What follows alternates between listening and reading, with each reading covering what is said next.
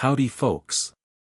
You're watching Crossover Harry. Sit tight because today we bring you, what if Harry was raised by Dracula and arrived at Forks as the most ancient vampire the Cullens ever faced? Smash that like, subscribe, and enjoy the ride. Chapter 1, Arrival. The rain had been falling since before dawn, and by the time Harry pulled off Route 101 into Forks proper, it had settled into that particular Pacific Northwest rhythm, not dramatic, not loud, just relentlessly, philosophically present. Like it had given up trying to make a point and had simply decided to exist forever.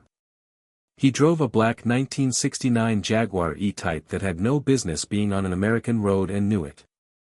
The kind of car that turned heads even in weather like this, even on a street this quiet. Harry had bought it in London in 1971, well, Dracula had bought it, technically, and Harry had inherited it the way you inherit things from someone who is never actually going to die. He'd had the engine rebuilt 4 times. He'd driven it through 6 countries and across 2 continents. It smelled like old leather and something else, something underneath, old magic, if you knew what you were looking for, which almost nobody did. He parked in front of a diner that looked like it had been built in 1953 and had not been substantially reconsidered since, cut the engine, and sat for a moment just listening to the rain. Forks, Washington.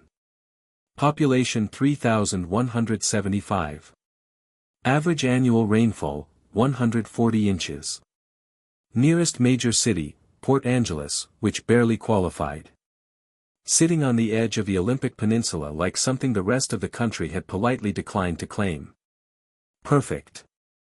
He got out of the car, locked it, not because anyone was likely to steal a Jaguar E-Type in Forks, Washington on a Tuesday morning in October, but because Dracula had drilled the habit into him at an age when Harry had still thought the old man was being paranoid, and walked into the diner. A bell above the door announced him.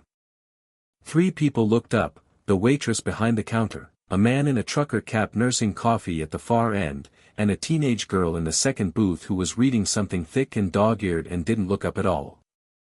Harry noted all of them in the time it took him to close the door and shake the rain off his jacket. The jacket was dark green. Dracula had opinions about color. Harry had spent the first decade of his life in a castle and the second arguing about aesthetics. Morning, the waitress said. She was in her 50s, cheerful in the specific way of people who had decided long ago that cheerfulness was a professional obligation. Sit anywhere. Harry sat at the counter. He ordered coffee and eggs and toast, and when the coffee came he drank it while it was still hot because he could, because that was one of the very few advantages to being human in a world full of creatures who couldn't. The girl in the second booth turned a page. He glanced at her once. Dark hair. A faint crease between her brows that suggested she was either concentrating very hard or mildly annoyed at what she was reading. Probably both. The book was Dostoevsky, The Idiot, and she was about 2/3 through it. She had a backpack on the seat beside her and a mostly untouched glass of orange juice, and she had the look of someone who had been here long enough to be invisible to the locals, which meant she was probably relatively new herself. He looked away and ate his eggs. The waitress, whose name was Linda according to her name tag, refilled his coffee without being asked and said, "You passing through, or?" "Moving here," Harry said. "I'm enrolling at the high school today." Linda blinked. He was aware of what he looked like, 19, lean, dark-haired, with green eyes that people found either striking or unsettling depending on their disposition. He looked like he was the right age for high school. He was also aware that 19 was arguably past it, but Dracula had provided documentation, because Dracula had been providing documentation for Harry across multiple identities since 1983 and had gotten very good at it. "Oh, well," Linda said, recovering. "Welcome to Forks, then. You'll want to talk to Sue Clearwater, she's the office administrator up at the school. Real helpful woman." She paused. "Where are you coming from?" "Most recently." "Edinburgh," Harry said. "Oh." She processed this. "Long way." "Yes," he agreed. The girl in the second booth turned another page. She had not looked up once.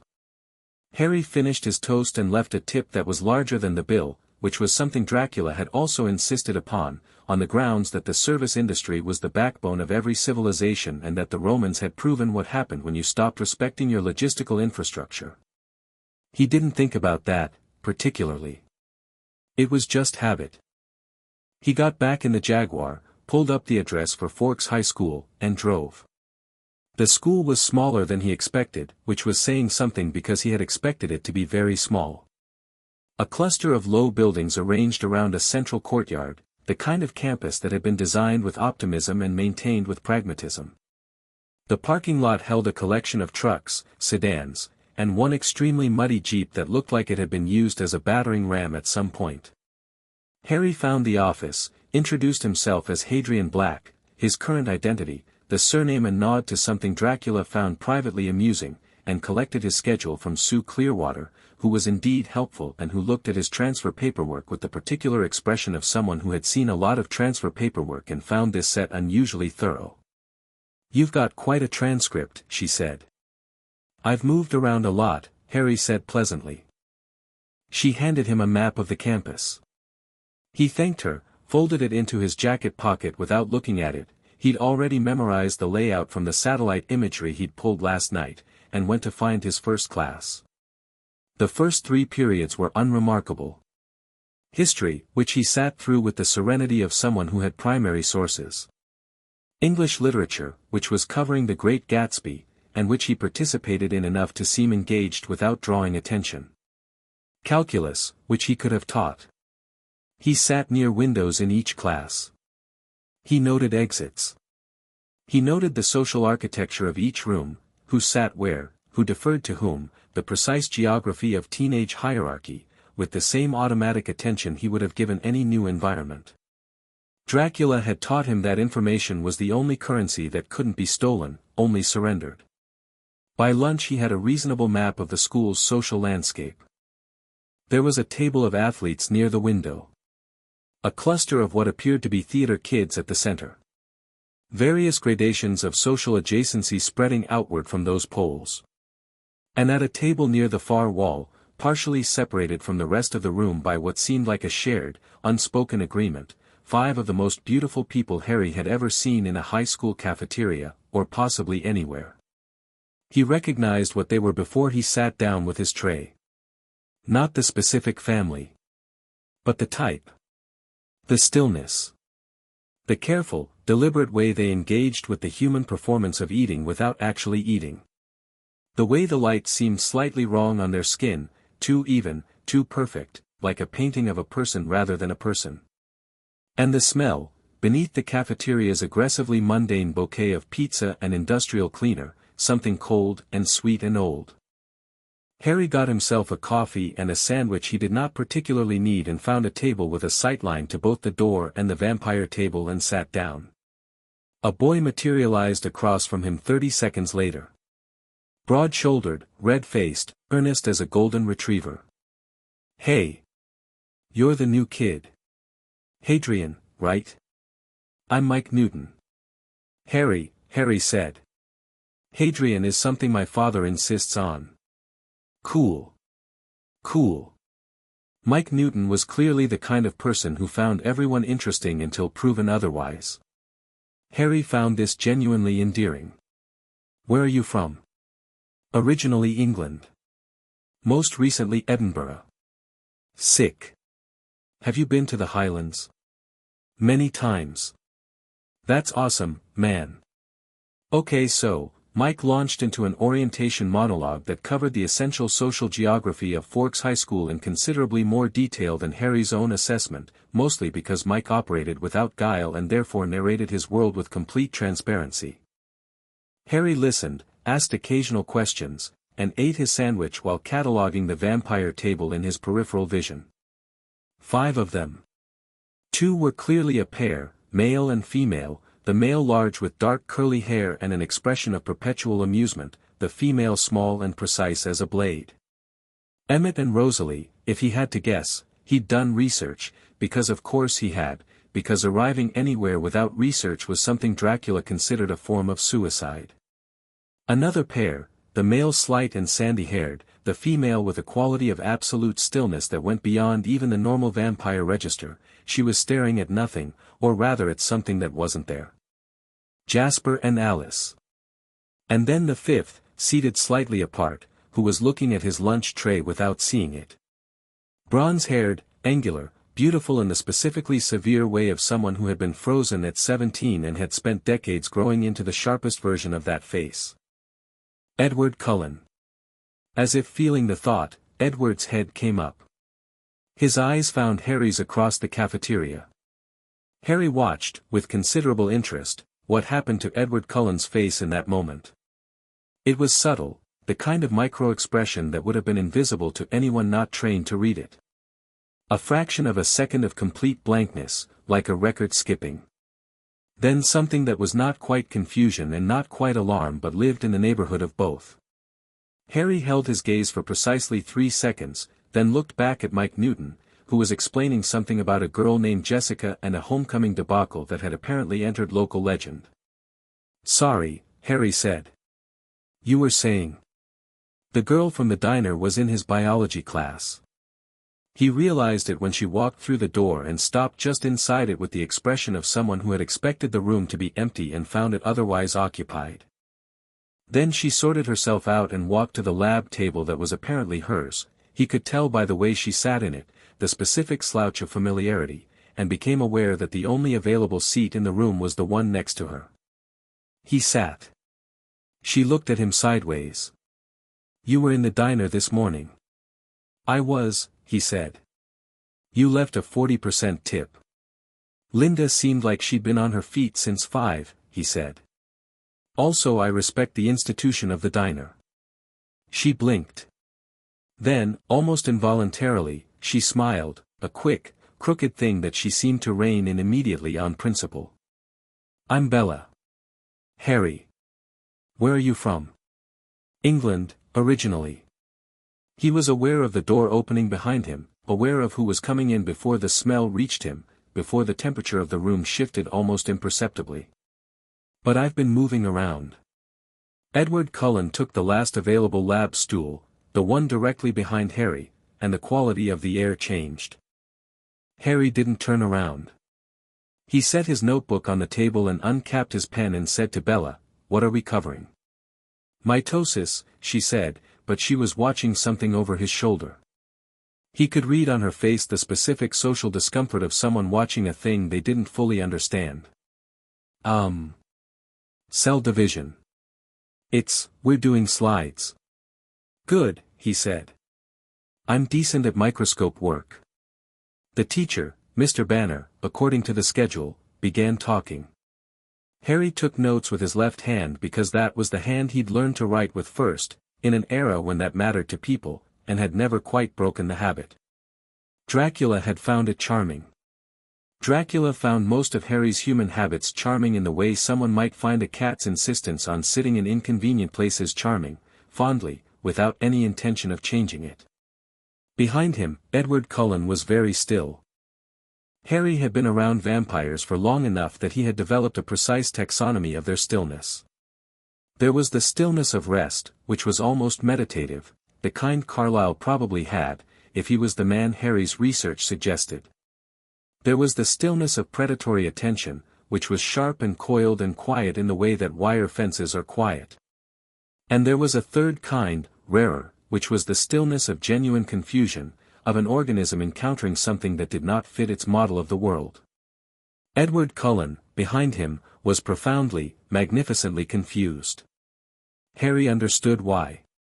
He'd heard the rumors, pieced together from vampire networks and Dracula's correspondence, that Edward Cullen could read minds.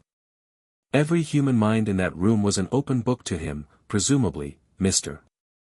Banner thinking about his lesson plan and his grocery list and whether his knee was getting worse, Mike Newton, visible through the window of the door's glass panel, passing in the hallway, almost certainly thinking about Bella, various other students thinking various unremarkable teenage thoughts. And Harry was silence. Not resistance. Not a wall, not a shield, not the specific texture of a blocked mind. Just, nothing. As if the space Harry occupied had no mental frequency at all. Dracula had mentioned this once, casually, the way he mentioned most important things, that Harry's mind was structured differently from ordinary wizards, that the combination of whatever Lily Potter had done and whatever Dracula had spent 19 years teaching him had produced something that most psychic vampires would experience not as a locked door but as an open window in a room that didn't exist. He'd said it, and then he'd gone back to his book, and Harry had filed it away. He pressed his eye to the microscope and adjusted the focus with a slight turn of his wrist. Bella leaned in to look after him and said, "Oh, that's actually clear. Usually I can't get it that clear." "Trick is the coarse adjustment first," he said. "Then the fine. Most people go straight to fine and wonder why it's blurry." "Right." She made a note. "Are you a science person?" "I'm a person who has had a very long time to study a lot of things person," he said, which was true and which she took as a joke, and laughed quietly at. Behind him, the quality of Edward Cullen's stillness changed. It became the third kind. Harry decided that biology was going to be his favorite class. After school the rain had gotten philosophical about itself again. Harry stood at his car and let it fall on him for a moment because he liked rain. Dracula's castle had been cold and drafty and perpetually, magnificently damp, and watched the parking lot organize itself into its after-school geometry. He saw the Cullens emerge from a side entrance, a coordinated, unconscious unit moving toward two cars. The large Jeep, Emmett's, almost certainly, and a silver Volvo that looked like someone had ordered it from a catalog entry that read unassuming affluence. He watched Jasper say something low to Alice, who shook her head once with an expression that was more uncertainty than he'd have expected from someone of her age and nature. Rosalie got in the Volvo and didn't look at anything. Emmett looked at the Jaguar with the frank appreciation of someone who understood cars. Edward stood by the driver's side of the Volvo and looked at Harry. Harry looked back. There was a long moment in which neither of them moved, and then Harry smiled, not a threat, not a performance, just a smile, the kind Dracula had taught him to use when he wanted to make something very clear without saying a word. It said, "I see you. I know what you are. I'm not afraid. I'm interested." It said all of that because Harry had practiced it on actual vampires for actual years and it was extremely refined by this point. Edward Cullen got in the car and drove away with perhaps slightly more urgency than the speed limit technically required. Bella appeared at Harry's elbow. She had an umbrella that was too small for the rain and was holding it at an angle that protected mostly her left shoulder. She looked at the Volvo's retreating taillights and then at Harry. "What was that?" she said. "What was what?" He unlocked the Jaguar. "That, staring thing." "With Edward." "He was looking at me." I looked back. He opened the door. "Do you need a ride?"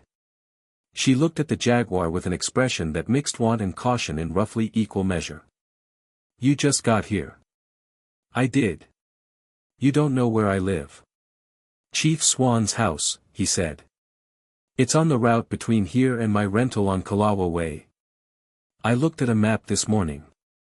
She narrowed her eyes. "That's either very organized or slightly alarming." "Dracula used to say they're the same thing," he said. She got in the car. He drove. She gave him directions that he didn't need but followed anyway, and she looked out the window at the town going past and said, "You actually know someone named Dracula?" "He raised me," Harry said. "A beat. Like, as a joke name?" "Or, he's been called that for about 6 centuries, Harry said. "He finds the pop cultural accretion somewhat tedious, but he's made his peace with it." Bella Swan turned in her seat and looked at him with the expression of someone recalibrating. He liked that about her. She didn't reach for the obvious responses. She didn't laugh nervously or change the subject. She just looked at him and thought about it. "Okay," she said finally.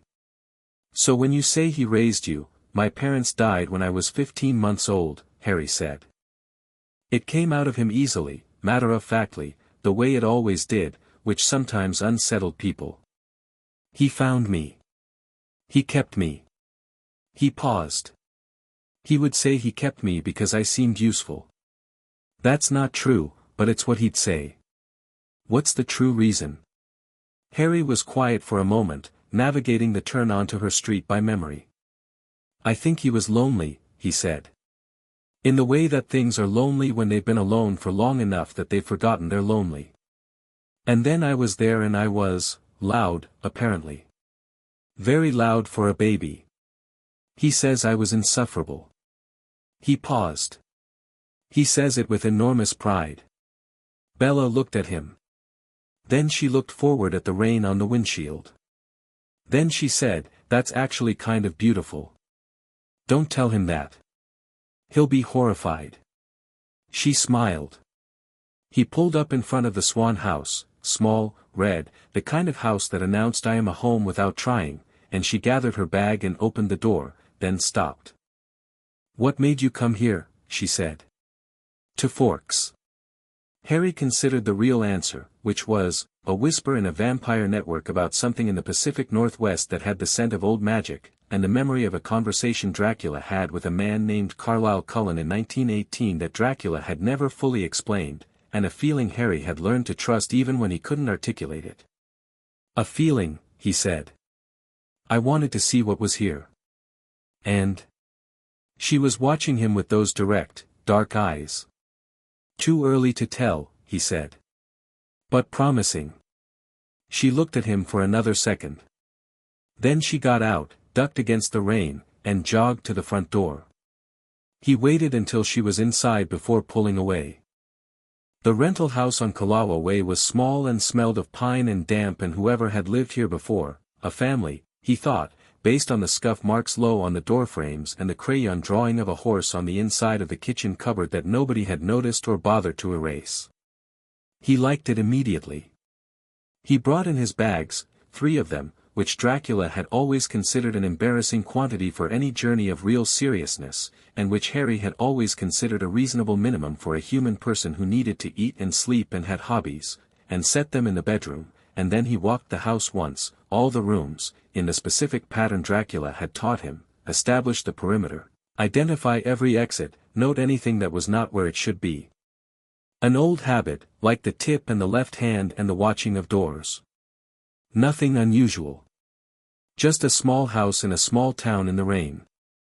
He stood at the kitchen window with a glass of water and looked out at the back garden, overgrown, enthusiastically green, the kind of garden that had simply decided to be whatever it wanted. Something in the tree line moved. He waited. It moved again. Something four-legged and very large, just at the edge of what the light from the window reached. It stood there for a moment, and the quality of its stillness was wrong, not animal wrong, not predator wrong, but a specific wrong that Harry recognized after a moment as conscious, deliberate. He opened the back door and stepped onto the porch. The thing in the trees didn't run. You can come out, he said, or you can go home.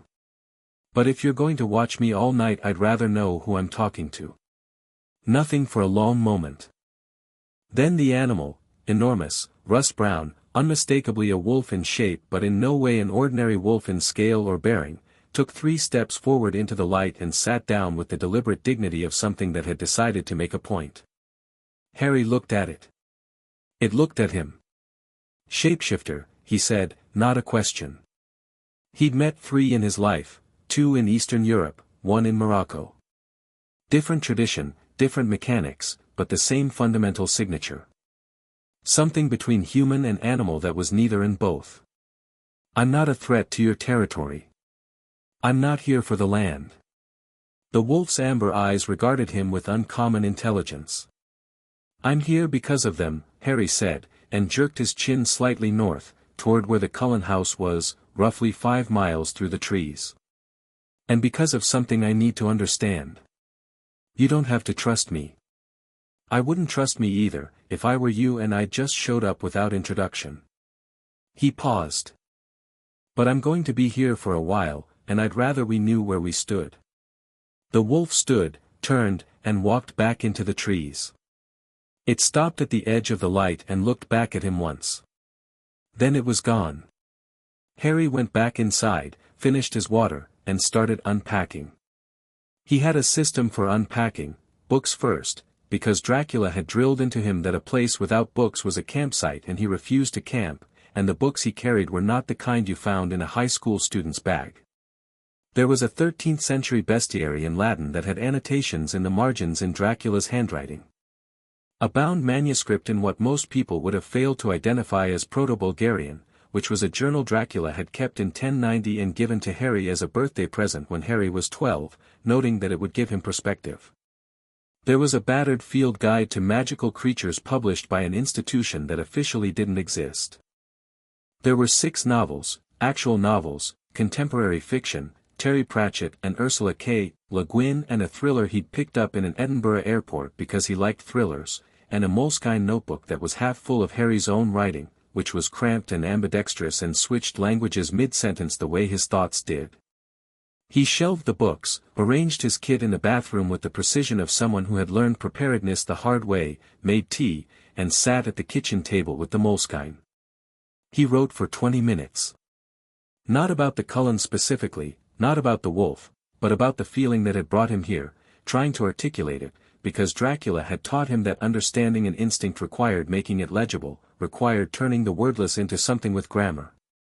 He wrote about the smell in the cafeteria and Edward Cullen's face when their eyes met and Bella Swan reading Dostoevsky in a diner without looking up. He wrote, "She didn't look up when I came in. Most people look up.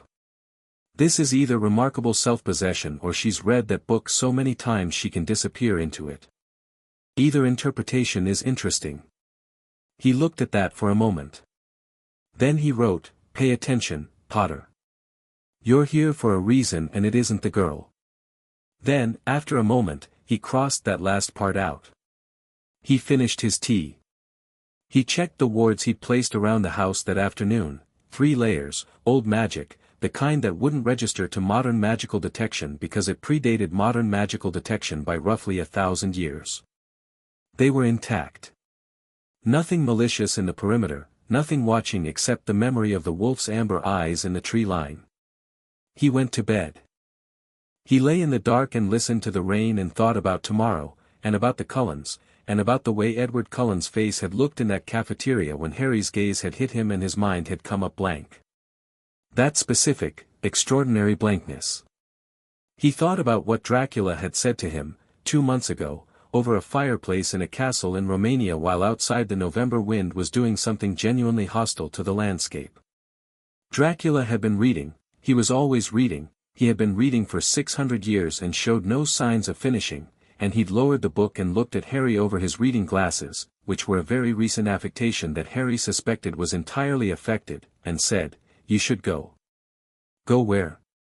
"West. America. There is something there that I think you need to see." "What thing?" Dracula had considered this for a long moment, with the quality of patience that only 6 centuries of living could produce.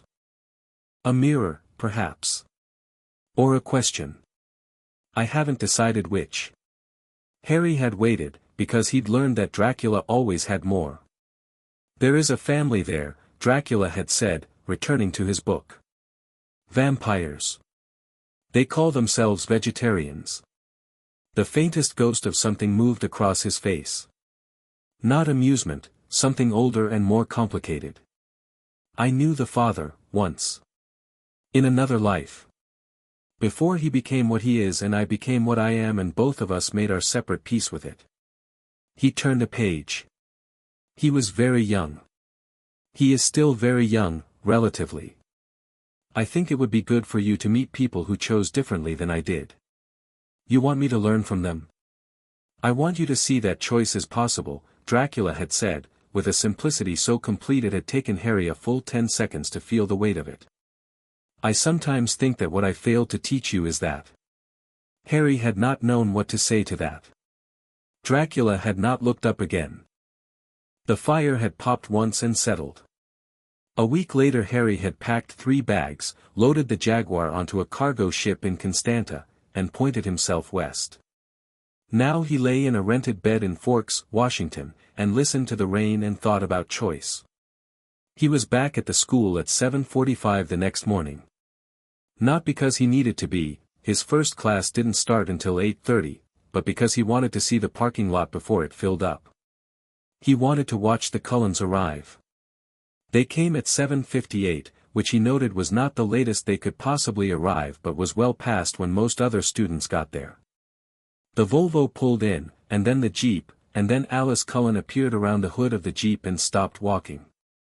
She was looking directly at Harry. Not at his car. Not at the space near his car.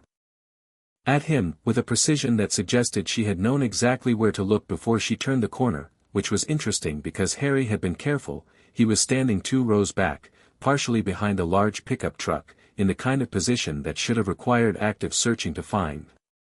Alice Cullen's face went through several things very quickly. Surprise, not the manufactured kind, actual surprise, which was unusual in a vampire of her apparent age. Then something that might have been consternation. Then a kind of bright, sharp interest that reminded Harry, with a jolt of recognition, of how Dracula looked when he encountered something new. She turned to Edward and said something low and fast. Edward looked over. His eyes found Harry without any of Alice's hesitation, which meant either he had the exact coordinates from her or his range was longer than Harry had assumed. His expression did the same thing it had done in the cafeteria, that microsecond of blankness, like a TV losing signal. Harry raised a hand in a small wave. Edward's jaw tightened. He looked away. Harry lowered his hand and considered that for a moment. Not performance, not aggression, just a man considering information. Emmett Cullen appeared from around the Jeep, followed this exchange with interested eyes, looked at Harry, looked at Edward, and then let out a short, genuine laugh that he converted imperfectly into a cough when Rosalie touched his arm. Harry got his bag off the hood of the Jaguar and walked toward the school building, taking a route that did not pass close to the Cullens because he wasn't looking for a confrontation this morning. He was looking for information, and information required patience, and patience was the one thing Dracula had given him in effectively unlimited supply. Inside, the corridor was filling with the specific noise of a school morning, lockers, conversations, someone's music bleeding through headphones. Harry went to his locker, worked the combination, and found that someone had put a handwritten welcome note inside, which was somehow the most startling thing that had happened to him in the last 24 hours. It was from Mike Newton. It said, "Yo Hadrian. Sit with us at lunch." Mike N., from yesterday, and included a small drawing of a thumbs up. Harry stared at it for a moment. Then he folded it carefully and put it in his jacket pocket because Dracula had also taught him to keep things that were given freely, because freely given things were rarer than they appeared. He went to history. 3 rows ahead and 2 to the left, Bella Swan was already in her seat, and she was reading again, different book, this time, something slimmer. She had the crease between her brows again. History was clearly not her preferred environment. When the class ended she was out of her seat before the bell had finished, which was a skill, and Harry fell into step behind her by coincidence or something that looked very like it, and she glanced back and said, "You're in this class too?" "Have been since yesterday," he said. "I sit all the way at the front." "I didn't see you." "You were reading," he said. She made a face that conceded the point. They walked together through the corridor, and she said, "So did anything weird happen after you dropped me off?" He thought about the wolf. "Define weird," he said. She looked at him sideways. Normal answer would be no, why? "I know," he said. "I don't always do normal answers." She considered this. Something weird happened, she decided. "Something interesting," he said. "I'm not sure yet if weird is the right category." She opened her mouth to push on that, and then they turned a corner and Edward Cullen was there, not by accident, Harry was certain, because there was nothing accidental about the angle of his body or the precision of the moment, and he looked at Bella and said, "Morning," and then he looked at Harry and said nothing, and the 3 of them existed in the same corridor in a configuration that held a very particular and charged silence. Harry looked at Edward with genuine interest. He was measuring, the way Dracula had taught him to measure, cataloging without judgment, 7 or 8 decades in this body, at least, probably more. Enough time to have accumulated serious capability. The restraint required to live as he did, the controlled feeding, the cohabitation with humans, suggested profound self-discipline. His discomfort with Harry's presence was not cowardice, it was the discomfort of a very capable person encountering something they didn't have a framework for. That was worth respecting. "Edward Cullen," Harry said, and extended his hand. Edward looked at it. A fraction of a second's pause, calculating, reading, trying, and then he shook it. Cold. Obviously. The grip of something that could shatter stone if it wanted to, held in restraint so precise it felt almost gentle. Harry's own grip was ordinary, warm, human, firm. Edward's eyes went to his face and Harry watched him try again. Watched the specific quality of effort that crossed his face when a mind reader reaches for something and finds nothing. Watched him control his reaction to that. "You're new," Edward said. Which was, Harry thought, a remarkable understatement given the circumstances, and which told him that Edward Cullen defaulted to neutrality when uncertain. "I am," Harry said. "You're not." A beat. The corner of Edward's mouth moved, not quite a smile, but its shadow. "No," he said. "I'm not." Bella was looking between them with the expression of someone watching two people have a conversation in a language they almost spoke. Harry released Edward's hand, nodded once, and walked on. Behind him, Edward said nothing. Harry did not look back. But he was smiling, slightly, as he walked, and the smile was real, which surprised him a little. He was here for something specific. He was here because Dracula had pointed him at this town with all the subtlety of someone who knew exactly what they were doing while pretending they didn't. He was here because something in the Pacific Northwest had the smell of something unfinished, and Harry had learned to follow those smells, and he was here because of all the reasons he could rationalize and a few he couldn't yet name. But he was also here, he thought, walking through a corridor in a high school in the rain, in a town that barely existed on the map, carrying 3 bags and a Latin bestiary, because Dracula had looked at him across a fireplace and said, "I think you need to see that choice is possible," and Harry had never in his life been able to let an observation like that sit untested. He found his next classroom. He sat near the window. He watched the rain. He thought, well, this should be interesting. And it was only the first day. Chapter 2, The Weight of Old Things. The second day Harry attended Forks High School, someone left a note on his Jaguar that said "nice car" with 3 exclamation marks and a phone number. He didn't recognize the handwriting. He put it in his jacket pocket with Mike Newton's welcome note and drove home at the end of the day and made dinner and read 40 pages of the Proto-Bulgarian Journal, which was Dracula's account of a diplomatic negotiation with a Byzantine governor that had apparently gone spectacularly sideways and resulted in 3 deaths, 1 accidental marriage, and a land dispute that technically remained unresolved to this day. He'd read it before. He read it again because Dracula's voice on the page was a very specific thing, dry, precise, occasionally startled by his own feelings in a way he refused to acknowledge directly, and reading it felt like being 12 years old and sitting cross-legged on a stone floor in Romania with rain hammering the windows and the old man reading aloud and stopping sometimes to say, "Pay attention, this is the part where I was an idiot," which was how Dracula delivered wisdom, retrospectively, and at his own expense. Harry made more tea. He looked out at the tree line. No wolf tonight. He went to bed thinking about the Proto-Bulgarian word for miscalculation, which was beautiful and also extremely specific. By the end of the first week he had settled into the school's rhythm the way he settled into most new environments, not by adapting himself to it but by finding the frequency at which he could be present without friction, which was different. Adaptation implied change. This was more like tuning, finding the exact register at which a new place could accommodate him without either of them having to pretend.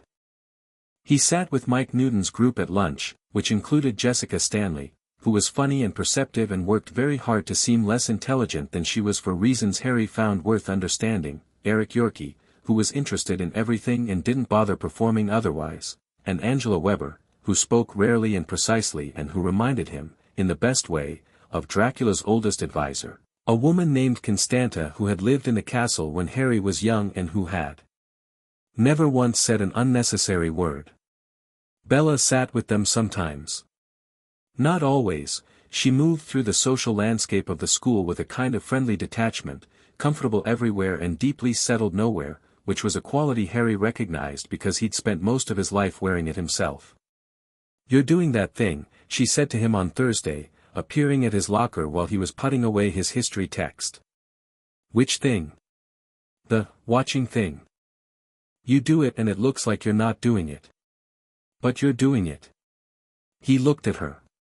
She was wearing a blue jacket that was slightly too big for her and she had her hair back and she was looking at him with that direct, thoughtful attention that he'd noted on the first day and had not stopped noticing since. "Occupational hazard," he said. "I grew up in a house where not paying attention had real consequences." "What kind of consequences?" "The kind you only experience once," he said pleasantly, which made her laugh and then stop laughing and then look at him as if she were trying to determine if he was joking. He wasn't not joking. He just also wasn't joking.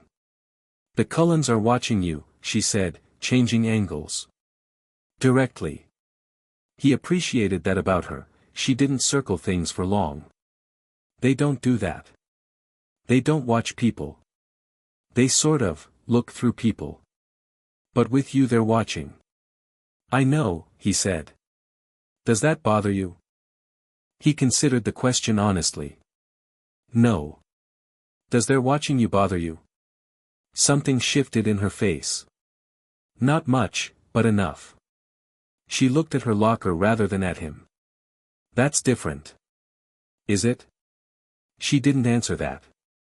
She said, "Edward keeps looking at you like you're a math problem he can't solve." "Good," Harry said. He picked up his bag. "Are you going to the library after school? You mentioned Wednesday you were doing an essay on the symbolism in crime and punishment, yeah." She fell into step beside him, which had become a natural thing over the course of the week in the way that natural things happened, not decided, just arrived at. "You've read it?" "Twice. Once in Russian." He paused. The translation loses something in Raskolnikov's internal monologue. The original has a rhythm to it that makes him sound genuinely unwell in a way that English smooths out. Bella looked at him with the specific expression she got when he said something that recalibrated her sense of who she was talking to. He'd catalogued 3 versions of it by now. This was the second version, which was more interested than surprised. "You speak Russian?" "Among other things." "How many languages?" "Depends on how you count dead ones," he said. She stopped walking. He stopped too, and looked back at her. She had her head tilted slightly to the left and she was watching him with that thinking face that he found, against his better judgment, extremely compelling. "Who are you?" she said. Not accusatory. Genuinely curious. The kind of question that meant, "I've been building a model of you and I keep running out of room." "Harry," he said. "I've told you that." "That's not what I mean." He looked at her for a moment. The corridor was loud around them, students pouring between classes, the specific cheerful chaos of end of day. He said, "I'll tell you more when I know you better." "That's actually a reasonable answer," she said, which he suspected was not what she'd intended to say. "I know," he said, and walked on, and after a moment she followed. He was 12 years old the first time he understood that Dracula was genuinely afraid of something. He'd been in the library, the East Library, which was the larger of the 2 in the castle and which smelled of stone and old vellum and the particular variety of silence that very old books generate, and he'd been working on a translation exercise, a 13th-century medical text in ecclesiastical Latin that Dracula had assigned because, he'd said, medicine and strategy are the same discipline and you should know both. Harry had been stuck on a word for 20 minutes and was starting to feel the specific frustration of someone who knew they were close but couldn't find the turn, when he heard footsteps. Dracula's footsteps were usually inaudible.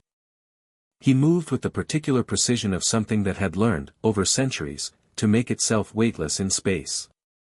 When Harry could hear him, it meant one of 2 things: either he was distracted, or he wanted to be heard.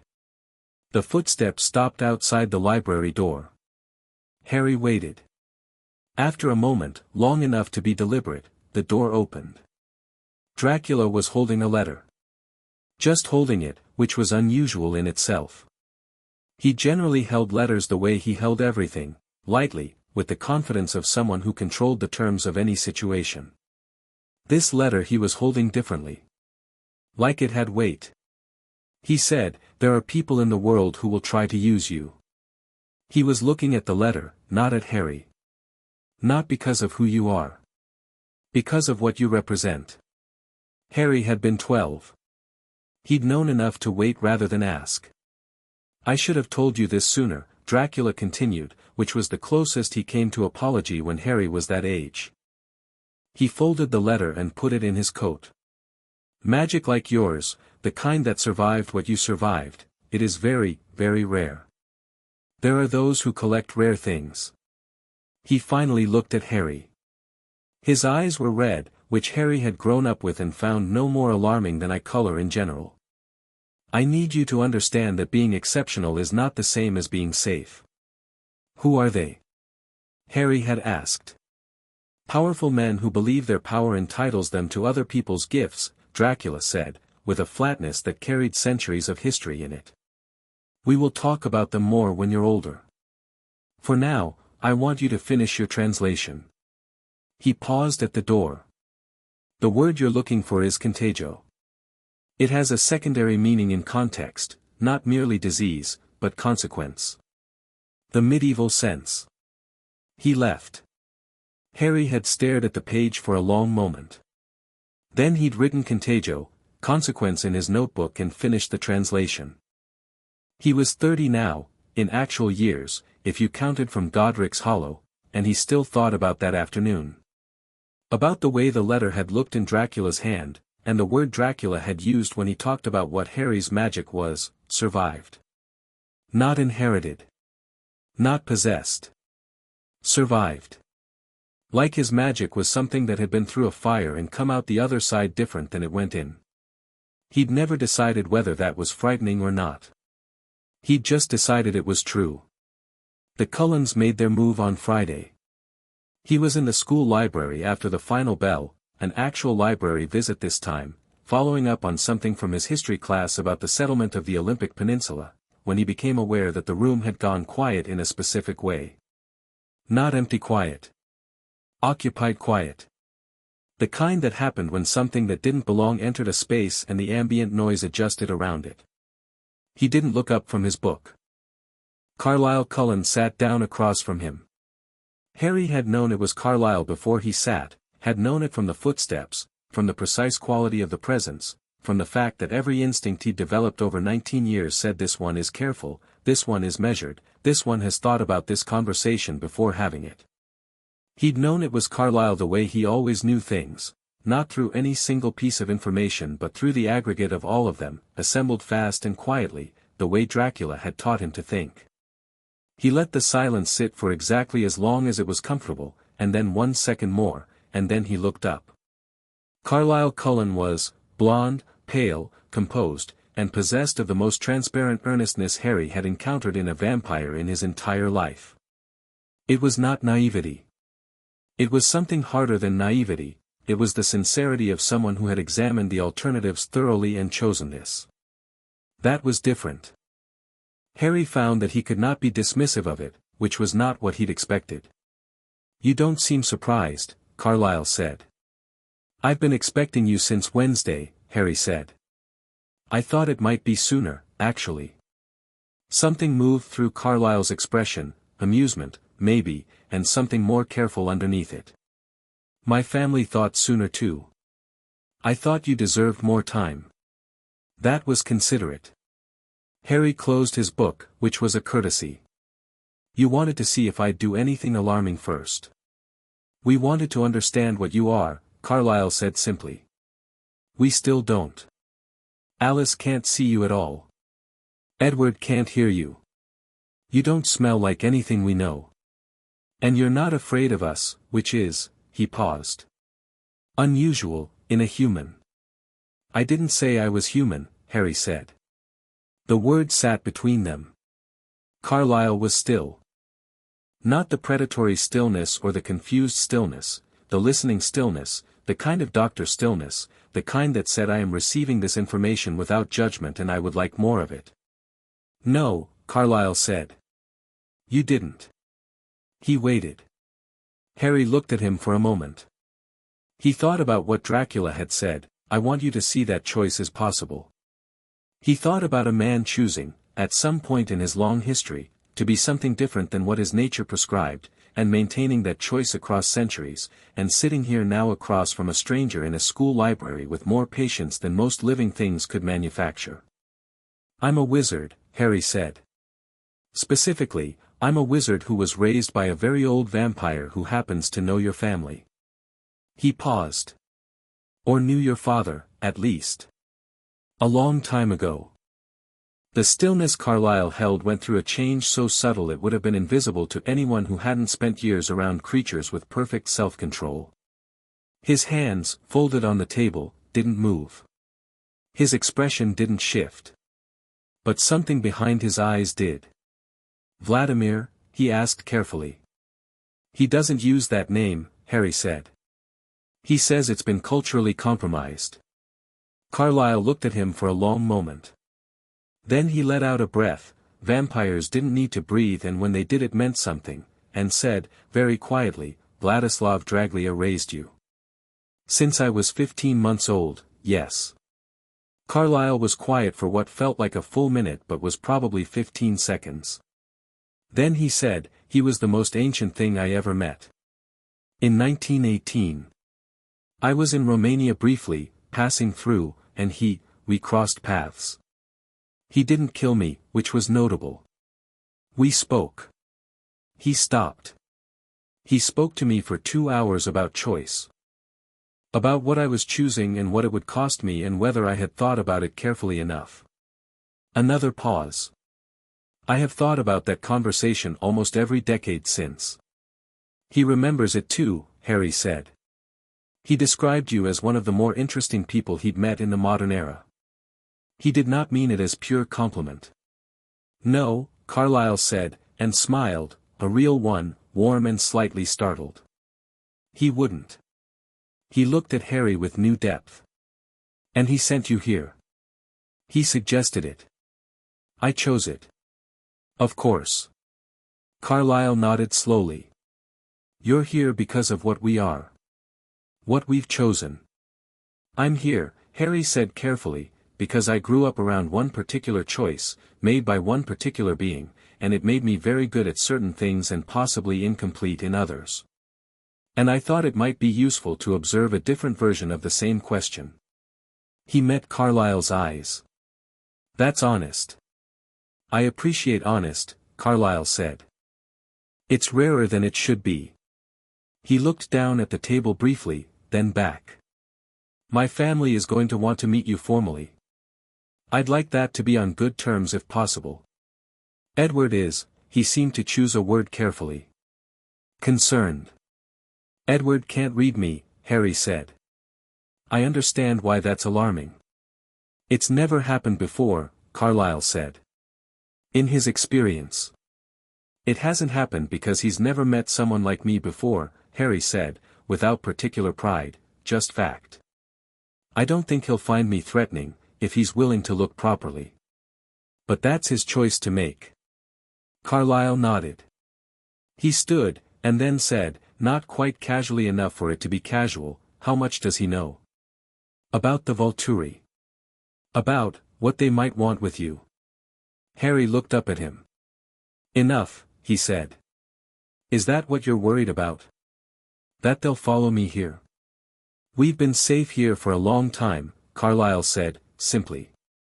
I'd like it to stay that way. For my family. That's fair, Harry said. He held Carlyle's gaze. I'm not going to lie to you. There may be interest. There has been before. But I don't run from that kind of interest and I don't hide, and the last person who tried to collect me on Arrow's behalf came back to Volterra missing 2 things. He paused. I won't say which 2 things because we've only just met and I don't want to be overly dramatic. Carlyle stared at him. Then he said, "You're 19 years old." "In body," Harry said. "Yes." Another long silence. Then Carlyle said, almost to himself, "What did he do to you?" "He taught me," Harry said. And then, because he could hear what Carlyle was really asking, the concern underneath it, the doctor's instinct to identify damage, "He didn't hurt me, Dr. Cullen. He was odd. Demanding. Occasionally terrifying. He taught me dead languages and combat arts and how to navigate vampire politics before I could drive a car." He paused. "He also taught me to read, taught me to cook, argued with me about books for 19 years, and told me I was extraordinary approximately once per year in circumstances specifically designed to make it difficult for me to respond emotionally. He was, in every way that counts, my father." He looked at Carlyle steadily. "He sent me here, to your family, because he trusts you with the thing he values most. You should understand what that means, coming from him." Carlyle was very quiet.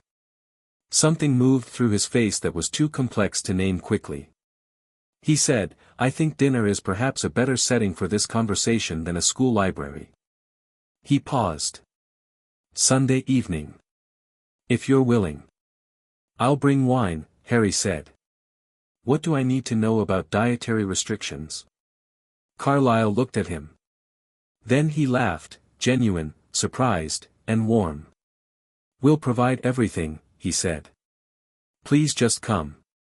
"All right," Harry said, and opened his book again.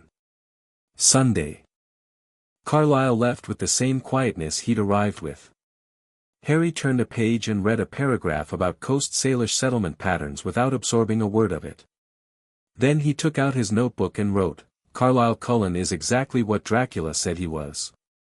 Which means Dracula thought very carefully about sending me here, and the question is whether his judgment is about me or about them or about something else entirely." He underlined something else entirely and closed the notebook. On Saturday it didn't rain, which felt like an administrative error on Fork's part. Harry drove to the coast, not La Push, whose boundaries he was being mindful of, but north, where the beach was rockier and less populated and the sea came in with the kind of confidence that suggested it had opinions about the land. He sat on a flat rock with his jacket on and his shoes off and ate an apple and watched the water. He did this sometimes. Had done it since he was young, since Dracula had taken him, very early on, to the Black Sea coast on a night in January and said, "Look at something larger than yourself." Do it regularly. It prevents a certain kind of arrogance that I have seen destroy more powerful beings than you.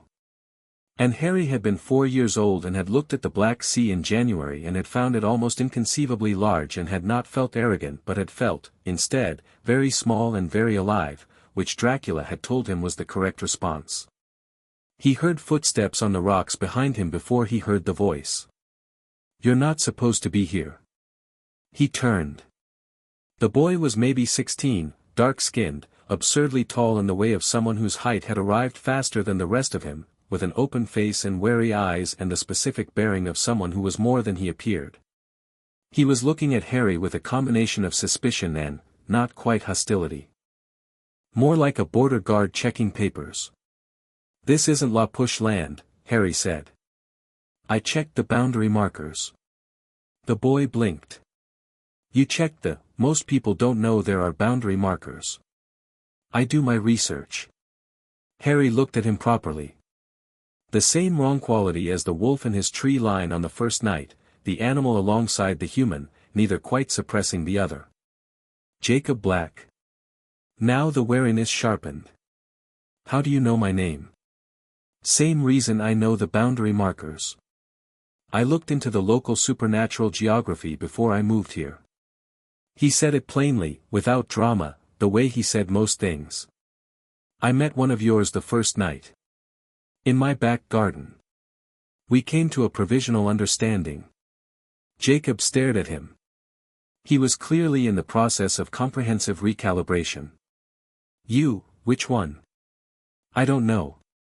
"Big. Rust brown. Sat down instead of charging me, which I appreciated." Harry turned back to the water and patted the rock beside him. Sit down if you want. I'm not going to bite anything. A long pause. Then Jacob sat, at a careful distance, with the controlled looseness of something that could move very fast if it needed to. They sat in silence for a while, which Harry allowed to develop because silence was information and because Jacob Black was the kind of person who would fill it when he was ready and not before. "You're the guy with the old car," Jacob said eventually. "The Jaguar." "Yes. E-type, right, 69. Harry looked at him with genuine appreciation. "Most people don't get the year." "I work on cars," Jacob said, with the casual pride of actual expertise. "My dad taught me. Well, mostly I just figured it out." He paused. "Is the engine original?" "Rebuilt 4 times. The block is original. I use a modification to the fuel injection that you'd actually find interesting, I think, because it's not standard and it shouldn't work as well as it does, but it does." Jacob turned to look at him more fully for the first time, and whatever he saw seemed to push his wariness into a different gear, not gone, but reorganized. "Are you going to be a problem?" he asked. "Direct. No performance in it," which Harry respected immediately. "For us, I mean. The pack. You know about the pack. You're shapeshifters. Wolves. Indigenous tradition, much older than vampire mythology, which is in itself much older than most people appreciate. You have a treaty with the Cullen family. Cold ones stay off your land, stay off the hunt." Harry glanced at him. "I won't violate your treaty and I won't interfere with your territory. I also won't pretend I don't know what you are, because I think that would waste both our time." Jacob was quiet for a moment. "What are you?" "A wizard," Harry said. "Human, technically. Functionally, complicated. And the Cullens know you're here. Carlyle and I had a conversation yesterday. I'm having dinner with the family tomorrow." Jacob's expression did something complicated. "And they're okay with you?" "Because Alice can't see you. She told Sam, actually, she told Sam's girlfriend who told my sister who told my dad, so it's third hand, but the point is she can't see your future and that scares her." "It should," Harry said. "It means she has no way of knowing what I'll do next. That's not comfortable information when you're used to seeing everything." He watched a wave come in and break over the lower rocks. "But I'm not a threat to them. Or to you." He paused. "The threat is something else. Something that may be coming, that I'd rather deal with before it arrives and becomes everyone's problem. I'm hoping to do that quietly. I probably won't manage quietly." "Are we talking Volturi?" Jacob said. Harry looked at him sharply. Jacob shrugged, but there was nothing casual in it. "We know about them. Treaty history. Sam's grandfather's grandfather had a whole oral account of the last time they showed up in this part of the world." He paused. "It wasn't great." "No," Harry said. "It wouldn't have been." He looked back at the water. "I don't know the timeline. I don't know exactly when. But yes. Eventually." He looked at Jacob. "If it comes to that, I'm not going to ask for your help. I'm going to try to make sure it doesn't touch your people at all. But I think you deserve to know it's a possibility." Jacob looked at him for a long moment. Something shifted in his face, the wariness not disappearing but making room for something else. "Respect, maybe, or its early version. Most people don't tell us things," he said. "They just decide for us." "I know," Harry said. "I've been decided for most of my life. I don't like it either." They sat for another hour, not talking much, which was the right amount. The sun, improbably, came out for 20 minutes and turned the water silver. Jacob talked about the car, and Harry answered questions about the engine with genuine enthusiasm, and neither of them mentioned wolves or vampires or ancient Italian political organizations again, and by the time Jacob left he shook Harry's hand first. Harry sat on the rock a while longer after he left, finishing the apple, listening to the sea. Sunday evening came grey and wet, which was, he supposed, Forks being itself. The Cullen house was extraordinary. He pulled up the long drive and sat for a moment looking at it through the windshield, glass and wood and the kind of architectural confidence that money alone couldn't buy. The forest pressed in around it on three sides, and inside, through the windows, warm light moved. He collected the wine, 2 bottles, one a 1959 Chateau Petrus and one a bottle of something he'd had made specifically for him by a monastery in Portugal that didn't officially make wine and which Dracula had been receiving crates of since approximately 1740, and walked to the front door and knocked. Esme Cullen opened it. He hadn't done as much research on Esme as on the others, and he saw in the first second why. She was the kind of person who resisted reduction. She had a warmth that was not a performance. He could tell immediately that it wasn't, because performances had a seam and hers didn't, and she looked at him with the open, specific attention of someone deciding very quickly whether they liked him. She apparently decided she did, because she smiled and said, "Hadrian. Please come in." "Harry," he said, offering the wine. "These are for your guests, obviously, not." He nodded slightly toward her, including the whole family in the gesture. "I wasn't sure of the right thing to bring." "Wine is perfect," she said, taking the bottles and looking at the labels. Something flickered across her face. "The Petrus is a 59. "Yes. Carlyle has one of these." She looked up at him. "In the cellar."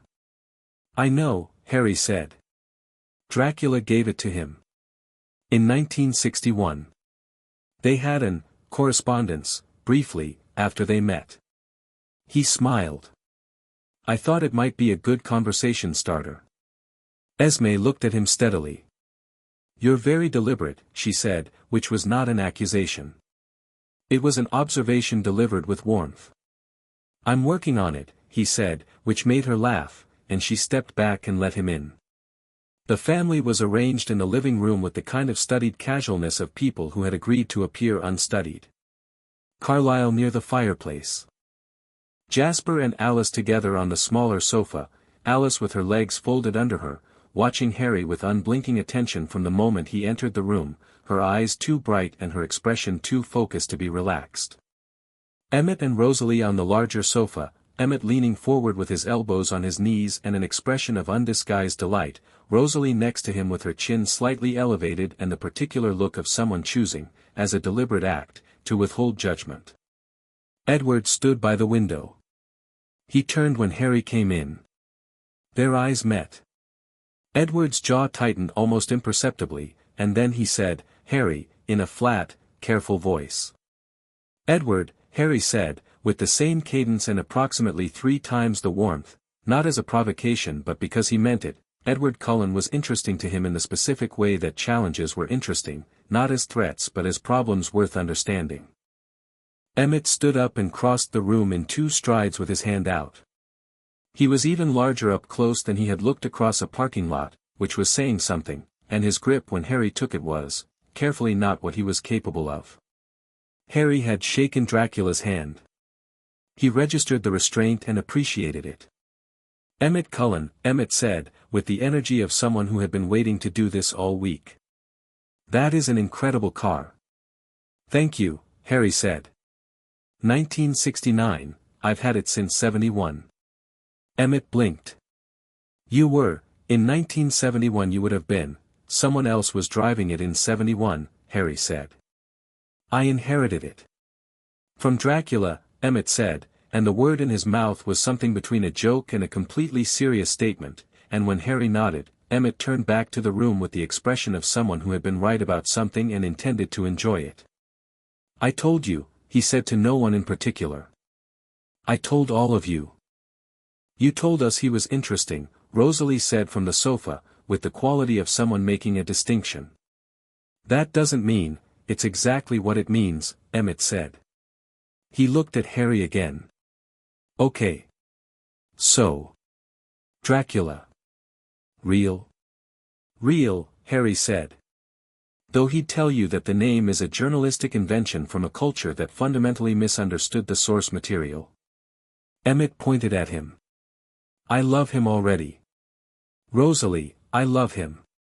You love everyone, Rosalie said. But something shifted slightly in her face. Alice uncurled from the sofa and appeared in front of Harry with the specific velocity that young vampires sometimes forgot to moderate.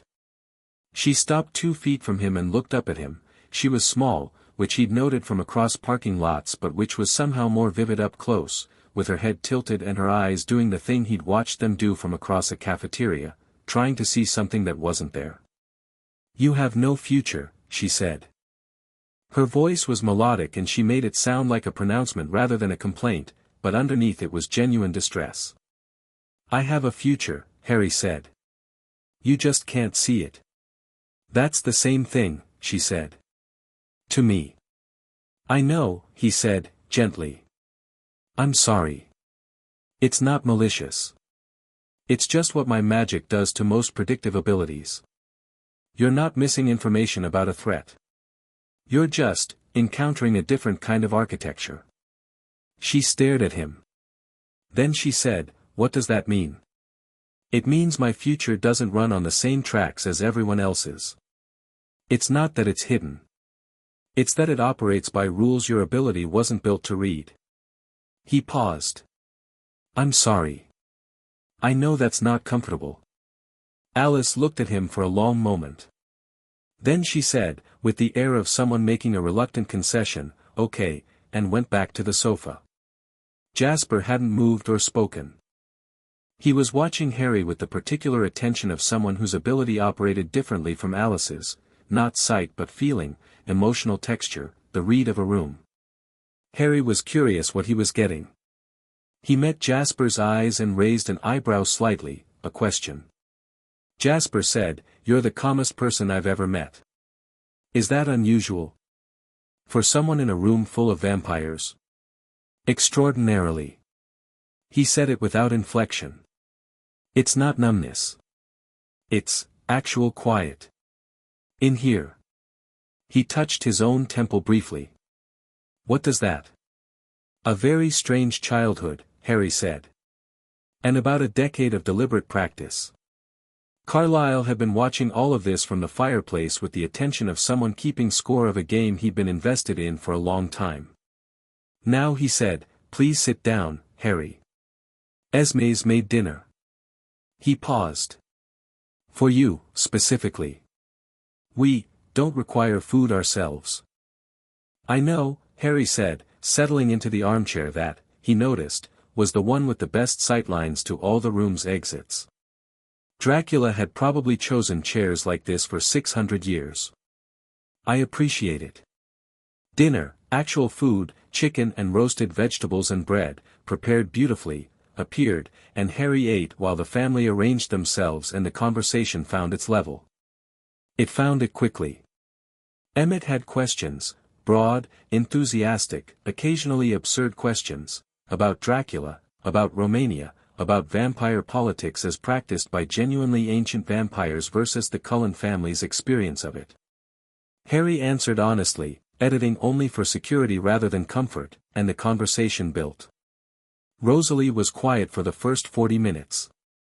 Then she said, without preamble, Did he try to change you? When you were young? The room went still. Even Emmett.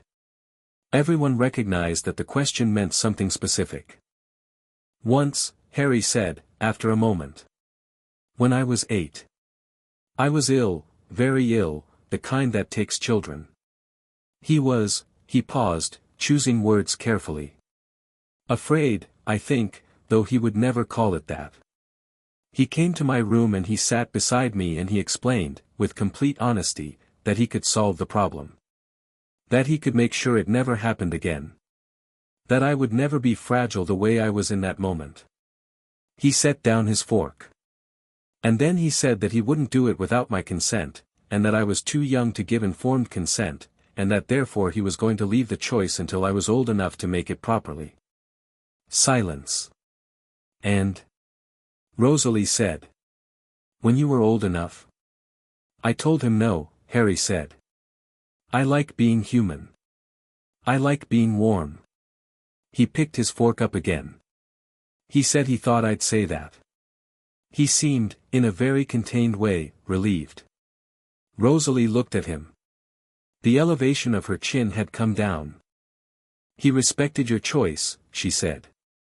Always, Harry said. Even when he disagreed with it. Even when it frightened him. He met her eyes. He is not, the stories, the myths, the Stoker version. He has lived so long that he is not easy or comfortable or remotely ordinary. But he has always treated my choices as mine. He paused. Whatever else he is, that's true. Rosalie was quiet. She looked at her hands. Then she looked up and said, "You're lucky." "I know," Harry said simply. Edward had not sat down. He'd been at the window, then the doorway, then leaning against the wall near the kitchen, moving without pattern, which was not like him, which told Harry that Edward's discomfort had a restlessness underneath it. When Harry had finished eating, Edward finally said, "I want to talk to you." "All right," Harry said. "Outside," Edward said. Carlyle's eyes moved between them. Emmett opened his mouth. Alice put a hand on Emmett's arm. Harry set down his napkin, thanked Esme for dinner, genuinely, because it had been genuinely good, and followed Edward out through the back door into the dark and the rain. The forest behind the Cullen house was enormous and old, and the rain moved through it with a sound like breathing. Edward stood in a clearing behind the house, arms crossed, and waited for Harry to come to a stop 6 feet away. "You can't hear me," Harry said, before Edward could start. "I know that's what this is about." "It's never happened," Edward said. "In 80 years. Every human, every vampire, he stopped. When I look at you it's like looking at a blank wall.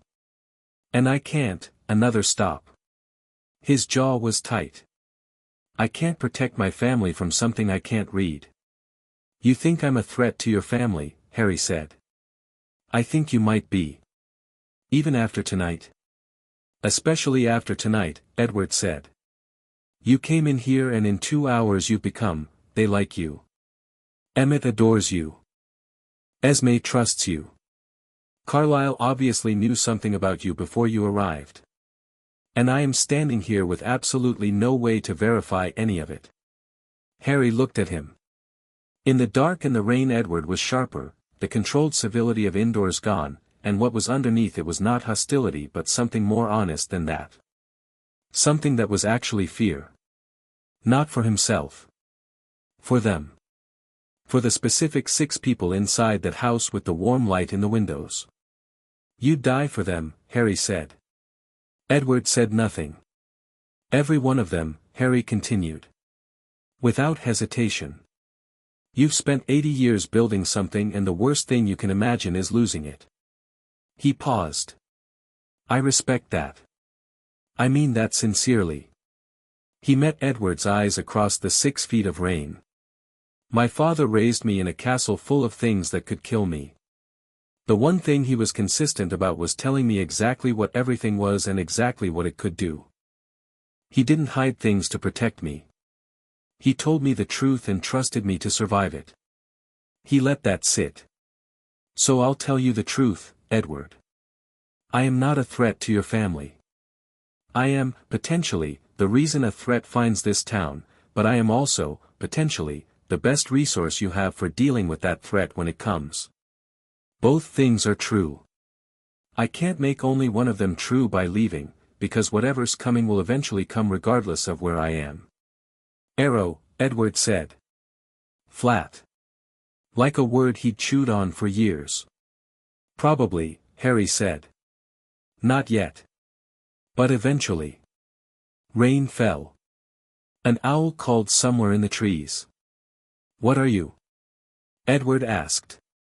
And it was the same question Jacob Black had asked, but with different weight. Jacob had asked out of practical need. Edward was asking because the not knowing was genuinely painful. "A wizard," Harry said. "But not the ordinary kind. My mother died protecting me when I was 15 months old. She used a form of magic that, the academic term for it is a love sacrifice. It's the oldest magic there is. It rewrote something in me, at the base level. Changed the structure. He paused. And then Dracula spent 19 years teaching me how to use what was changed. He looked steadily at Edward. What you're experiencing when you try to read me isn't a wall. There's just nothing there for your ability to grip. It's like trying to hear sound on a frequency your ears don't reach. Edward stared at him. The tightness in his jaw was still there, but it had changed quality. I'm going to ask you to trust me, Harry said. Not blindly. Not completely. But enough to not make this harder than it needs to be. Because I think what's coming is going to be hard enough. He paused. And because I think you're someone worth knowing, if you'll let yourself be. Long silence. The forest breathed around them. If you hurt them, Edward said, quietly, in any way, I know, Harry said. You try. The word try landed and both of them let it sit, not as a threat, just as the honest thing it was. Edward looked at him for a long time. Then something in his posture shifted, not agreement, exactly, but the beginning of it. Come back inside, Edward said at last. Emmett has questions about the Jaguar and Carlyle wants to talk about Vladislav and we're both getting wet. Harry looked at him. Vladislav, he said. That's the first time someone other than me has used that name. It's his name, Edward said, and walked inside. Harry stood in the rain for a moment longer, looking up at the dark sky through the trees, feeling the cold water on his face. He thought, the mirror or the question, you said. He thought, I think it might be both. He went inside. Chapter 3, Blood and Curiosity. The nomad's name was Stefan, and he arrived on a Wednesday. Harry smelled him before he saw him, old blood and pine resin and the specific quality of a vampire who had been moving hard for several days without stopping, which produced a particular acrid undertone that Dracula had once described as the smell of appetite unmanaged. Stefan had been running, and he'd been hungry while he ran, and both of those things together made him unpredictable in ways that a satiated, rested vampire was not. Harry was in the forest east of town.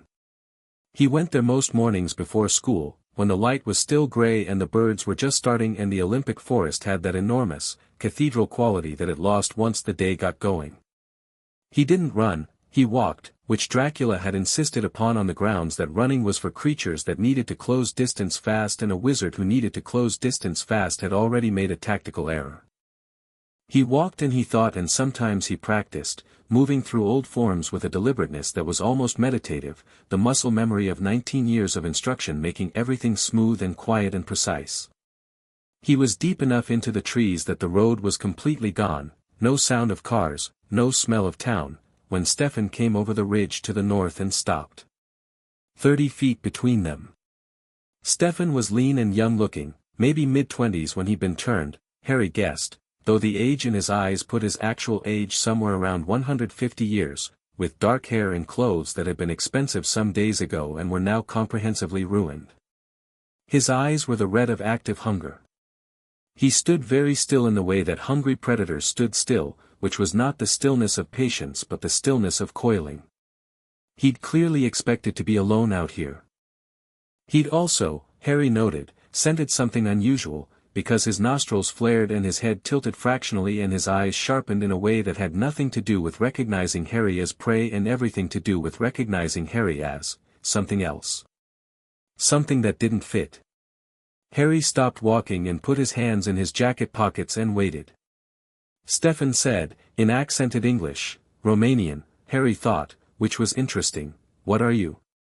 I was going to ask you the same thing, Harry said, which was not quite true since he knew exactly what Stefan was, but which was the conversational equivalent of letting someone else pick the pace of a dance. Though I have a reasonable guess. Stefan's eyes moved over him with the fast, comprehensive assessment of something that had survived a century and a half by reading environments accurately. Harry watched him work through it, human in smell, human in temperature register, but wrong in some way the read couldn't fully articulate. No fear scent. No elevated heart rate. A stillness that wasn't human and wasn't vampire and didn't fit the categories Stefan had available. "You're not afraid," Stefan said. The accent was definitely Romanian. Not Wallachian, specifically, further north, Harry thought. "No," Harry said. "You should be." "Probably," Harry agreed pleasantly. "Are you passing through, or stopping?" "Passing through." Stefan's eyes cut sideways briefly, taking in the tree line, calculating. "There is a coven here." "Yes." "Cold ones." "Large family." He paused. "Do you belong to them?" "I'm having dinner with them occasionally," Harry said. "That's not quite belonging." He tilted his head. "You knew about this territory before you came through it?" "I avoid covens," Stefan said, flatly. "Too much political noise. I have been moving west for 3 months. I did not know the family was this far into the peninsula." "They're not usually this easy to smell," Harry said. "You must have come in from an unusual angle." He paused. "There's also a shapeshifter pack. La Push, south of here. You'll want to stay well clear of that boundary." Stefan stared at him. "Why are you telling me this?" "Because you said you avoid political noise and I believe you," Harry said, "and because the alternatives to this conversation are worse for everyone." He studied Stefan for a moment. "You're hungry." Stefan said nothing, which was confirmation. "There's a hunting ground about 12 miles northeast that doesn't overlap with any claimed territory," Harry said. "Deer, mostly. Elk. I know that's not what you'd prefer, but it's what's available without creating a problem." He paused. "The alternative is to try your luck in town, at which point the Cullens get involved, the pack gets involved, and your 3 months of moving west end badly on a Wednesday morning in the rain." Stefan looked at him with something that was not quite calculation and not quite awe but lived somewhere between them. "You are not a vampire," he said, slowly. "No. Not a shapeshifter. No. But you know us." He said it as an observation, not a question. "You know our kind the way someone knows it from the inside." "I was raised by Vladislav Dracula," Harry said, "and watched what that did. It was one of the more satisfying things he'd seen in a while." Stefan went absolutely motionless, not the coiled stillness of hunger, not the processing stillness of confusion, but the specific stillness of an animal that has been presented with information so significant its entire system has paused to absorb it. His red eyes went very wide. And then he did something Harry had not seen a vampire do in a long time, he took a step backward. "The old one," Stefan said. Barely above a whisper. "In Romanian now, not English." "Duh," Harry said. "Yes. In Romanian." Stefan stared at him. Then he said, still in Romanian, "You are the boy. I heard, 20 years ago, there was a story in the Eastern networks. That he had taken a human child. That he was, keeping it." His voice had changed quality completely. The hunger tension was gone. What replaced it was something closer to reverence, which Harry found interesting. Not in Stefan personally, but as data, that Dracula's name, even now, even this far from his territory, landed like that. "I thought it was a rumor." "Most things about him are rumors," Harry said, also in Romanian. "Some of them are true." Stefan looked at him for a long, careful moment. Then he said, "The northeast hunting ground. 12 miles. Follow the creek bed. You'll find the elk trail where it widens near the second ridge." Stefan nodded. He turned. Then he stopped and said, without looking back, "Tell the old one, if you speak to him, that Stefan of Cluj says the Eastern networks have been active. There are watchers. In Europe. Watching his castle." He paused. "I thought he should know." Then he went, quickly, north and east, and within 30 seconds there was no sound of him at all. Harry stood in the forest for a moment. The birds had gone quiet when Stefan arrived and were starting up again now, cautiously, as if checking to make sure the danger had passed. He listened to them come back one by one and thought about watchers at Dracula's castle, and about Eastern networks, and about the specific unease of information arriving ahead of its context. He took out his phone and sent a text to a number that had no name attached to it, in a cipher that used classical Latin syntax grafted onto modern English vocabulary, which was unbreakable unless you happened to have been educated by the person who invented it. Visitor from Cluj this morning. Stefan says Eastern watchers are active near home. He seems reliable. He put the phone away and walked back toward town. The reply came before he reached the road. It was 4 words, also in cipher, I know. Come home soon. Harry looked at that for a moment. Then he put the phone in his pocket and kept walking. He was 20 minutes late to first period, which had never happened before. He slid into his history seat and Bella, 1 row ahead, turned around and mouthed, "Where were you?" With the proprietary concern of someone who had apparently decided, without formal announcement, that his schedule was her business. He mouthed back Forest, which made her expression do the thing where it decided to be concerned rather than curious, and she turned back around and he took out his notebook and spent the next 40 minutes thinking about Eastern watchers and only partly about the causes of the First World War. At lunch he found his usual seat and discovered that Emmett Cullen had materialized across from him, which had not happened before. Emmett was holding a tray with food on it that he had no intention of eating, and he looked like someone who had been waiting to do something all morning and had finally decided to do it. "Okay," Emmett said. "I have questions." "You always have questions," Harry said, opening his sandwich. "These are specific questions." Emmett leaned forward. "About the castle." Harry looked at him. "Which castle?" "There's more than one." "There are several properties," Harry said. "The main one is in the Carpathians. There's also a house in Constanta and something in Prague that I think technically still belongs to a government that stopped existing in the 15th century but that nobody has had the nerve to contest." Emmett pointed at him. "This is what I'm talking about." "Okay. The Carpathian Castle. What's it actually like?" "Cold," Harry said. "Very cold. Stone floors, which are brutal in winter. The library is extraordinary, 2 floors, floor to ceiling, and a reading room that has a fireplace big enough to stand in. There are parts of it that are genuinely dangerous, which I discovered through direct experience. The kitchen has been modernized twice, once in the 1950s and once last year because he finally conceded that the refrigerator was not a cultural imposition but a practical necessity." Emmett was grinning with the unguarded delight of someone hearing something they'd wanted to hear for a long time. "Is he actually, what's he actually like?"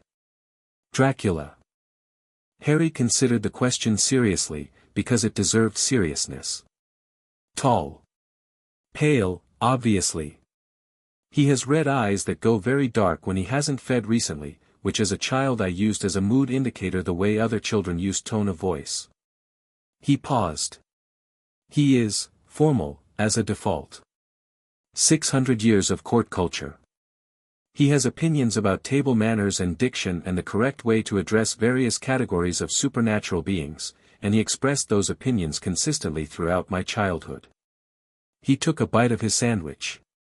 "He reads constantly. He has no patience for dishonesty. He has an extremely dry sense of humor that catches people off guard because they expect something more theatrical." He paused. "He is the most patient thing I have ever encountered. And the most dangerous. Both things are true at the same time and neither cancels the other." Emmett had his chin in his hand. "Did he ever, I mean?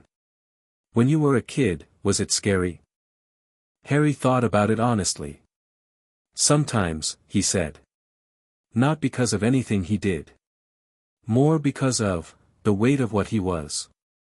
There were moments when the castle felt very old and he felt very old and I was very small and very human and very aware of both of those things." He paused. "But he was always careful with me.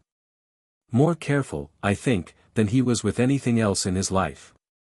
Which took him some time to figure out. The first year was apparently a significant adjustment for both of us, but once he worked it out, yes. He was always careful. What do you mean the first year was a significant adjustment? Emmett asked.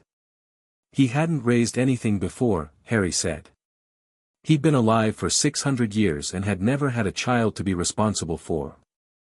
I'm told I cried for the first 3 days, which, I was 15 months old and had just lost my parents, so this was reasonable, and that he stood outside the room I was in for those 3 days and did not know what to do, which he found uniquely humiliating. He smiled. He eventually asked Constanta, his oldest advisor, who told him to simply pick me up and be warm, which he attempted, and apparently it worked. Emmett laughed, genuine, big, the kind that made people at nearby tables look over. He didn't care, which Harry appreciated. Okay. He actually sounds kind of great. He'd be horrified to hear that, Harry said. But yes. He is. At the far end of the cafeteria, Edward, Alice, and Rosalie were at the Cullen table. Edward was watching this conversation with the particular expression of someone receiving information through observation rather than telepathy, which Harry suspected was still uncomfortable for him but which he was managing with improving grace. Alice was watching Harry and Emmett with a tilted head and something that might have been a smile. Rosalie was looking at nothing in particular, which was its own tell. Bella arrived with her tray and sat next to Harry, looked at Emmett, and said, "You've migrated."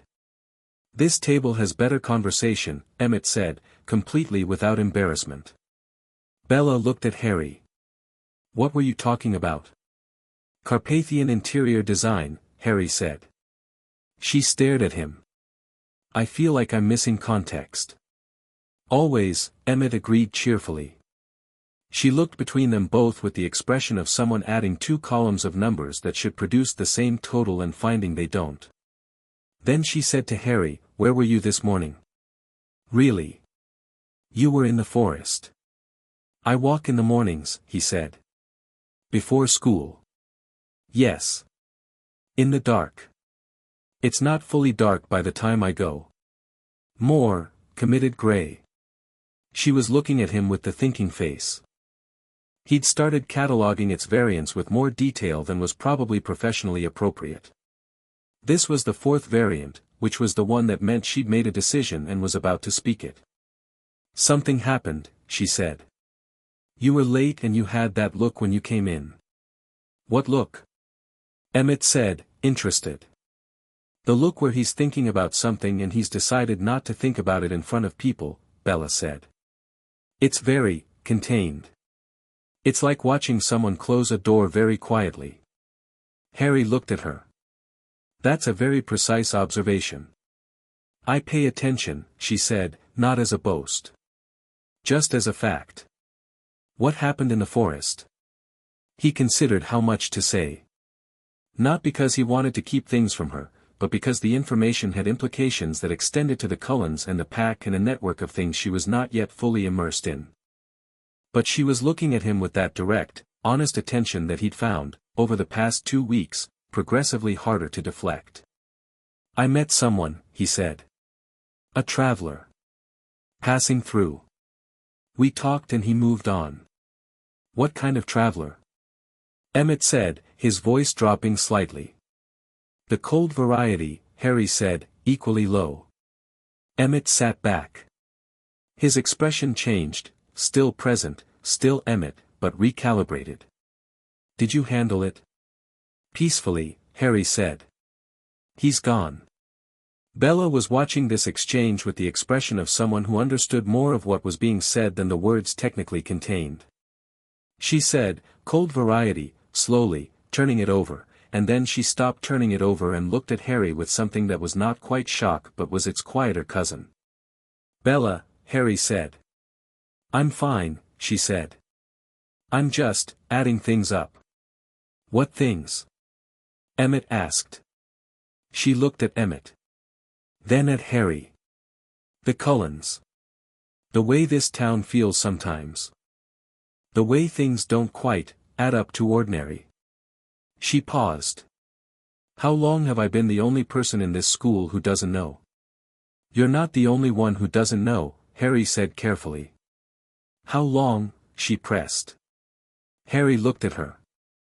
The Cullens have been here for 2 years. The shapeshifters have been, shapeshifters, she said. Not panicked. Just, absorbing. Jacob Black, Harry said. And others. You've met Jacob. He's my friend, she said. She stopped. Her jaw worked. Okay. She breathed. Okay, this is a lot of information for a Wednesday lunch.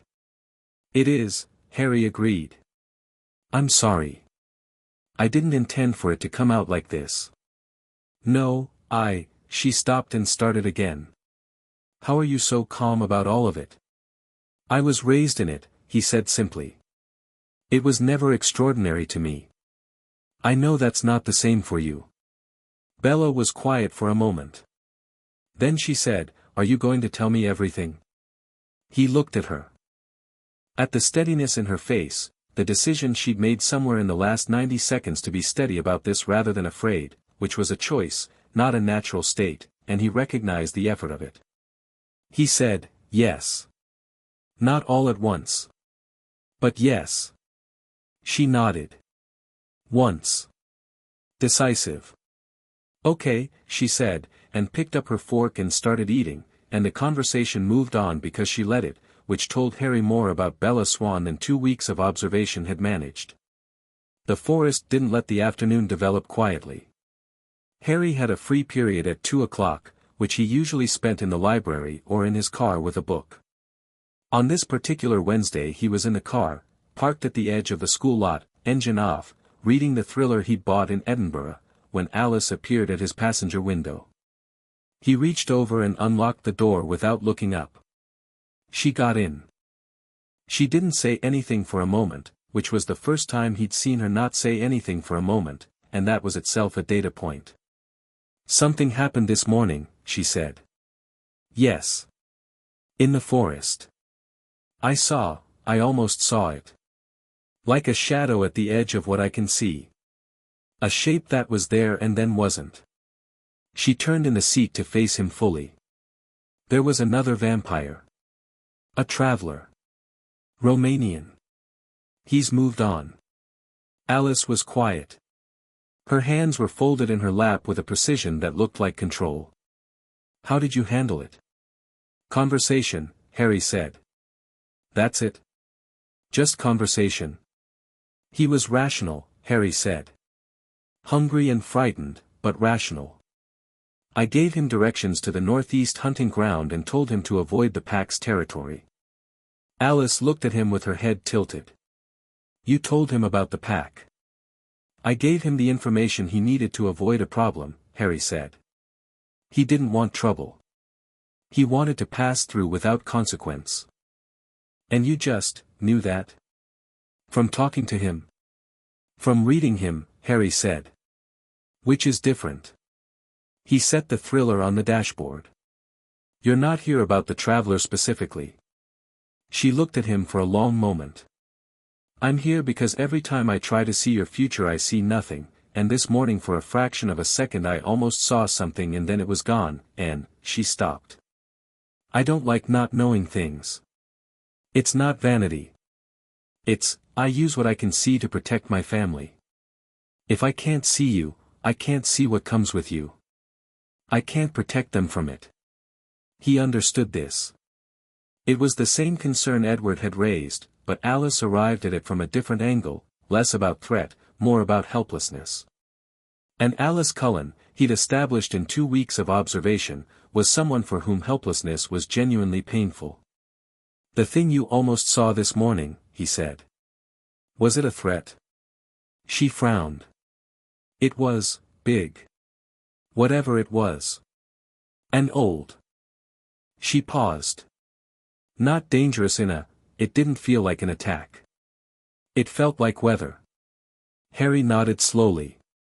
That's probably Dracula, he said. He said he might visit. Alice stared at him. You're bringing him here. He goes where he decides, Harry said. I don't bring him places, any more than you bring the moon by pointing at it. He paused. But yes. He mentioned it and I didn't discourage it. The oldest vampire in the world, Alice said. Coming to Forks. He finds small towns instructive, Harry said. He says they're the best places to understand what a civilization actually values, as opposed to what it claims to value. Alice was quiet for a long moment. Then she said, Is he safe? For us? Harry looked at her directly. No, he said, honestly. He is not safe in the way that weather is not safe. He is genuinely ancient and genuinely powerful, and the rules that govern his behavior are his own. But he will not harm your family. He has something like respect for Carlyle. And he sent me here. He held her gaze. He doesn't send things he cares about into danger without good reason. She absorbed this. The bright, sharp attention in her eyes was still there, but it had taken on a different quality, not fear, exactly. More like the feeling you get standing at the edge of something very large and deciding whether to step forward or back. Emmett is going to be absolutely insufferable about this, she said, finally. Almost certainly, Harry agreed. She looked at him. Then she laughed, quick, genuine, surprised out of her, and opened the car door. Carlyle needs to know. I know, Harry said. Tell him I'll call tonight. She got out. Then she leaned back in through the door and said, For what it's worth, when I almost saw you this morning. For that fraction of a second. She paused. It looked like something good. Whatever it is you're headed for. She closed the door before he could respond. He sat with that for a moment. Then he picked up the thriller and found his page and read for 20 minutes and did not think about it any more than was necessary, which was more than he'd have liked. Bella was waiting by the Jaguar at 4 o'clock. She had her backpack and her umbrella and the expression of someone who has made a decision and intends to follow through with it regardless of conditions. It had started raining again. The umbrella was doing its usual insufficient job. You said you'd tell me, she said, when he reached the car. I said not all at once, he said. I know. But you also dropped words like shapeshifters at lunch and then the bell rang and you can't just, that's a lot to sit with all afternoon. He looked at her. She was damp despite the umbrella and she was looking at him with her chin slightly forward in the way she held it when she decided to be immovable about something. He had a strong feeling that Bella Swan, in full determination, was one of the more immovable forces in this particular town. He unlocked the car. She got in. He drove, not toward her house, she didn't direct him there and he didn't head there, but out of town, west, toward a pull-off he'd found on the coast road where you could sit and see the water through the trees. He parked and cut the engine and the rain fell on the roof and the windshield fogged slightly at the edges from their warmth inside the cold car. He told her. Not everything, not Dracula's history in full, not the Volturi yet, not the Eastern networks or Stefan's warning. But the foundation, what the Cullens were, what the pack was, what he was, how it all fitted together in this small, rain-soaked corner of the world that had somehow accumulated more supernatural complexity per square mile than most places 10 times its size. She listened. The thing about Bella, he was discovering, was that she listened the way very few people listened, completely, without building her response while he was still talking, without projecting what she expected to hear over what was actually being said. She just, received. When he finished she was quiet for a moment, looking at the rain on the windshield. You've known about all of this since you were little, she said. Since I can remember, he said. Dracula introduced me to other vampires when I was 3. He taught me how to identify different supernatural types when I was 6. He said a world you can't see is a world that can hurt you. That's very practical, she said. He's very practical, Harry said. People expect something more dramatic. But he's actually very practical. Emmett said the same thing, she said. About you, I mean. That you're more practical than he expected. She glanced at him. He expected you to be mysterious. I'm not mysterious. I'm just private. There's a difference. Mysterious is performance, he said. Private is, I'm just cautious about what I give people before I know what they'll do with it. She turned in her seat to look at him. And now you've told me a lot, she said. What does that mean? He held her gaze. It means I've worked out what you'll do with it. And what will I do with it? Keep it, he said. Think about it carefully. Ask good questions. He paused. Not run away. No, she agreed. I don't really run away from things. She looked forward again. The Cullens. Are they dangerous? To me specifically? Not by intent, he said honestly. By nature, they're what they are. But they've chosen, all of them, to be something different than what their nature defaults to. That choice has real cost and they maintain it every day. He paused. I've found, in my experience, that someone who chooses against their nature every day is more trustworthy than someone who's simply never been tested.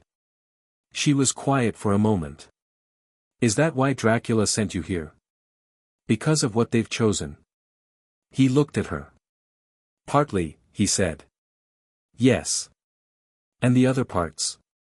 He didn't answer immediately. The rain fell. A car went by on the coast road, headlights sweeping briefly through the fog. He said, I'm still figuring those out. She nodded, and the nod accepted this, didn't push it, filed it for later. Then she said, Jacob knows all of this. Jacob is part of all of this, Harry said. He's a shapeshifter. He's been phasing, changing form, for about a year, I think. Maybe a bit more. He never told me, she said, and there was something in her voice that wasn't quite hurt but was its quieter relative. His people have kept that secret for generations, Harry said. It's not personal. It's protective instinct. Sacred information. He paused. You should talk to him. He'll tell you, I think, now that the context is established. Because you've established it, she said. Not accusatory. Because things are moving, he said. And people who are going to be in the middle of things should know what they're in the middle of. She was quiet for another moment. Then she said, Am I going to be in the middle of things? He looked at her. You're already in the middle of things, he said, gently. You were before I arrived. You just didn't have the vocabulary for it. She absorbed this. Then, very quietly, she said, Is it going to be dangerous? He thought about the text from Dracula, I know. Come home soon. He thought about Stefan's words, the Eastern networks have been active. He thought about Arrow, whom he had never met and knew well anyway, the way you know a piece on a board before the game starts. Yes, he said. Probably. She breathed out slowly. Then she said, Okay. He blinked. That's it? Okay. What did you want, she said. For me to panic? Most people would, he said. Most people haven't read as much as I have, she said. Stories prepare you for things. The broad shape of them, at least. She looked at him. And I decided about you on the first day, I think. Decided what? That you were worth being around, she said plainly. Which means being around whatever comes with you. She said it simply, not as declaration, just as a fact she'd arrived at and was reporting. Also, she paused. I think I've been bored for a very long time and I didn't know it. He stared at her. Then he laughed, genuine, surprised, the kind that came from somewhere real. She smiled at the sound of it, the crooked one that she reined in on principle, not reining it in. You're remarkable, he said, before he decided to say it. She looked faintly alarmed, which told him she didn't know what to do with direct appreciation. I'm just honest, she said. Those are the same thing more often than people realize, he said. She looked at the windshield. He looked at the rain. The fog had completely consumed the view of the water by now. Neither of them moved to leave. She said, eventually, the person in the forest this morning. Did he hurt anyone? No, Harry said. He was just hungry. I gave him directions. To where? Northeast hunting ground. Deer, elk. The Cullens hunt there too. So you gave a hungry vampire directions to a deer buffet, she said. Essentially. And then came to school. 20 minutes late, yes. She was quiet for a moment. Then, what would you have done if he hadn't listened? He was quiet for a longer moment. Something efficient, he said. She looked at him sideways. You make it sound very clinical. It wouldn't have been fun, he said. But I'd have done it. She nodded slowly. Could you actually? She stopped, rearranged. How capable are you? Compared to a vampire, I mean. He thought about how to answer that honestly without making it either a boast or an understatement. Vampires are faster than me, he said. Stronger than me in a direct physical sense. More durable. He paused. But I've been trained by the oldest one alive, and I have access to something that has no physical counter. He looked at her. Magic. Actual magic. Not the wand-waving, incantation type, mostly. What I can do is older than that tradition. It's closer to intention shaped by will. Very focused, very specific. Dracula called it directed consequence. Directed consequence, she repeated. The magic does what I intend, he said. Very directly. She was quiet for a moment. Have you ever had to use it? Against a vampire? Yes, he said. More than once? Yes. She absorbed this. Then she said, and you won. I'm here, he said simply. She nodded. Slowly. Then, I believe you.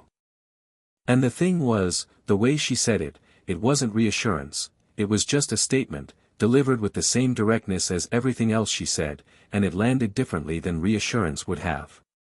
More solid. More real.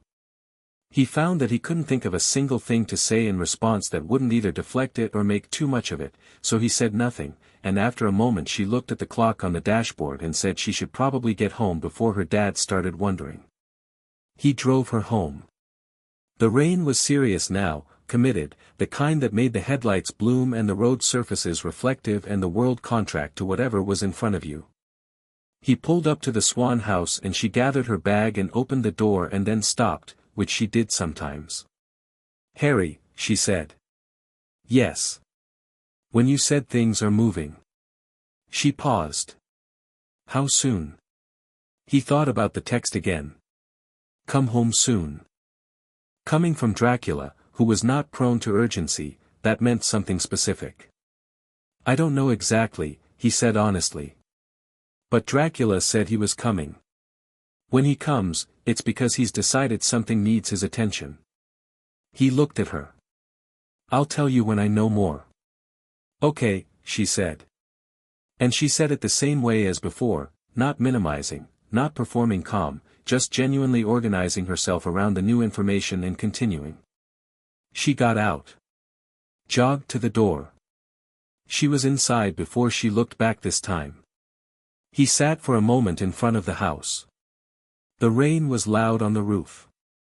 Through the lit window of the front room he could see the blue flicker of a TV, Chief Swan home early, or on time, or whatever it was for Chief Swan, and the ordinary domestic warmth of it was, for a moment, vivid in a way that things were sometimes vivid when you'd grown up in a castle and ordinary warmth was still, at the edges, slightly foreign. He drove home. He made tea and sat at the kitchen table and opened the notebook and wrote for a while. Then he stopped writing and called Carlyle. Carlyle picked up on the second ring. I spoke with Alice, he said, by way of opening. I know, Harry said. I wanted to tell you directly, though. He said he might come. I don't have a timeline. But you should be prepared. A long pause. Carlyle said, what does prepared look like, in that context? Mostly just, don't be alarmed, Harry said. He's very alarming to be around, regardless of context. It's something about the age of him. It's not hostility. It's just, gravity. He paused. He won't harm your family. He is not capable of being warmly social in the way a normal person would be, but he will be respectful. He respects you. He said that? Carlyle said. Quiet. Not directly, Harry said. He said you were one of the more interesting people he'd met in the modern era. From him, that's essentially a declaration of affection. Another pause. How is he? Carlyle asked, and the question carried more weight than its 4 words. Harry thought about it. The same, he said. He's always the same. I think that's both the gift and the burden of it. He paused. He seems purposeful lately. About my coming here. About whatever he thinks is coming. He doesn't explain things fully, but he's never not paying attention. He told you about the Volturi, Carlyle said. Statement. Since I was 12, Harry said. He made sure I understood exactly what that situation was. And you're not afraid of them, Carlyle said. They should be afraid of me, Harry said, without heat. Just fact. A very long pause. Then Carlyle said, quietly, he really did raise you, didn't he? Every day, Harry said. For 19 years. He paused. Carlyle. The Eastern networks are active. I had a visitor this morning who told me there are watchers near Dracula's castle. It's earlier than I expected. He let that sit. I think you should tell your family. Not to frighten them. But they should know the shape of what we're dealing with. I'll tell them tonight, Carlyle said. Good, Harry said. Harry. Carlyle's voice was careful. Whatever is coming, you don't have to face it alone. Whatever you think of our capabilities, or lack thereof, compared to, I know, Harry said. And he meant it. I know. Thank you. He hung up. Finished his tea. Looked at the window. The rain had stopped, which felt significant, and the night was very clear suddenly, and the tree line was dark and still, and the stars were out over Forks for the first time since Harry had arrived. He stood at the back door and looked up at them. He thought, come home soon. He thought, I am home. Or I'm learning what that means. He thought, either way, I'm ready. He went back inside and locked the door, checked the wards, and went to bed with the window cracked because he liked the cold air and because Dracula's castle had never been properly heated, and some things you carry with you even when you've left. The stars stayed out all night. Chapter 4, Father's Letters. The letter arrived on a Thursday morning, which felt wrong. Letters from Dracula had no business arriving on Thursdays. Thursdays were mundane in a way that Dracula fundamentally was not. They were the day before Friday, the day after Wednesday, a placeholder in the calendar that existed purely to move the week forward. Dracula's communications arrived on stormy nights or in the gray before dawn or delivered by something that left no footprints. They did not arrive on Thursdays. And yet. Harry found it on the kitchen table when he came downstairs at 6, which meant it had been placed there sometime in the night, which meant whatever had brought it had passed through 3 layers of wards without triggering any of them, which was the first interesting thing about the morning. The envelope was old, not antique affectation old, but actually old, the kind of paper that had been made by hand in a tradition that had stopped being commercially viable in the 16th century. The seal on the back was black wax pressed with a signet that Harry had known since childhood, a dragon with its tail in its mouth, the Ouroboros, the symbol Dracula had used for longer than most civilizations had existed. His name on the front was written in the handwriting Harry had grown up reading, precise, slightly archaic, the letters formed with the specific slant of someone who had learned to write before the printing press made penmanship a personal choice rather than a technical skill. Harry stood at the table in bare feet and yesterday's clothes and looked at it for a long moment.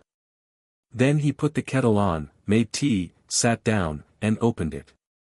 The letter was 4 pages, written in classical Latin with occasional insertions in what appeared to be Old Church Slavonic when Dracula felt the Latin was insufficient, which happened 3 times and which Harry followed without difficulty because Dracula had started teaching him Old Church Slavonic when Harry was 10, on the grounds that the most important political documents of the medieval Balkan world were written in it and that a person who could not read their own history was a person at the mercy of whoever chose to summarize it. He read it twice. The first time quickly, getting the shape of it. The second time slowly, getting the texture. The shape was this: Arrow knew where Harry was. Not suspected, knew, with the specificity of someone who had been given coordinates rather than a general direction. The Eastern Watchers that Stefan had mentioned were more numerous than Stefan had seen. Stefan had caught the edge of them, the visible fringe, but the actual network was larger and older and had been in place for some time. Dracula had dismantled what he could find and was dealing with what he couldn't find yet, but the information had already moved. It was already in Volterra. The texture was this: Dracula was not alarmed. He was, and Harry could read this between the precise Latin sentences the way you could read weather in the smell of air, something that was not quite angry but was related to it. Purposeful in the way he got when he had made a decision and was moving toward it with the patience of something that had all the time in the world and chose to spend it on this. The letter said, and this was the part Harry read 3 times, not twice, that Arrow would not move immediately. Arrow was not impulsive. Arrow had waited decades for specific things before and would wait again if waiting served him better than acting. But the window for quiet was closing. Arrow had sent observers once, which meant he was building certainty, and when Arrow reached certainty he moved with the full weight of Volterra behind him. The letter said, "Do not make yourself small. Do not make yourself hidden. If you become a thing that hides, you become a thing that can be found hiding, which is worse than being seen. Stand in your place. Let him know what you are before he arrives. An enemy who underestimates you is an advantage. An enemy who has never been shown what you are is a variable." And then, at the bottom of the 4th page, in a postscript that was in English rather than Latin, because Dracula used English for the things he found most direct and Latin for everything that required architecture, "I am coming. I will arrive when I arrive. Do not worry about my accommodation. I have stayed in worse places than the Olympic Peninsula, including the Olympic Peninsula, in 1763, which was a genuinely unpleasant winter. Tell the Cullen boy's father that I look forward to continuing our conversation. We left several things unfinished in 1918 and I have had time to think about them. You are doing well. I can tell from the absence of catastrophe, which is your particular idiom of reassurance." Harry sat with the letter for a while after he finished it. The tea went cold. Outside, the town was doing its morning things: distant car sounds, a dog somewhere, the specific gray light of a fork's dawn coming through the kitchen window and making everything look like the beginning of something. He thought about the phrase "do not make yourself small." Dracula had said versions of it throughout Harry's life, in various languages, in various contexts. It was his oldest piece of advice and the one Harry had taken longest to fully inhabit. Not because he was afraid, he genuinely wasn't afraid, and hadn't been in a very long time, but because visibility had costs, and Harry had always been careful about costs. But the letter was right. The window for quiet had been a gift and it was closing, and the thing to do now was not to scramble to hold it open but to step through it before it shut. He folded the letter, put it in the inside pocket of his jacket, and went upstairs to get ready for school. He told the Cullens that evening. Not at the school, this wasn't a school conversation. He texted Carlyle at noon and said tonight, if possible, and Carlyle replied within 60 seconds, "Come for dinner." 6 o'clock. Which was, Harry reflected, a good response. No panic in it, no performance of calm, just the practical acknowledgement that things needed to be said in a room, and 6 o'clock was when the room would be available. He arrived at 6 with the letter and without wine, because this wasn't that kind of evening. They were all in the living room. All 6 of them, which hadn't been the configuration of his Sunday dinner. Rosalie had been present but peripheral, and Jasper had been quietly observant. Tonight they were both fully present in a way that had weight to it. The family had clearly talked before he arrived, which was good. It meant he wasn't delivering the information cold. He gave Carlyle the letter. Carlyle read it with the specific quality of someone who was translating from 2 dead languages simultaneously and finding that they didn't need to work very hard at it, which told Harry that Carlyle's Latin was better than he'd assumed and that Carlyle probably spoke Old Church Slavonic too, which made sense for someone who'd been educated in 17th century Europe. Carlyle read the whole thing without expression. Then he handed it to Edward, who read it in approximately 4 seconds flat. Edward looked up and said, "How long has Arrow known you existed?" "Since I was 8, Harry said. Dracula became aware of Arrow's interest around that time and dealt with the immediate situation. But Arrow is patient. He didn't stop being interested. He just became more careful about showing it." "What did Dracula do?" Rosalie said. "At the time. When you were 8. Harry looked at her. "Someone came to the castle," he said. "Uninvited. I didn't see it happen, Dracula made sure of that. But I saw what was left afterward, and I was 8 years old and it made a lasting impression." He paused. "Dracula explained it to me very clearly, afterward. He said, there are people who will want to own what you are. This is what happens to those people." Silence. "That's quite an education," Jasper said, carefully. "Yes," Harry said. He never pretended the world was softer than it was. He thought that was more dangerous than the truth. "He was right," Jasper said, "and it came from somewhere personal, and Harry didn't push on it." Emmett said, "So Arrow definitely knows you're here." "Yes. And he's going to come. Eventually. The letter says he'll wait until he's certain, until he's built enough of a picture to feel confident about the outcome.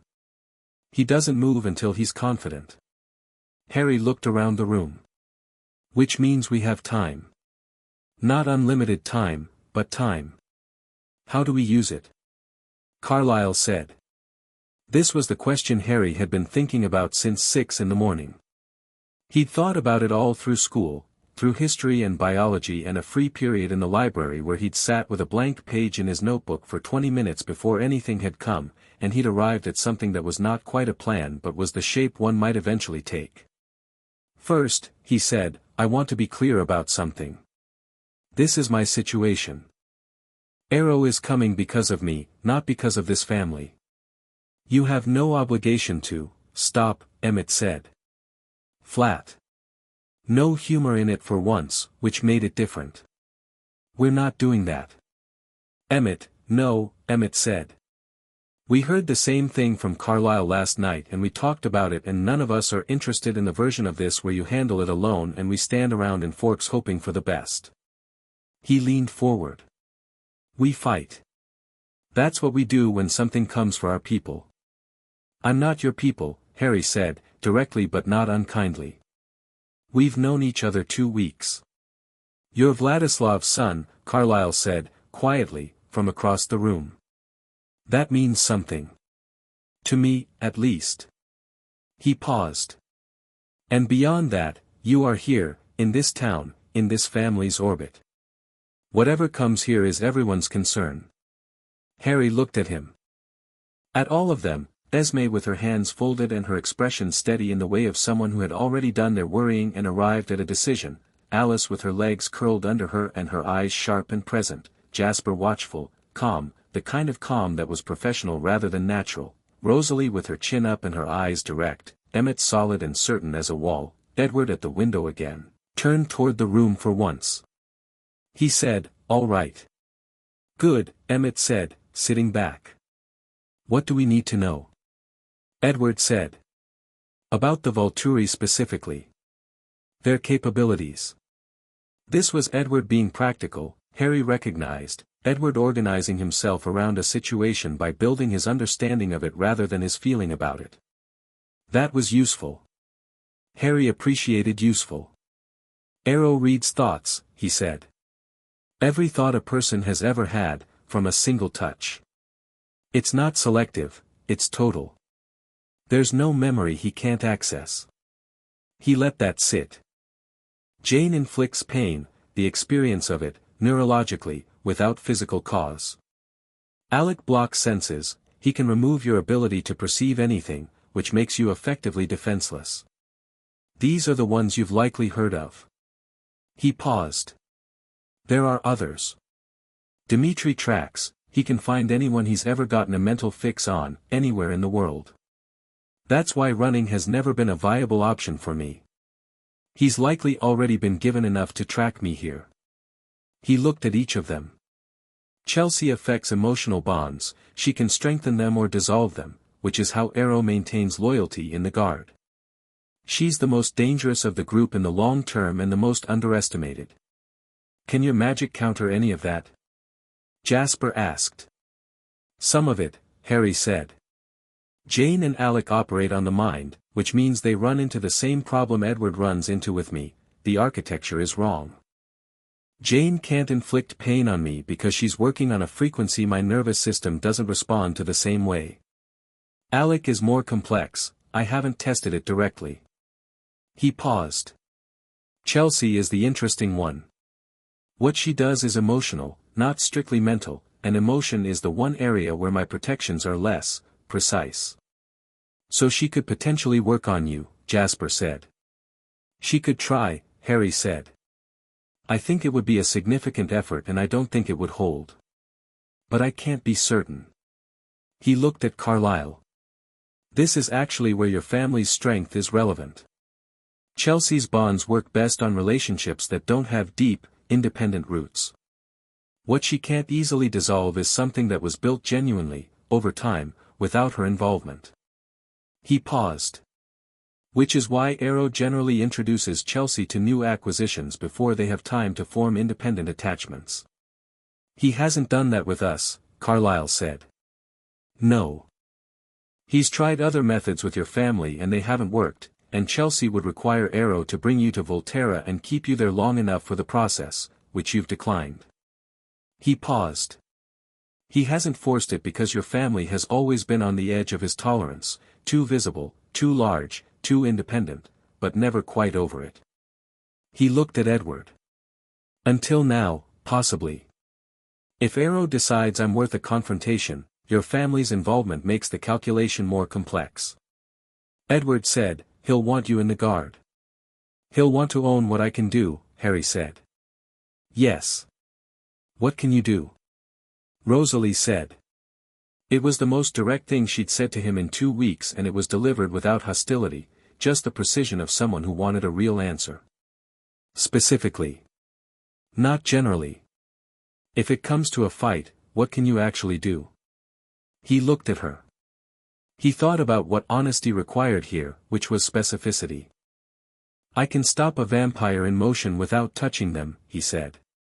Cleanly, completely, and from distance. I can affect the environment, not dramatically, not explosively, but precisely. I can see certain things before they happen, though not the way Alice can, mine is more, instinctual, pattern-based. I can shield. Not myself specifically, I don't need to shield myself because most abilities don't work on me. I can shield others. He paused. I can do things I'd rather not describe in a comfortable living room, because they're not comfortable things, and they don't need to be on the table unless the situation requires them. Rosalie looked at him. Then she said, fair enough. Alice said, you said you can shield others. Yes. Can you shield us? During a confrontation? I don't know the range yet, he said. I've never needed to extend it this far. But yes, I think so. With practice. He looked at her. Which is why I think we should practice. Practice, Emmett said, with the energy of someone who had been waiting for exactly this word. Not combat, Harry said, reading Emmett's expression correctly. Information, mostly. I need to understand each of your capabilities in detail, not the general shape, but the specifics. How fast, how far, how consistent. And you need to understand mine. He paused. Also, I should probably tell Jacob Black. The shapeshifter, Carlyle said. His pack is on the border of whatever's coming. They deserve to know. And they're not to be underestimated. He paused. Sam Yulee keeps his people sharp. They've handled vampires before. I think, he stopped, recalibrated.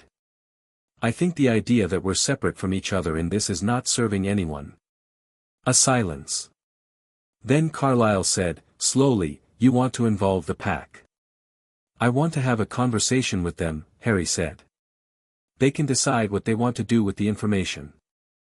But I'm not going to manage this by keeping people in the dark about their own situation. Carlyle was quiet for a moment. Then, that conversation has never gone easily in the past. I know, Harry said. I'll go to them directly. It doesn't have to be your conversation to have. Edward said, from the window, what are you not telling us? Harry looked at him. Edward wasn't trying to read him, he'd stopped trying, Harry had noticed, stopped the specific effort of reaching and finding nothing and replacing the reaching with observation instead, which was actually more effective and which Harry appreciated. He was reading the room instead of Harry's mind. He was reading body language and tone and the specific texture of what was said against what wasn't. He was getting good at it. The letter mentions observers near Dracula's castle, Harry said. Stefan told me the same thing before I had the letter. He paused. What that means is that Arrow has been watching for longer than I'd thought, and with more resources than I'd tracked. Which means there may be more information already in Volterra than I've accounted for. He looked at Carlyle. It means my estimate of the timeline may be wrong. It might be faster. Another silence. This one had a different quality, not fear exactly, but the specific alert gravity of people updating their internal model of a situation. How much faster? Jasper said. I don't know, Harry said honestly. Dracula didn't say and he doesn't guess, if he doesn't know, he says he doesn't know. He paused. But his instinct was to tell me to come home soon. He used the word soon, which is not a word he uses lightly. So what do we do tonight? Esme said. Everyone looked at her slightly surprised, she didn't speak into the tactical conversations often, Harry had observed. When she did, it had weight. Tonight, Harry said, I think I'd like to tell you about the letter's postscript. He recited it from memory, word for word, including the English postscript at the end. When he got to I look forward to continuing our conversation he watched something move through Carlyle's face that was complicated and quiet and real. And when he got to you are doing well, I can tell from the absence of catastrophe, Emmett burst out laughing so hard that Rosalie put her face in her hands, and the room broke open a little, and Harry let it, because this was the right moment for that, for the heaviness to crack and something warmer to get through. He went to La Push the next morning. Not unannounced, he texted Jacob the night before, I need to talk to Sam Yulee. Would you set that up? It's important. Jacob had replied with a string of messages in quick succession, yeah okay, what happened, actually don't tell me by text, I'll talk to Sam, and finally tomorrow morning 8 a.m. at the beach if that works. Harry had replied, perfect. Thank you. The morning was clear again, the second clear morning in a row, which the Olympic Peninsula doled out like a miserly inheritance. Harry drove to the La Push boundary and parked, because taking the car onto their land without invitation felt like the wrong beginning, and walked the last quarter mile to the beach on foot. There were 5 of them waiting. Jacob, who Harry knew. A large man with a calm, deliberate quality who would be Sam, the bearing of someone who had been carrying responsibility for long enough to wear it naturally, which in Sam's case was probably 3 or 4 years but sat on him like decades. 3 others, a lean young man with quick eyes, a broader, quieter presence who watched the tree lean without being told to, and a girl, the only one, who stood slightly apart and whose expression when Harry arrived was the most direct and least performative of the group. Harry walked up to Sam and put out his hand. Harry, he said. Sam looked at it for a moment, taking the measure of the gesture, not of the person, and then shook it. His grip was extraordinary in a way that had nothing to do with restraint and everything to do with a different kind of power, earth-rooted, biological, the warmth of something alive all the way through. "Sam Yulee," he said. "Thank you for meeting me," Harry said. "Jacob says you're worth hearing," Sam said. "What's happening?" No preamble. Harry appreciated it immediately. He said, "The Volturi know I'm here. Their intelligence on this town is older and more complete than I'd estimated. I don't know the exact timeline, but I believe there will be a confrontation at some point in the coming months, possibly sooner." He paused.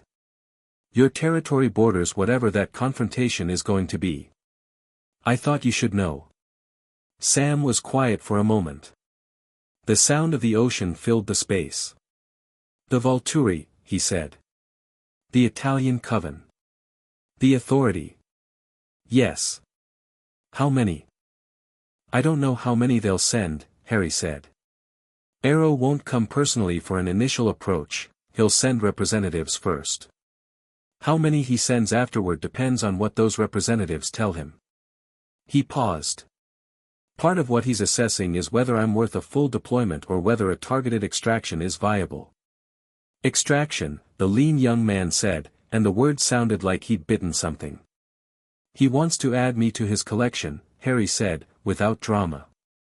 "He does this with people who have unusual abilities. He's been doing it for a long time." He looked at Sam. "I have no intention of being collected. Which is why there's going to be a confrontation." "What are you?" the girl asked. "Direct. Not rude, just direct in the way of someone who had decided that directness saved time." "Leah," Sam said, a mild note of caution in it. "No, it's fine," Harry said. He looked at her. "I'm a wizard. Human, technically. Trained by a very old vampire who is not affiliated with the Volturi and who has spent 6 centuries making that point with varying degrees of violence." He paused. "I can handle myself. I'm not here asking for help, I'm here because I think you deserve the information about your own territory, and because I think treating you as separate from this situation is a mistake." Sam looked at him steadily. "Most people make that mistake," he said. "The Cullens included." "I know," Harry said. "I think it comes from a well-meaning instinct to protect. But protection without information isn't protection, it's management, and you're not someone who needs to be managed." Sam was quiet for a moment. Something shifted in his posture, not agreement exactly, but the beginning of a different kind of attention. "What do you want from us?" he said. "Nothing mandatory," Harry said. "Information sharing. I'll tell you what I know when I know it. In return, if you see anything near your borders that seems connected, travelers, watchers, anything that doesn't fit the local pattern, I'd like to know." He paused. "And when it comes to the confrontation itself, if it comes, I'm not going to be on the Cullens' side specifically. I'm going to be on the side of this town staying safe. If that overlaps with what you want, then we're already on the same side without needing to formalize anything." Sam looked at him for a long time. The ocean was very loud in the silence. Then he looked at Jacob, who gave a small nod, not instruction, just affirmation. Then back to Harry. "All right," Sam said. "Information sharing. We'll watch our borders more carefully." He paused.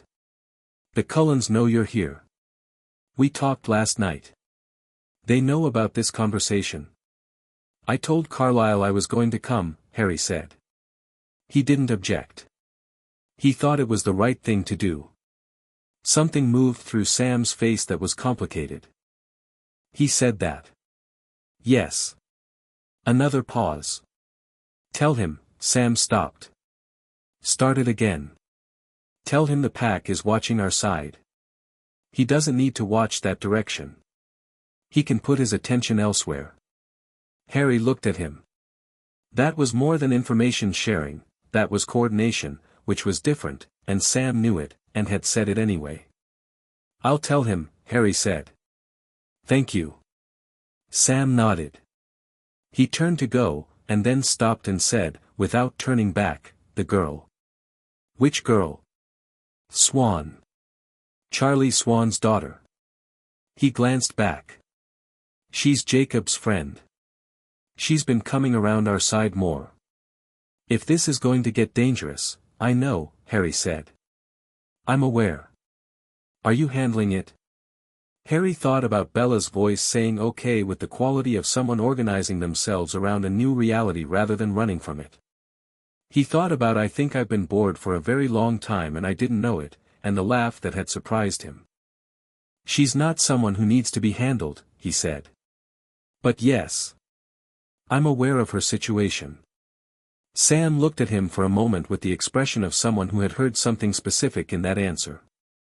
Then he nodded again and walked up the beach, and his pack fell in around him in the easy, unthinking coordination of people who had been moving together long enough for it to become instinctive.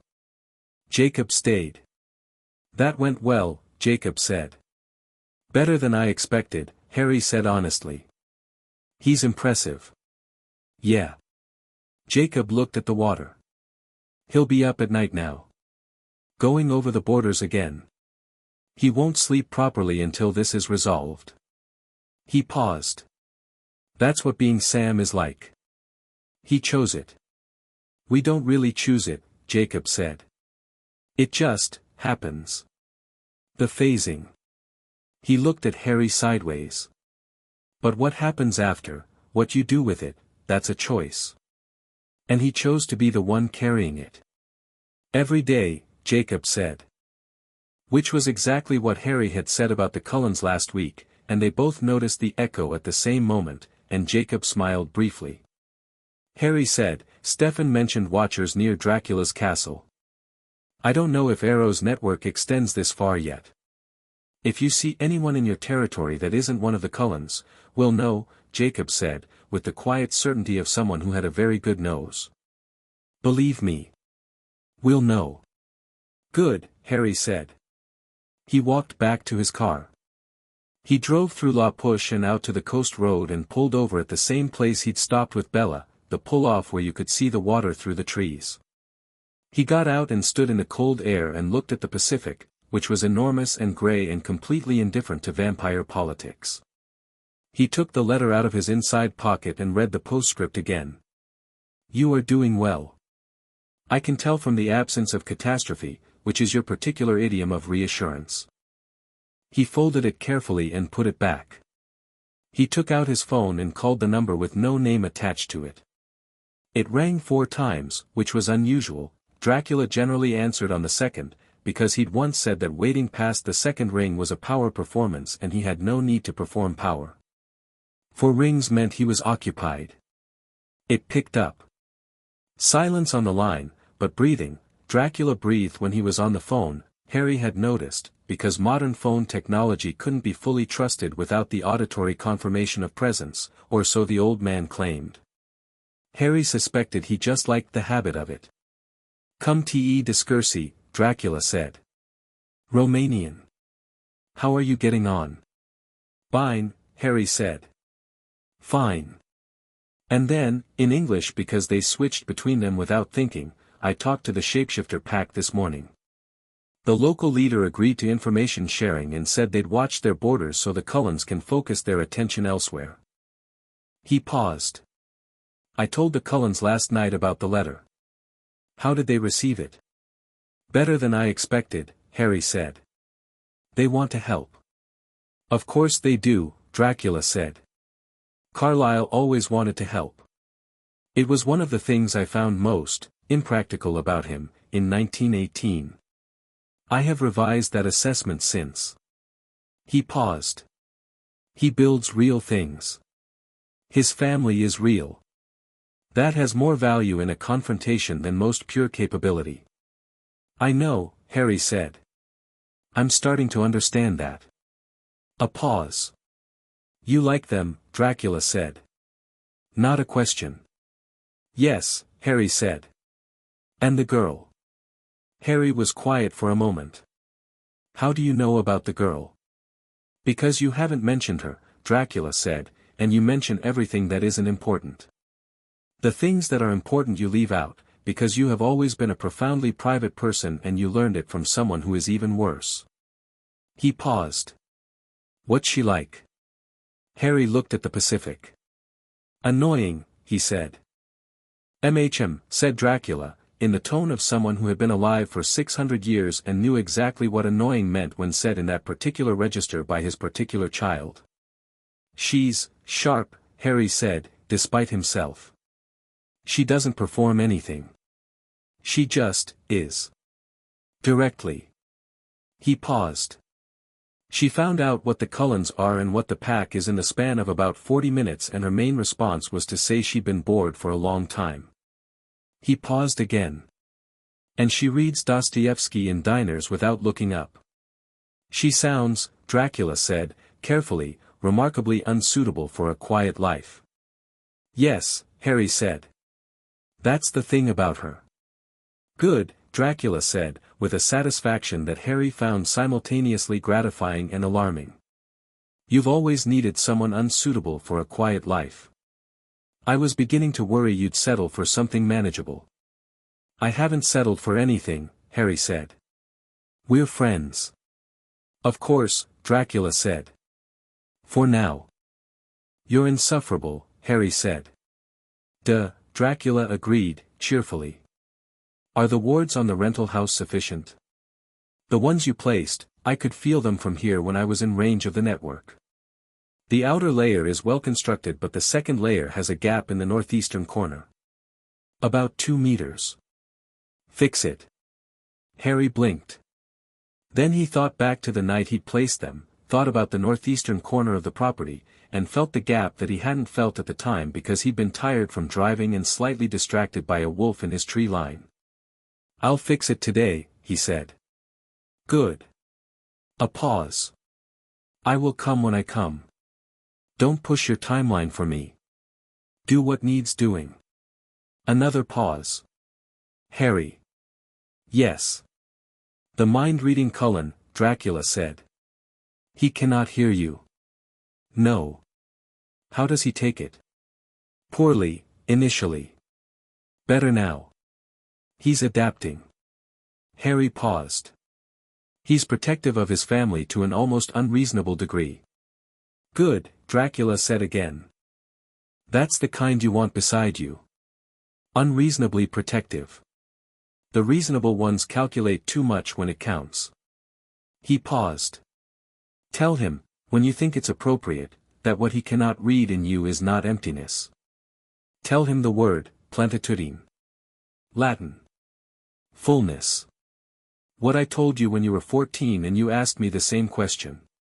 He paused. "He's been walking around thinking your silence means something is missing. It doesn't. It means the opposite." Harry was quiet for a moment. "You knew he'd try to read me." "I know Carlyle has a telepath in his family," Dracula said. "I've known since the 1980s. Of course I thought about what would happen when you two met." A pause. "Go fix your wards." "Yes," Harry said. "Come soon." "I'll come when I come," Dracula said. Then, a fraction of a second before he hung up, "Fiu meu. My son." The line went dead. Harry stood with the phone for a moment. The ocean was enormous and grey and completely indifferent, and he let it be, because some moments needed something large and indifferent to measure themselves against. Then he got in the car and drove back to the rental and fixed the northeastern corner of the ward. Bella came over uninvited at 7 that evening, which she had apparently decided was within the parameters of their friendship now, and which Harry, on reflection, also decided was within the parameters of their friendship now, so that worked out. She brought food, actual food, in containers, the kind that took time and a real kitchen to produce. She had the expression of someone who was doing a practical thing rather than a gesture, which was how she did most things. "I made extra," she said, at the door. "My dad is on a stakeout and I cook too much when I'm thinking about things." "What are you thinking about?" Harry said, stepping back to let her in. "You, mostly," she said, setting the containers on the kitchen table with the ease of someone who had decided to be comfortable in a space. And what's coming? And what I should be, I don't know. Doing. He got plates. She opened containers, pasta, something with chicken, bread, and they sat across from each other the way they had in the car and the way they had in other configurations over the past weeks, and the domesticity of it was easy in a way that Harry might have found alarming if he were the kind of person who found easy things alarming. "You went to La Push today," she said. "Not a question. Jacob told you." "Jacob texted me 17 times between 8 and 9 this morning." She looked at him. "He said you were, and I'm quoting, the most prepared person he has ever met and also slightly frightening." "That's kind of him," Harry said. He meant it as a compliment. "I know." She ate for a moment. "Then, what do you need me to do?" He looked at her. "This isn't your, don't," she said, without heat. "Don't do the thing where you tell me it's not my situation. You told me what's happening. You've been telling me things since day one, in bits, and I think that was deliberate. I think you wanted me to know. So. What do you need me to do?" He set down his fork. He thought about "do not make yourself small." He thought about how the people around him were arranging themselves, the Cullens, the pack, and now Bella sitting across from his kitchen table with pasta and honest eyes and the refusal to be told to stand aside. "For now," he said, "I need you to tell me if you notice anything unusual. Not supernatural necessarily, just anything that doesn't fit. Forks is small enough that things that don't fit are visible." She nodded. "Okay. What else?" "I need you to be willing to leave quickly if I tell you to," he said. She opened her mouth. "Not because you can't handle it," he said. "Because if my attention is split between protecting you and everything else, I'm less effective at everything else. Which serves no one." He held her gaze. "Can you accept that?" She thought about it, actually thought about it, didn't reflexively agree or refuse. He watched the consideration happen. Then she said, "If you promise to tell me what's happening." "All of it. In real time." "Yes," he said. "Then okay," she said. "Deal." They ate. The kitchen was warm and the rain had started again and the wards hummed quietly at their corrected frequency, all 3 layers, the northeastern corner now clean and seamless. Harry could feel them the way you feel a heartbeat, background, steady, yours. Bella said, after a while, "Dracula's coming." "Yes." "Are you nervous about that?" He thought about it honestly. "No," he said. "I miss him. It's a specific kind of missing. When you've grown up with someone, you carry them around with you, their voice in your head, their opinions about everything, the way they move through a room. But that's not the same as being with them." He paused. "I'll be glad to see him." She was looking at him with the 4th variant of the thinking face again. "Are you glad you came here?" she said. He looked at her steadily. "Yes," he said. And it was the most unqualified yes he'd said to a question in recent memory. "Very." She looked at her pasta. Then at the window. Then back at him, and the crooked smile came and didn't get reined in this time, just stayed. "Good," she said. Outside, the rain fell on the corrected wards and the trees were still and somewhere north of Forks, crossing an ocean and a continent toward whatever decision had been made, something old and patient and absolutely certain moved steadily west. Chapter 5, The Count Arrives. He came on a Sunday. Harry knew before he heard anything, before he saw anything, knew the way you know weather before it arrives, a change in pressure, a shift in the quality of the air. He was in the kitchen at 5 in the morning, tea in hand, watching the pre-dawn dark through the window, when the feeling came. Not alarm. Nothing like alarm.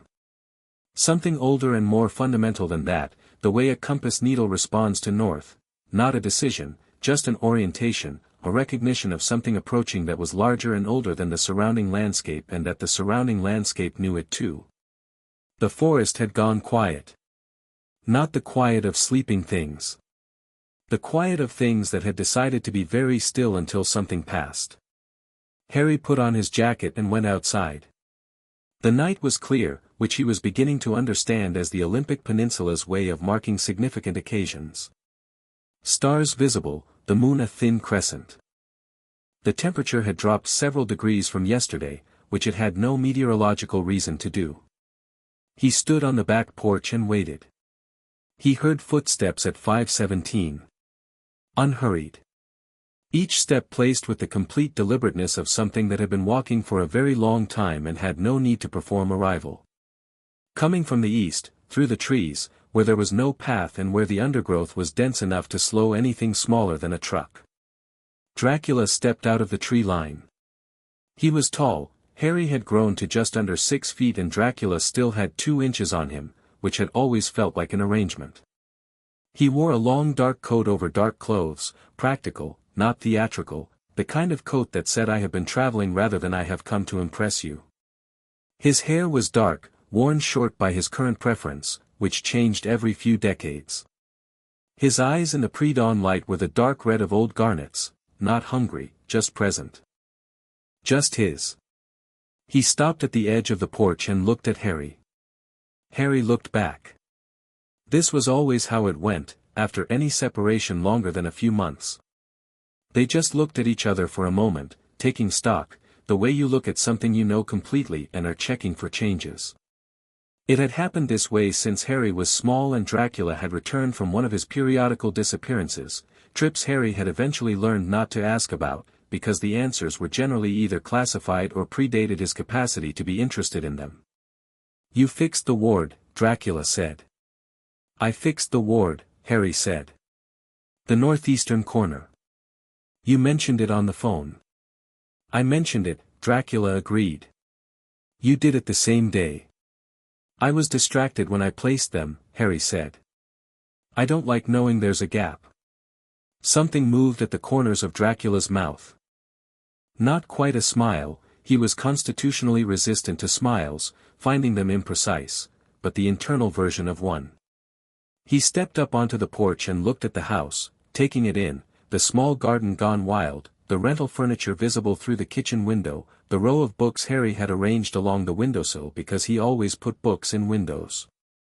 Small, Dracula said. It's a rental, Harry said. The Edinburgh flat was also a rental. It was smaller than this.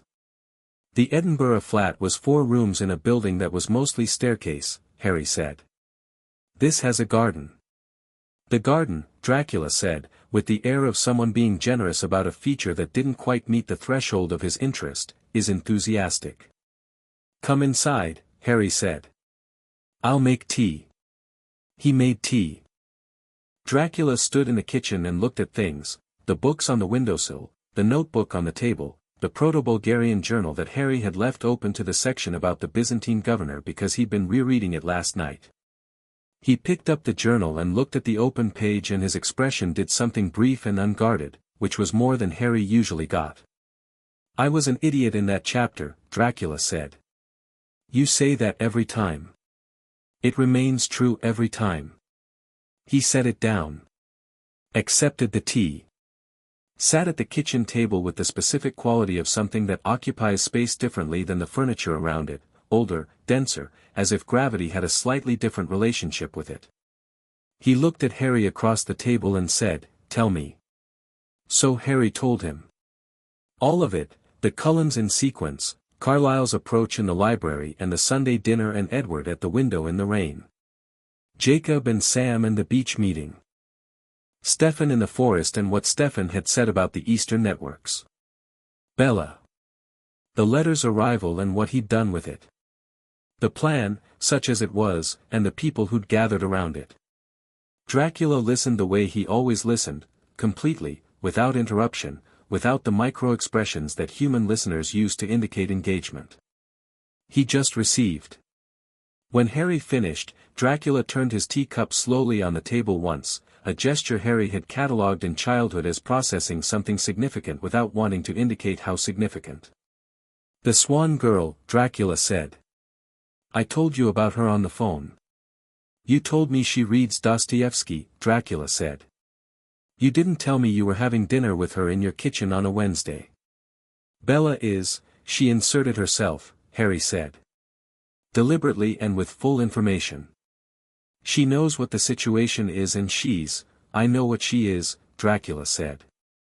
I could tell from how you said her name on the phone. He looked at Harry levelly. I'm not concerned. I'm interested. He paused. She sounds like someone who makes good decisions. She makes confident decisions, Harry said. The quality of them varies. That's the same thing, Dracula said, in people who are genuinely honest with themselves. The bad decisions teach them something and they use it. He took a sip of tea. I want to meet her. She wants to meet you, Harry said. She's been asking since I mentioned you were coming. Something crossed Dracula's face. Has she? She's read Stoker, Harry said. She had questions about the sourcing. Dracula set down his teacup with more precision than was strictly necessary. The sourcing, he said. I told her it was complicated. Complicated, he repeated, with the tone of someone to whom that word did not adequately cover the situation. He was quiet for a moment. Bram Stoker, he said, eventually, was a man of considerable imagination and very selective research methods, and what he produced was a work of fiction that used my name and my geography and approximately 4% of my actual biography and constructed around it something I find. He stopped. Tedious, he decided. I find it tedious. She'll want to ask you about the 4%, Harry said. I look forward to it, Dracula said, and meant it, which was the thing about him that still caught Harry sometimes, the way his interest, once genuinely engaged, was total. He hadn't survived 6 centuries by being bored easily, and things that weren't boring held his complete attention in a way that was, if you were the object of it, quite extraordinary. They sat in the kitchen until the sun came up, which in Forks in November was approximately 7:45. Dracula looked at the light with mild interest. No reaction, Harry observed. I don't burst into flames, Dracula said, with the patience of someone who had clarified this more times than was reasonable. I never have. The mythology was developed by people who had never actually seen me in daylight and were extrapolating from the behavior of much younger vampires, some of whom genuinely do have photosensitivity. He paused. The Cullens situation, the refraction, is different. A different kind of very old. He looked at Harry. When did Carlyle say he expected me? I haven't told him you're here yet. When were you planning to? After breakfast, Harry said. I thought you might want to eat something. Before the social engagement. Dracula looked at him for a moment. You're managing me, he said. I'm being practical, Harry said. You've been traveling. You should feed before you walk into a house full of people with exceptional senses who will be attuned to every variable of your state.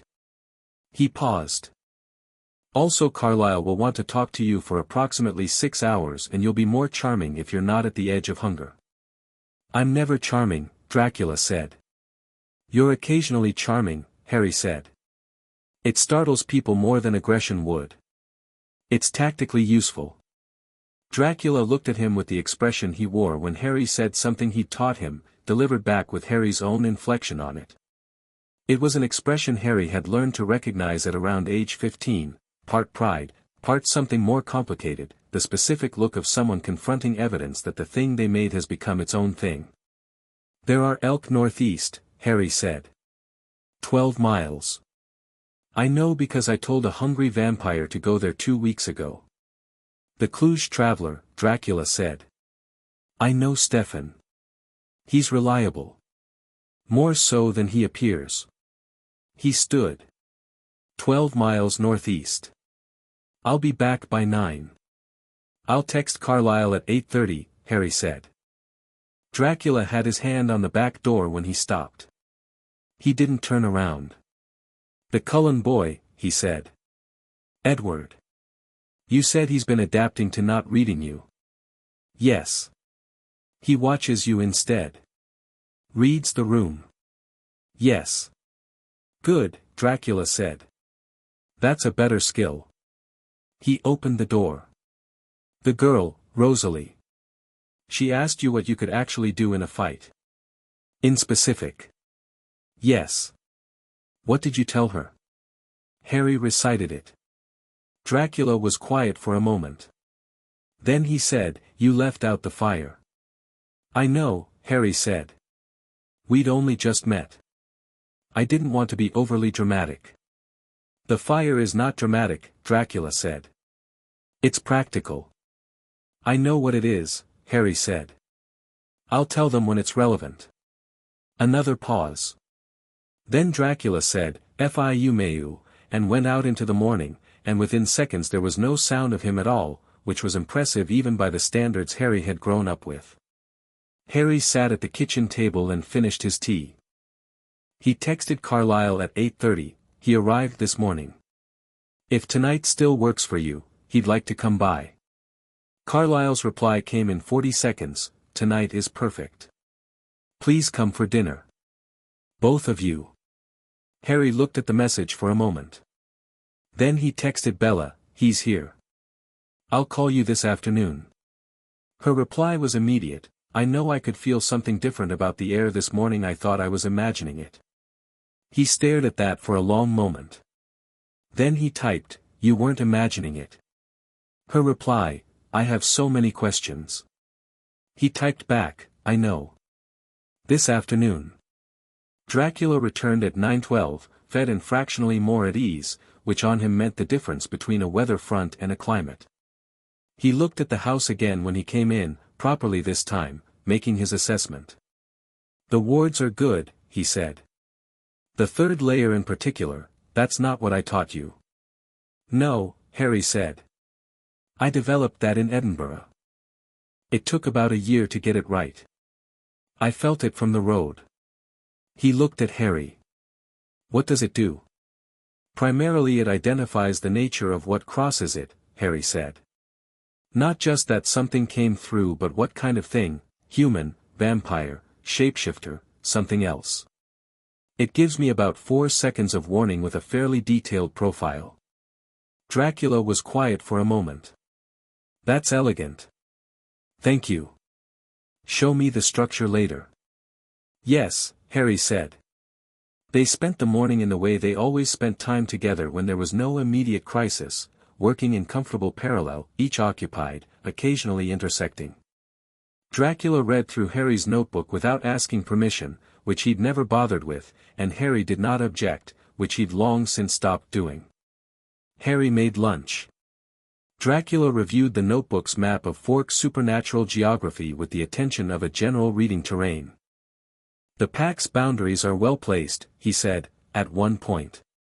"Sam Yulee is sharp," Harry said. "The Quileute tradition is old," Dracula said. "Older than most people give credit for. I've encountered it before, not this lineage specifically, but the pattern." He turned a page. "They'll be useful if it comes to a full confrontation. Not because of raw capability, though they have that, but because they know this land. That counts for more than people think." "I know," Harry said. "I told Carlyle the same thing. About not treating them as separate." Dracula looked up at him. Carlyle listened. He agreed. Dracula made a sound that was somewhere between approval and surprise, which was as enthusiastic as he got about other people's decisions. He went back to the notebook. At 2 o'clock Harry called Bella. She picked up on the first ring, which meant she'd been holding the phone, which was unlike her. She was generally not a phone holder. Can I meet him?" she said, before he'd said anything other than hello. "Tonight," Harry said. "We're going to the Cullens for dinner. Would you like to come?" A pause. "Will the Cullens mind?" "I'll ask Carlyle." He texted Carlyle while still on the phone with Bella. Carlyle's response was immediate, "Of course. Esme will be pleased." "Carlyle says yes," Harry said. Another pause, this one different in texture. "Harry. Yes. Is he scary?" He thought about this honestly, because she deserved honesty. Yes, he said. But not in a, it's not personal. He's just very old and very present, and most things that are very old and very present are inherently alarming. You'll feel it when you're in the room with him. He paused. But he won't frighten you intentionally. He's interested in you, which with him means he'll be more engaged than alarming. How do you know he's interested in me? He said he wanted to meet you at 5 in the morning before he'd been in the country 6 hours, Harry said. For him, that's enthusiasm. A moment of silence. Then, okay. What should I wear? Something you're comfortable in, Harry said. He has opinions about presentation, but he values authenticity more. How do you know what he values more? I know what he values more, Harry said. Trust me.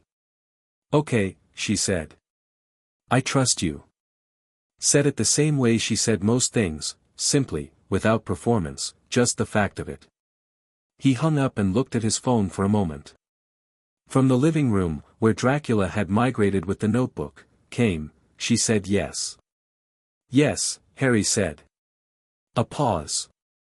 Then, in Romanian, something that Harry translated internally as approximately, good.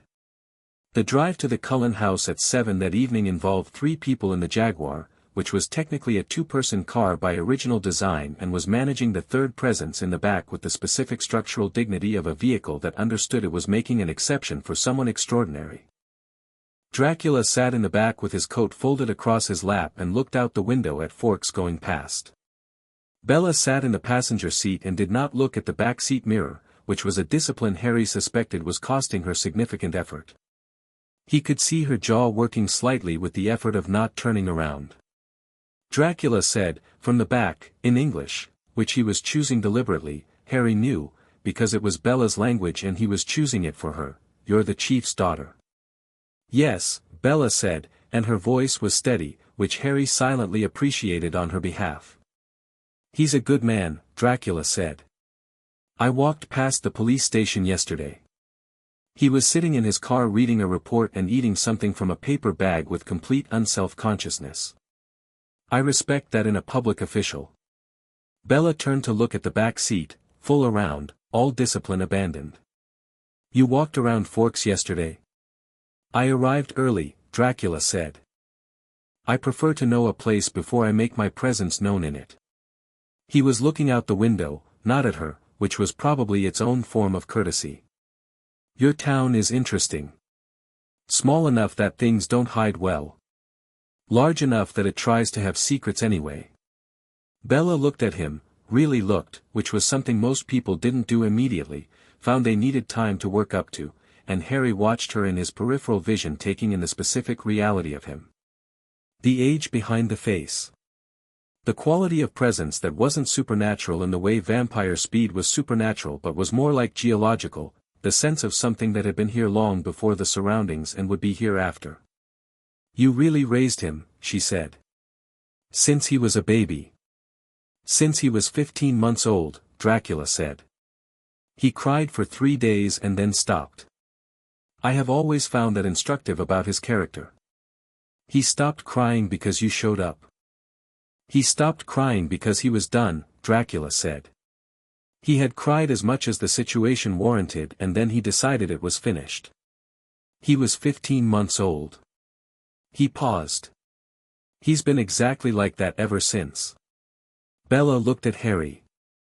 That's genuinely the most accurate description of you I've ever heard. I'm going to focus on driving, Harry said. Dracula, from the back, made the internal version of a smile. The Cullen house when they arrived was lit like a stage set, which Esme had clearly arranged with intent, every window warm, the exterior lights on, the front door open before Harry had cut the engine. He helped that Esme had more genuine warmth in her than most people accumulated in a single lifetime, and she was at the door when the 3 of them walked up, and she looked at Dracula the way she looked at everything, openly, with the specific quality of someone who had decided to be present rather than afraid. Welcome, she said, and meant it without qualification. Dracula looked at her. Something shifted in his face that Harry had seen perhaps 4 times in his life and never had a good name for, the thing that happened when someone surprised him in a purely human direction. He inclined his head, which was the most formal version of acknowledgement he had and which he deployed rarely.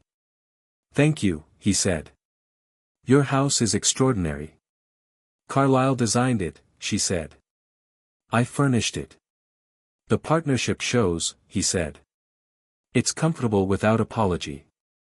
"That's rare." She smiled, and stepped back, and they went in. The living room was the full ensemble, all 6 Cullens arranged with rather less studied casualness than the Sunday dinner.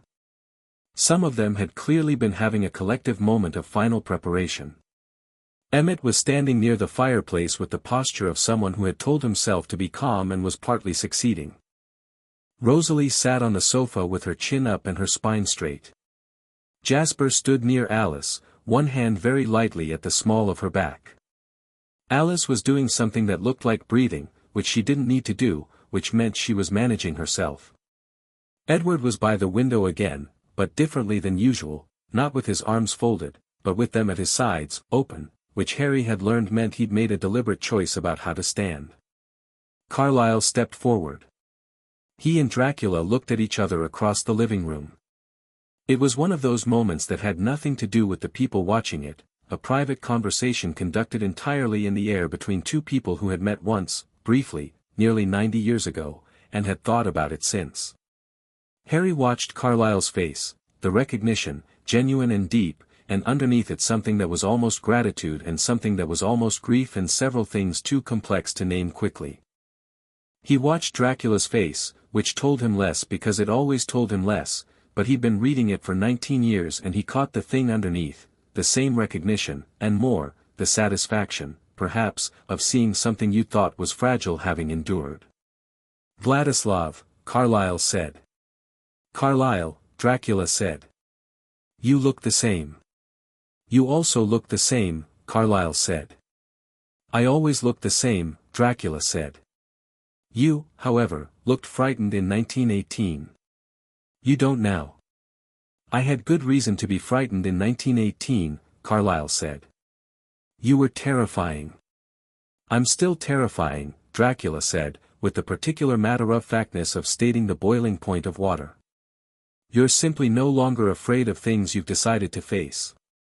Carlyle looked at him. Then he smiled, real, warm, complicated. "You told me that was possible," he said.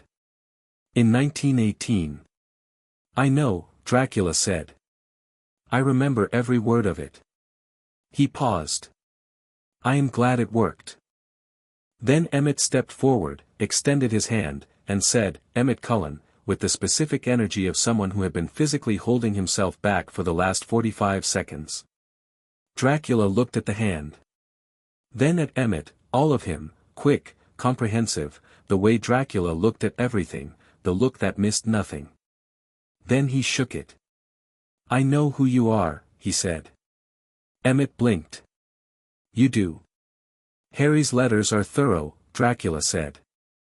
"You are the one who laughed during the confrontation that wasn't a confrontation. The one who immediately categorized Harry as interesting rather than threatening." He paused. "That's a good instinct." Emmett turned to Harry with an expression of absolute delight. "He knows about me." "He knows about all of you," Harry said. "He reads my letters." "I thought those were private," Bella said from beside Harry, quietly. "He's 600 years old," Harry said. The concept of privacy in correspondence is roughly as old as the Postal Service, which he predates by considerable margin. "That's not actually a justification," Bella said. "He knows that," Harry said. From across the room, Dracula said, "She's right." "It isn't." To Bella, directly. "I read them because he writes about things that matter to him and I am interested in things that matter to him. This is the closest I can articulate to an apology." Bella looked at him. "That's an interesting definition of an apology," she said. "I have an interesting relationship with apology," Dracula agreed, which was the most honest thing he'd said in public in some time, and which made Carlyle press his lips together against something that might have been a laugh. Dinner was set for 1. Esme had made something that smelled extraordinary and that Harry sat down to with genuine appetite while the rest of the room arranged itself around the table in various configurations of presents. Dracula sat at Carlyle's right, which was the correct seat in terms of Old World protocol and which Carlyle had either known or intuited and arranged accordingly. The Dostoevsky, Dracula said to Bella, who was seated across from him. Which is your preferred translation?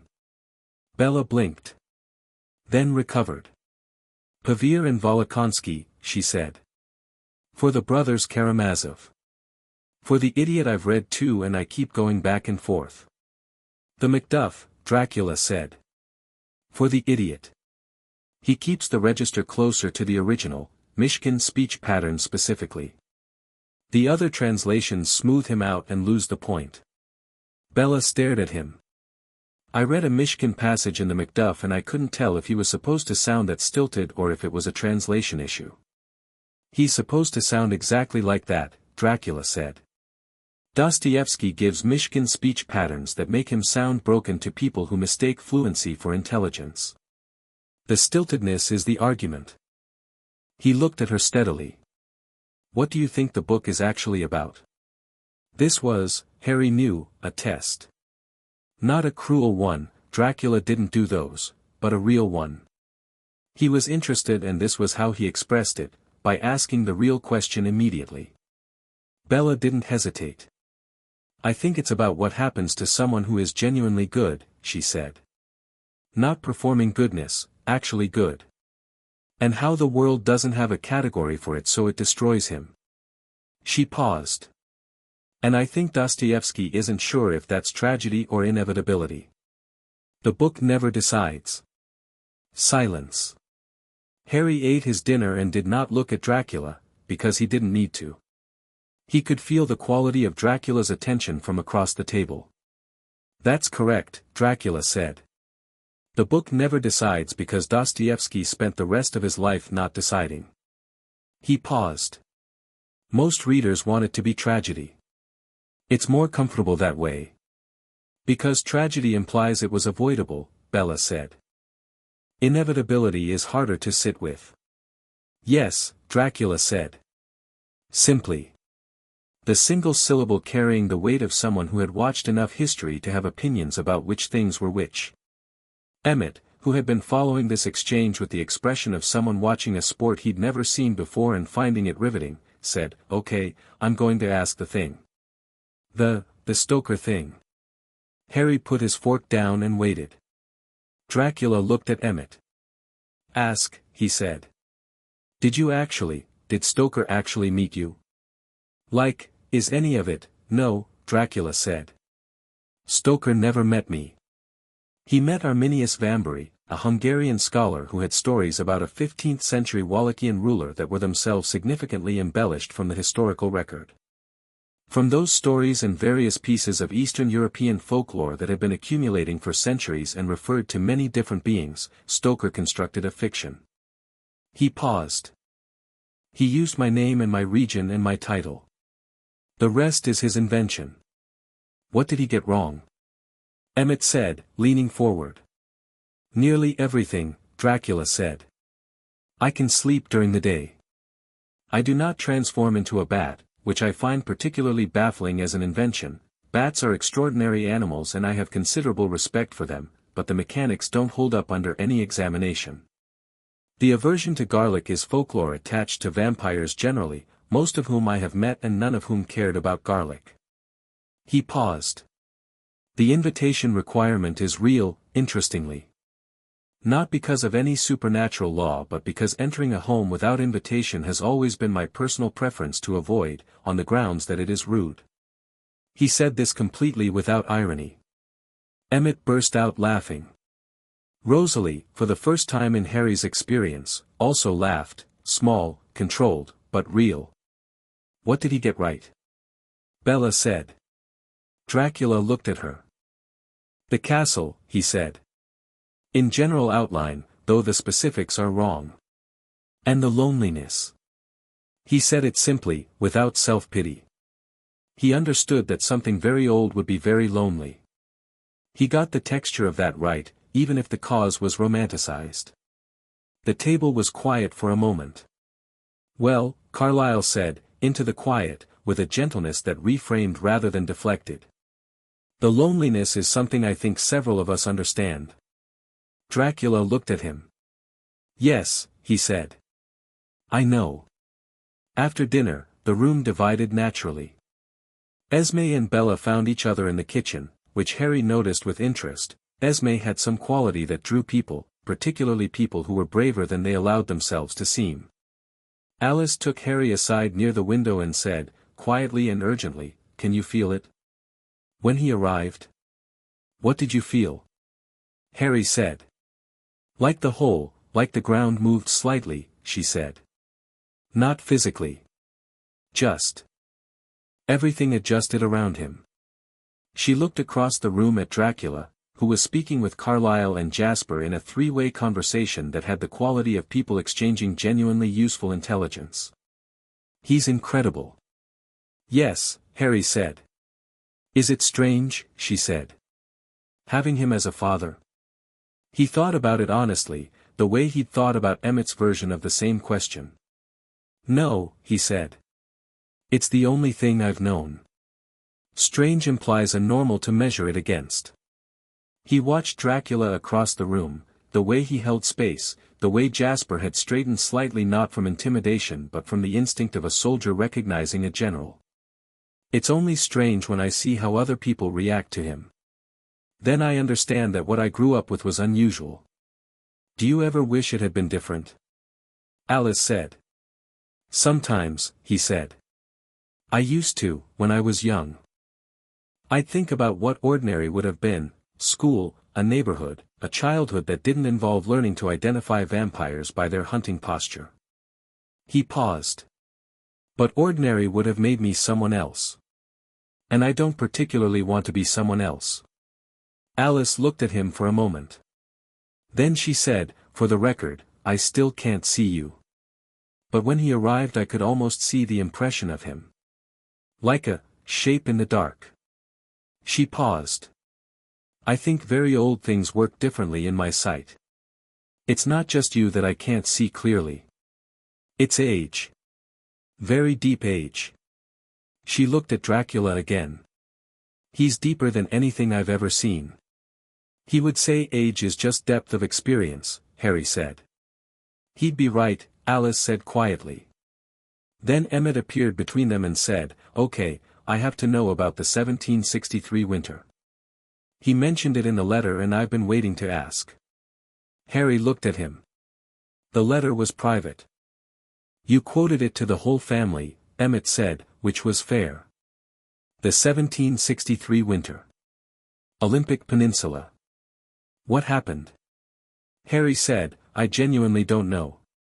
He mentioned it and then moved on. You could ask him. Emmett looked across the room at Dracula. Considered this. Then looked back at Harry. Would that be weird? He'd probably tell you, Harry said. He doesn't mind questions. He minds bad questions. What makes a question bad? Dishonesty, Harry said. If you're asking because you actually want to know, it's not bad. If you're performing curiosity to seem interesting, he'll know and it will go poorly. Emmett straightened his shoulders with the air of someone preparing for something real. Okay, he said. I actually want to know. He crossed the room. Harry watched him approach Dracula, watched Carlyle and Jasper make space, watched Emmett ask his question with the complete honest curiosity of someone who had no guile and knew it and wore it like a suit that fit perfectly. Watched Dracula look at him, really look, the way he'd looked at Harry across the kitchen table this morning. Dracula said something. Emmett's face changed. He said something back, and then Dracula said something else, and then they were in a conversation that appeared to be genuine, and Carlyle was listening with the soft expression of someone watching something they'd hoped for but hadn't expected. From across the room, Rosalie appeared at Harry's shoulder. She likes him, Rosalie said, looking toward the kitchen, where Bella's voice could be heard and Esme's laugh, low and warm. "Bella?" Harry said. "Esme," Rosalie said. "She doesn't, Esme is careful with people. She's warm, but she doesn't give her actual affection easily. The warmth is real but the depth of it takes time." She paused. She pulled Bella toward the kitchen within 10 minutes. "Bella is easy to like," Harry said. "Most people aren't easy to like," Rosalie said. "Most people are easy to be friendly toward. That's different." She looked at him. "You know the difference." "Yes," Harry said. Rosalie was quiet for a moment. "I've been thinking about what you said. At the first dinner. About Dracula respecting your choice." She paused. "About him being afraid when you were sick." Harry said nothing.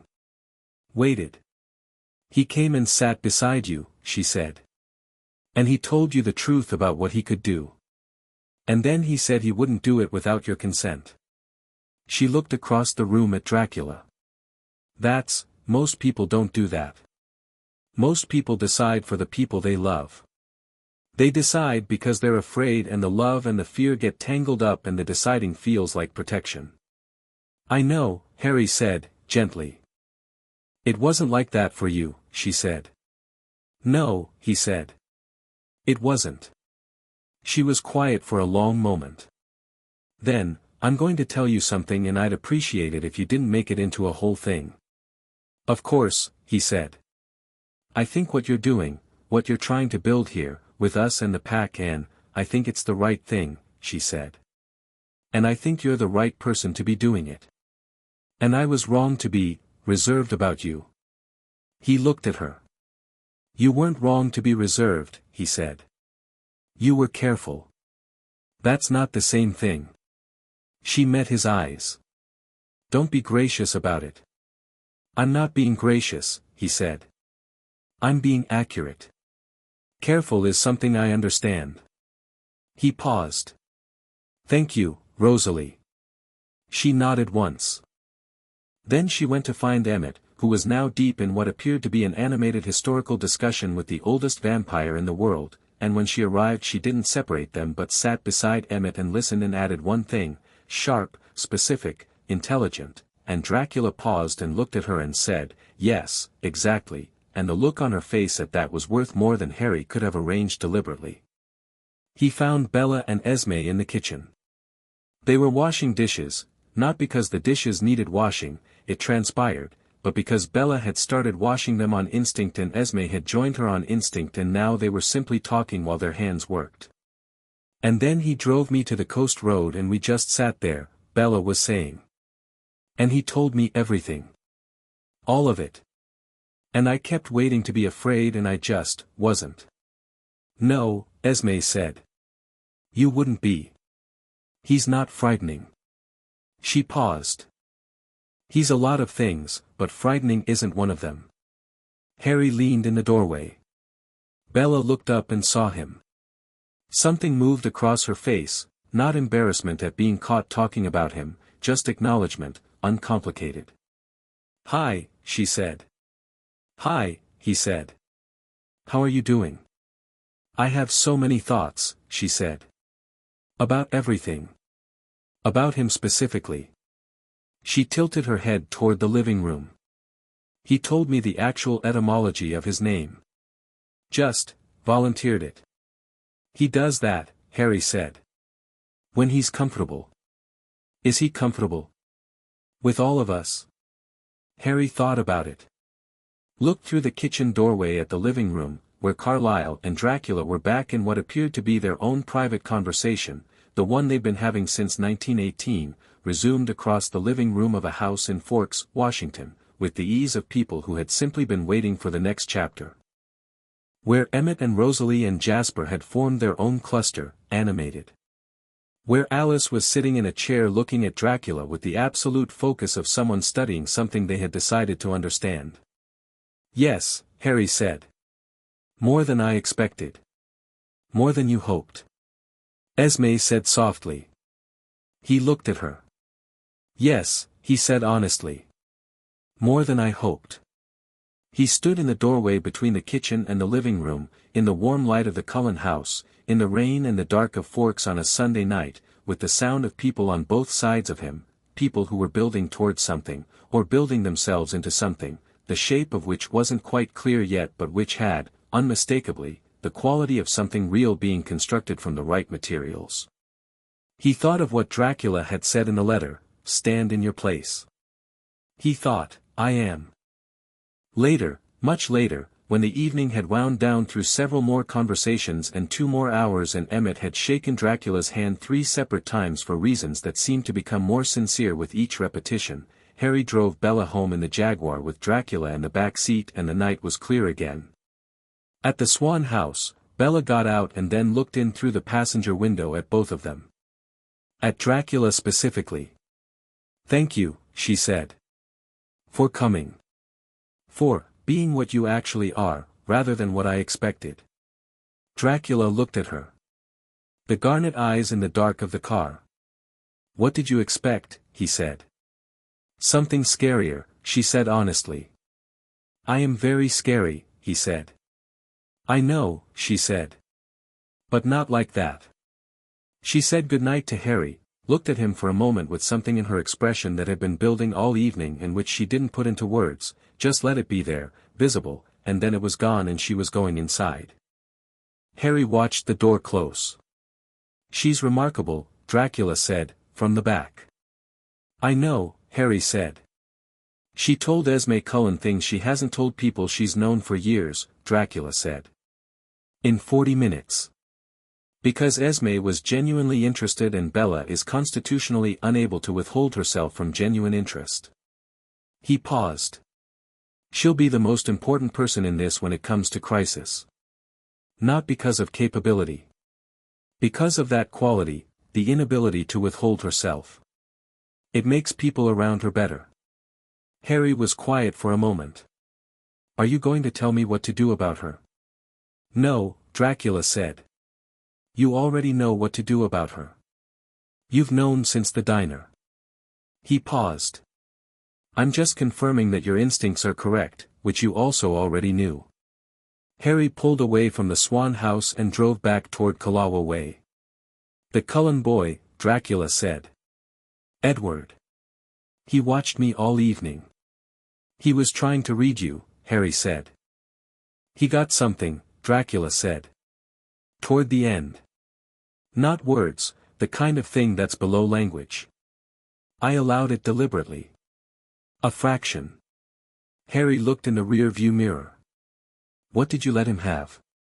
"The 1918 conversation with Carlyle," Dracula said. "The feeling of it. Not the words.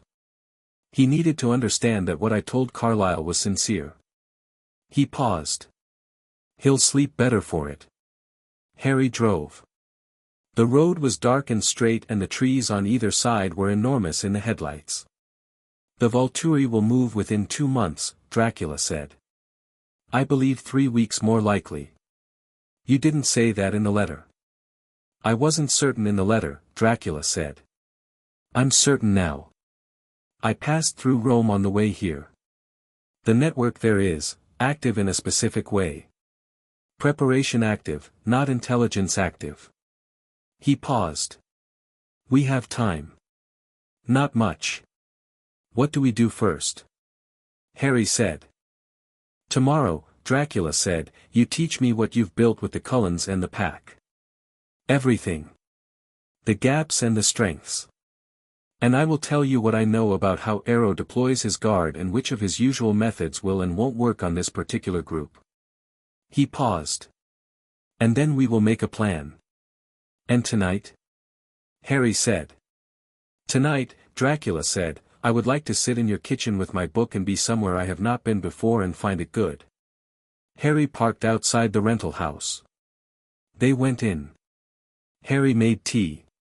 Dracula found the Proto-Bulgarian journal on the table and sat with it in the kitchen chair that had become, over the course of the day, his chair, in the specific unconscious way that chairs became someone's chair. Harry sat across from him with his own book, and the rain started again and the wards hummed at their 3 frequencies, and outside the forest was full of something that had shifted since this morning, not quieter, not louder. Different. Arranged. It felt, Harry thought, like a held breath before something important. It felt like the last calm before the shape of things became clear. He turned a page and let it be. Chapter 6, Volterra moves. They came on a Tuesday, which Harry thought showed a certain lack of imagination. He felt them before anyone else did, the ward's third layer doing exactly what he designed it to do, for seconds of warning and a profile, 3 vampires, old, moving from the south at speed and then slowing, which meant they'd identified the town boundary and were approaching with the specific deliberateness of people who had been told to be visible. Official. Announcing themselves rather than arriving. He was in the school parking lot when it happened. Biology had just ended. Bella was beside him. He stopped walking.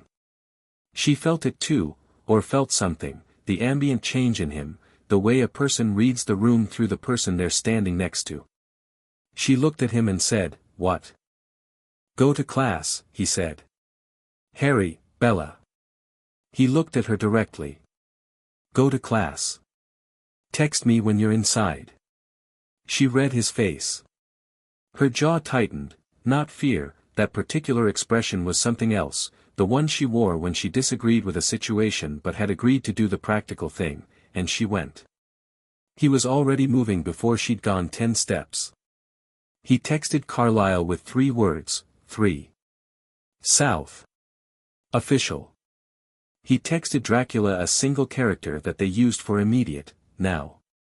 Then he put his phone in his pocket and walked to the edge of the school property and waited. They came down the main road into town without hurry. Moving at human speed, which was the courtesy that meant, "We are not here to fight." Not yet. 3 of them. The one in front was a woman, tall, dark-haired, with the bearing of someone accustomed to being the presence that defined a room rather than occupying it. Behind her, 2 men, one broad and deliberate and the other lean and still in the way that specific stillness Alec had, though this wasn't Alec. Harry had seen images, memorized descriptions, and this was neither Jane nor Alec nor Dimitri. These were older ones. The ones Arrow sent when he wanted to communicate seriousness without sending his primary weapons. The woman stopped 20 feet from Harry on the sidewalk. She looked at him with eyes that were the deep burgundy of infrequent feeding, careful, not hungry, and her expression was composed in the way of someone who had rehearsed this moment. "Hadrian Potter Black," she said. Not a question. "Harry," he said. "What's Arrow calling himself this century?" A fractional pause. She hadn't expected the counter, which told him she'd been given a script. "I am Mira," she said. "I speak for the Volturi." "I know who you speak for," Harry said. "What does he want?" "You have been located within an established coven's territory without registration," Mira said, returning to the script. Under Volturi law," Harry said, pleasantly, "established covens register their territory with Volterra, and individuals passing through or residing within that territory are subject to the laws the coven holds. The Cullens hold this territory.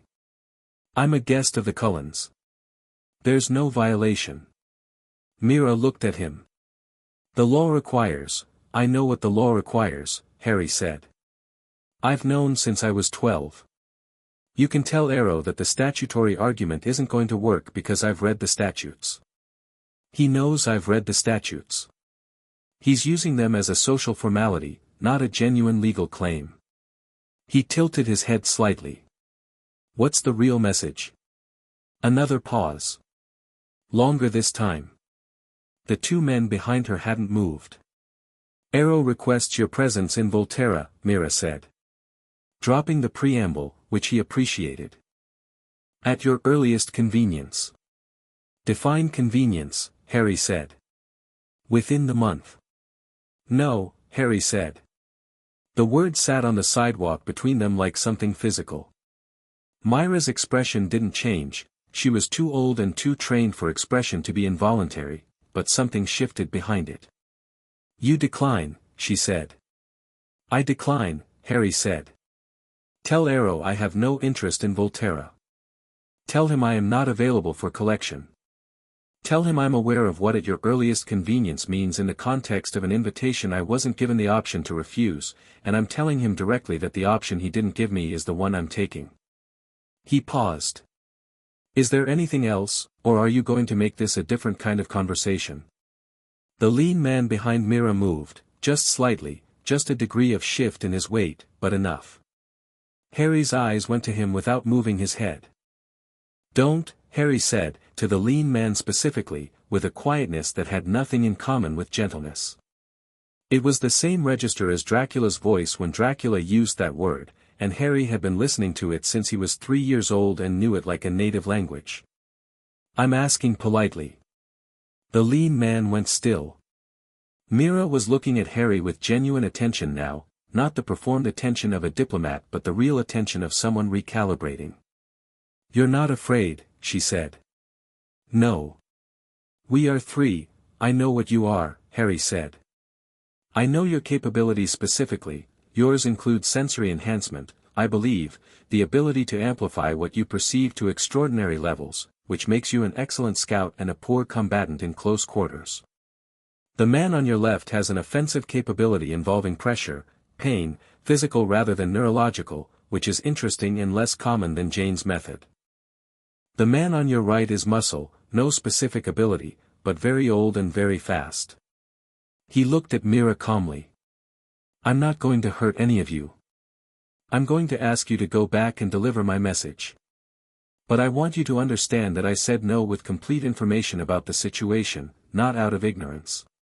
Silence. The morning traffic of Forks moved around them with complete indifference, a truck passing, a dog somewhere, the sound of the school bell announcing the start of the next period inside the building. Mira said, Arrow will not be pleased. I know, Harry said. I expect he'll be here personally within a month. He looked at her. Tell him I'll be here. Tell him I'm not hiding and I'm not running, and if he wants a conversation he can have one. But I come to that conversation on my own terms, in my own time, and not as a guest of Volterra. Mira looked at him for a long moment.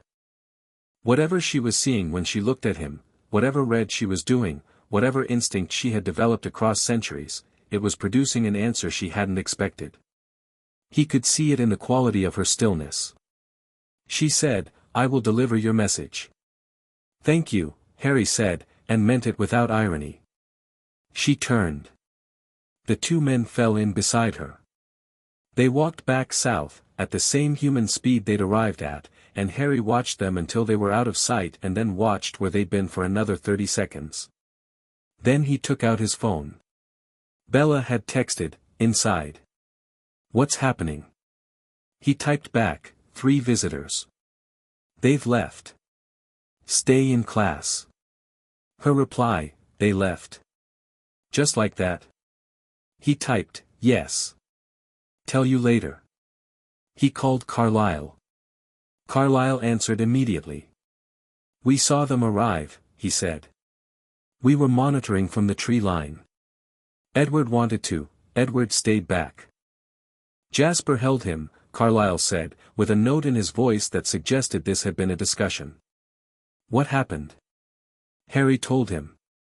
Concisely, without editorializing. Silence on the line.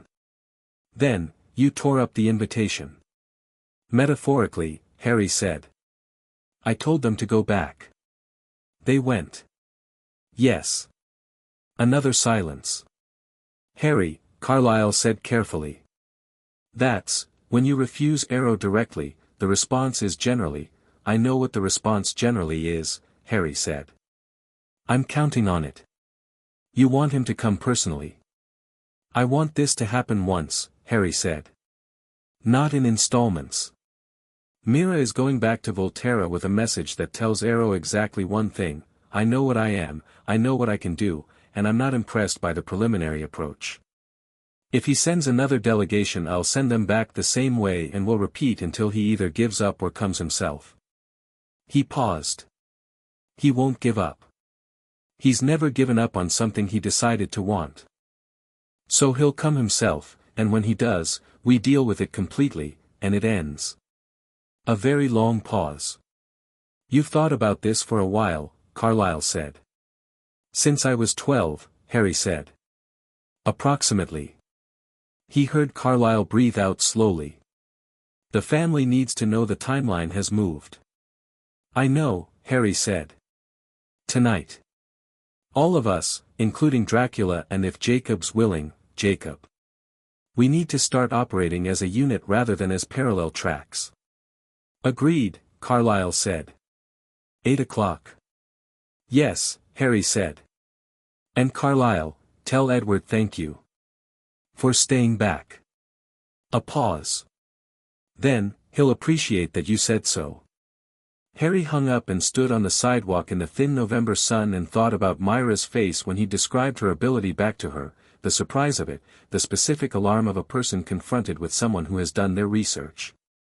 It was a good kind of alarm to produce. It spread through networks.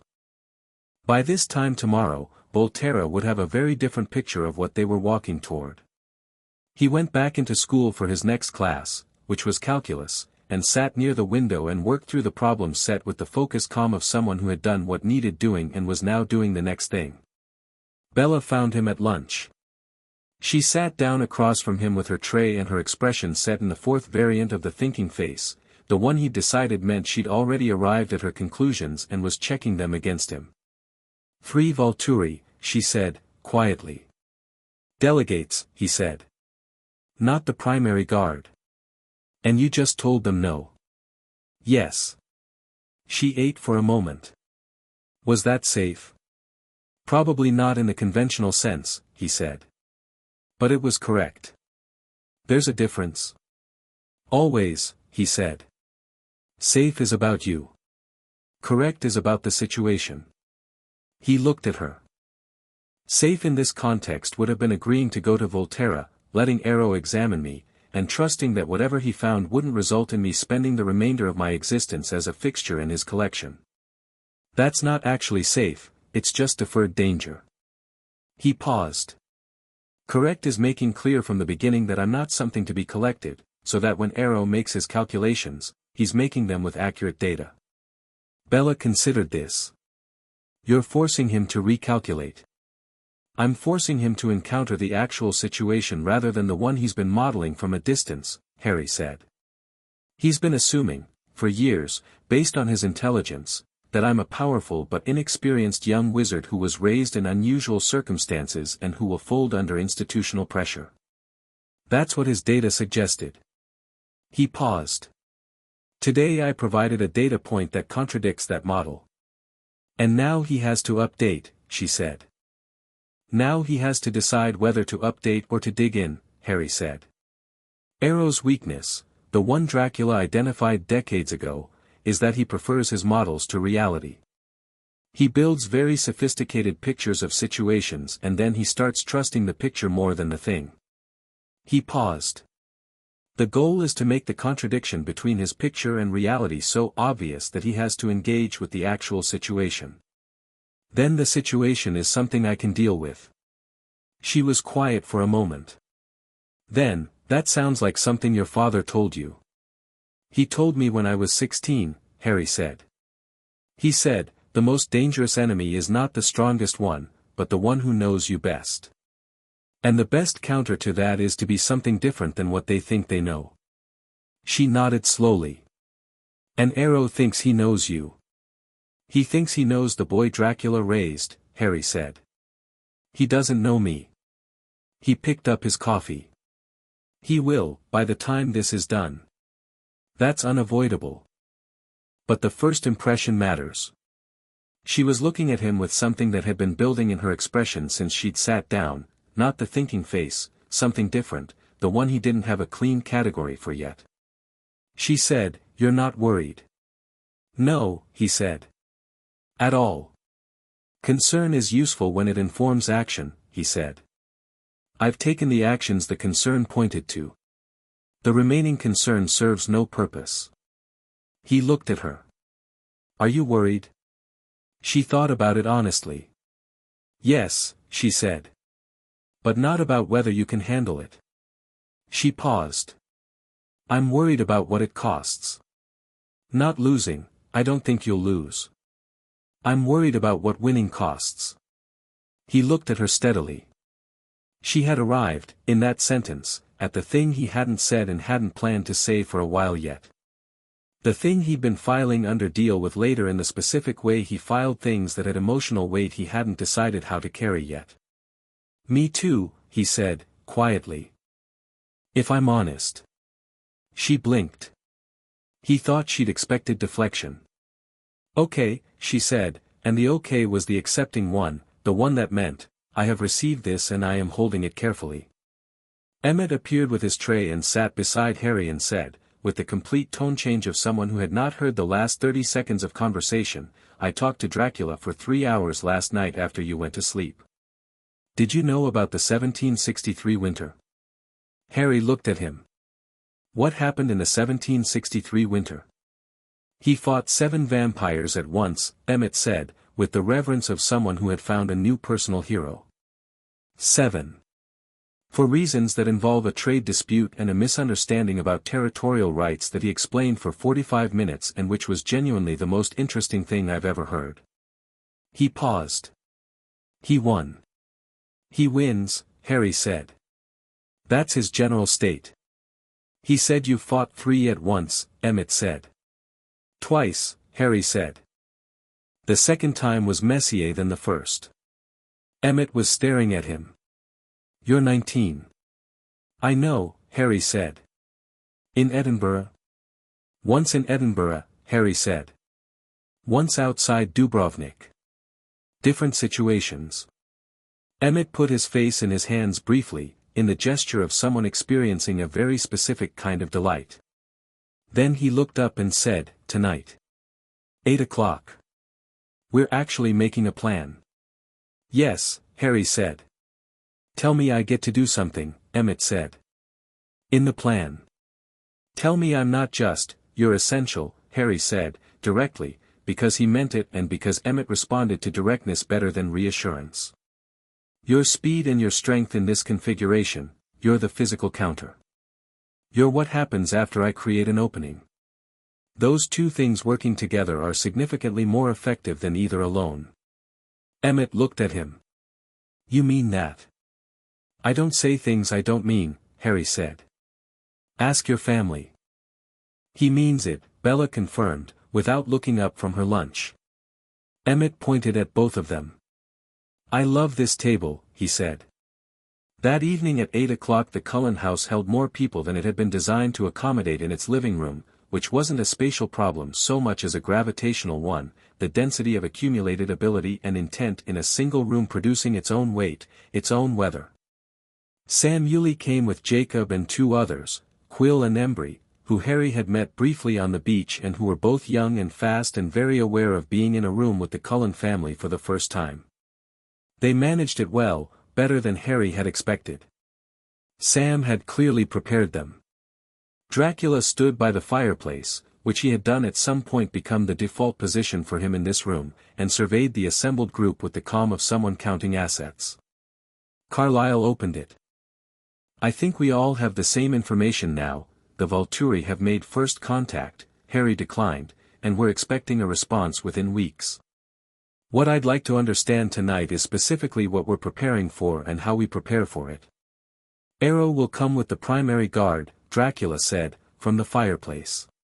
Jane and Alex certainly. Dimitri. Felix. Possibly Caius, possibly not. Caius doesn't travel for things he considers beneath him and I think he considers Harry beneath him, which is a miscalculation he'll discover eventually. He paused. He will not come to fight. He will come to negotiate from a position of overwhelming force. What's the difference? Sam said. Direct. Which was the right question. Negotiating from overwhelming force means he arrives, demonstrates capability, and expects the other party to capitulate, Dracula said. It's his standard method. It works because most things capitulate. He looked at Sam with the specific regard he gave to things he found worth regarding. The counter is to arrive at the negotiation already in a position that makes capitulation obviously irrational. He then has to either fight, which he won't do without certainty of outcome, or actually negotiate. And we make sure he doesn't have certainty of outcome, Jasper said. He'd been quiet, listening, organizing internally. Military brain, Harry had confirmed over 2 weeks of watching him. How? Harry took this one. 3 things, he said. First, Jane and Alec are Arrow's primary offensive tools. Jane can't affect me, I've established that. Alec's sensory deprivation is more complex. Dracula and I have been working on a ward structure that should extend coverage to everyone in a defined radius, but it needs testing. He looked at Jasper specifically. I'll need your help testing it. You can feel the effect of things on emotional registers, you'll be the most reliable indicator of whether the ward is holding. Jasper nodded. When? Tomorrow, Harry said. Early. He moved on. Second, Dimitri tracks by mental fix. He can't get a fix on me, same architecture problem. What he gets from the rest of you is another matter. For the duration of this confrontation, everyone in this room needs to be within my ward range when Arrow's party is present. Outside my range, Dimitri can track you and cut off retreat if Arrow decides that's useful. We won't be retreating, Emmett said. No, Harry agreed. But Arrow doesn't know that yet. He'll expect the option to be available to him. We remove it by removing Dimitri's effectiveness. And the third thing? Edward said. Harry looked at him. Chelsea, he said. She'll be there. She's always there. And what she does is emotional, she works on bonds, she strengthens or severs them. The way to counter her is to have bonds that are already too deep and too genuine to be redirected. He paused. Which means that what we're building here, in this room, tonight, it needs to be real. Not tactical. Real. He looked around the room, Cullens, Pack, Dracula by the fire. If it's real she can't work with it easily. It becomes friction rather than leverage. Silence for a moment. Then Sam said, Are you telling us to like each other? I'm telling you to be honest with each other, Harry said. Which usually produces the same outcome. He paused. This is already happening, I think. The conversations that happened over the last week, between your people and Carlisle's, between Jacob and me on the beach. That's not tactical. That was real. It builds something Chelsea can't easily access. He paused. I'm asking you to continue it. Deliberately. Sam looked at Carlisle. A long moment. Then he said, to Carlisle directly, your people stay east of the Kalawa when this happens. If it spills into movement, we come from the south. Your strong ones from the north. Black, he nodded at Harry, in the center. Carlisle looked at Sam. Then he said, yes. Agreed. It was the simplest exchange in the room all evening and it was the most important thing that happened. Jacob said, from his seat near the door, what about Bella? Harry felt the room adjust slightly. He said, Bella is not going to be present for the confrontation. She'll want to be, Jacob said. I know, Harry said. She's also agreed to leave if I tell her to. He looked at Jacob. I'm telling her to leave before it starts. She's agreed to that? Emmett said, with the expression of someone who had known Bella for approximately 2 weeks and found this claim slightly ambitious. She agreed to the principle of it, Harry said. When it's actually happening she'll be difficult. That's why I'm telling her early and telling her often so that by the time it happens it's established rather than argued. He paused. And I'm asking someone in this room to make sure she's actually gone. He looked at Jacob. Jacob looked back. Yeah, he said. Okay. Yeah, I can do that. Thank you, Harry said. Edward said, from the window, he'd moved closer as the evening progressed, Harry had noticed, incrementally, until he was now only a few feet from the main conversation rather than at its edge. What do you need from me specifically? Harry had thought about this. Edward's ability, which didn't work on Harry and might be compromised by Chelsea's proximity in a tense situation, was nonetheless the most valuable intelligence tool in the room in any scenario that didn't involve Harry specifically. I need you reading Arrow's guard from the moment they arrive, Harry said. Not Arrow, his mind is too complex and too old for quick reading, and he knows how to manage what he shows. But the guard. Jane and Felix and the others will think in ways that tell you what they're prepared to do before they do it. He paused. You'll be standing next to me when it happens. Whatever you pick up, you tell me. Edward was quiet for a moment. You want me to relay in real time? Yes. He stopped. That's more integrated than I've operated before. I know, Harry said. Is that manageable? Edward looked at him. The specific expression he wore when he was trying to read something he couldn't read, not frustrated anymore, just thoughtful. Yes, he said. I can do that. Good, Harry said. And then, there's something else you should know. Dracula told me to tell you something. He said, he glanced at Dracula, who nodded once. He said what you experience when you try to read me isn't emptiness. The Latin word is plenitudine. Fullness. What you're encountering is a mind that's too full for your ability to find an entry point, not one that's hollow. He held Edward's gaze. It's not absence. It's the opposite. Edward stared at him. Something moved through his face, complicated, layered, the specific expression of someone receiving information that reorganizes something they'd been carrying wrong for weeks. He said nothing. But he looked at Dracula, across the room, and Dracula met his eyes and gave him the smallest nod, and Edward looked back at Harry and said, "Thank you." "Don't thank me," Harry said. "Thank him. He knew it would matter to you." Edward looked at Dracula again. Dracula looked back. A brief, quiet exchange across a living room full of people, and then Dracula said, "You protect them well," and Edward blinked and said, "I try," and that was the entirety of it, but it was its own kind of complete. They worked for another 2 hours. Jasper took point on tactical positioning. He was, as Harry had guessed, extraordinary at it, mapping sight lines and movement patterns with the ease of someone who had done this across 2 centuries of different conflicts. Sam contributed the south approach, the pack's familiarity with the terrain, the specific intelligence of knowing every route and ridge line between La Push and Forks. Emmett and Carlyle worked through the physical counter-scenarios. Alice, who still couldn't see Harry but could see around him, committed to watching the peripheral approach, anyone Arrow sent ahead of the main party to establish position. Rosalie said, at one point, "What about the school?" "If it happens during the week, it won't," Harry said. "Arrow will choose a setting he controls. He'll contact us first, a location, a time. He's too careful to allow himself to be in a chaotic environment. He'll choose somewhere open," Dracula said. "He likes open.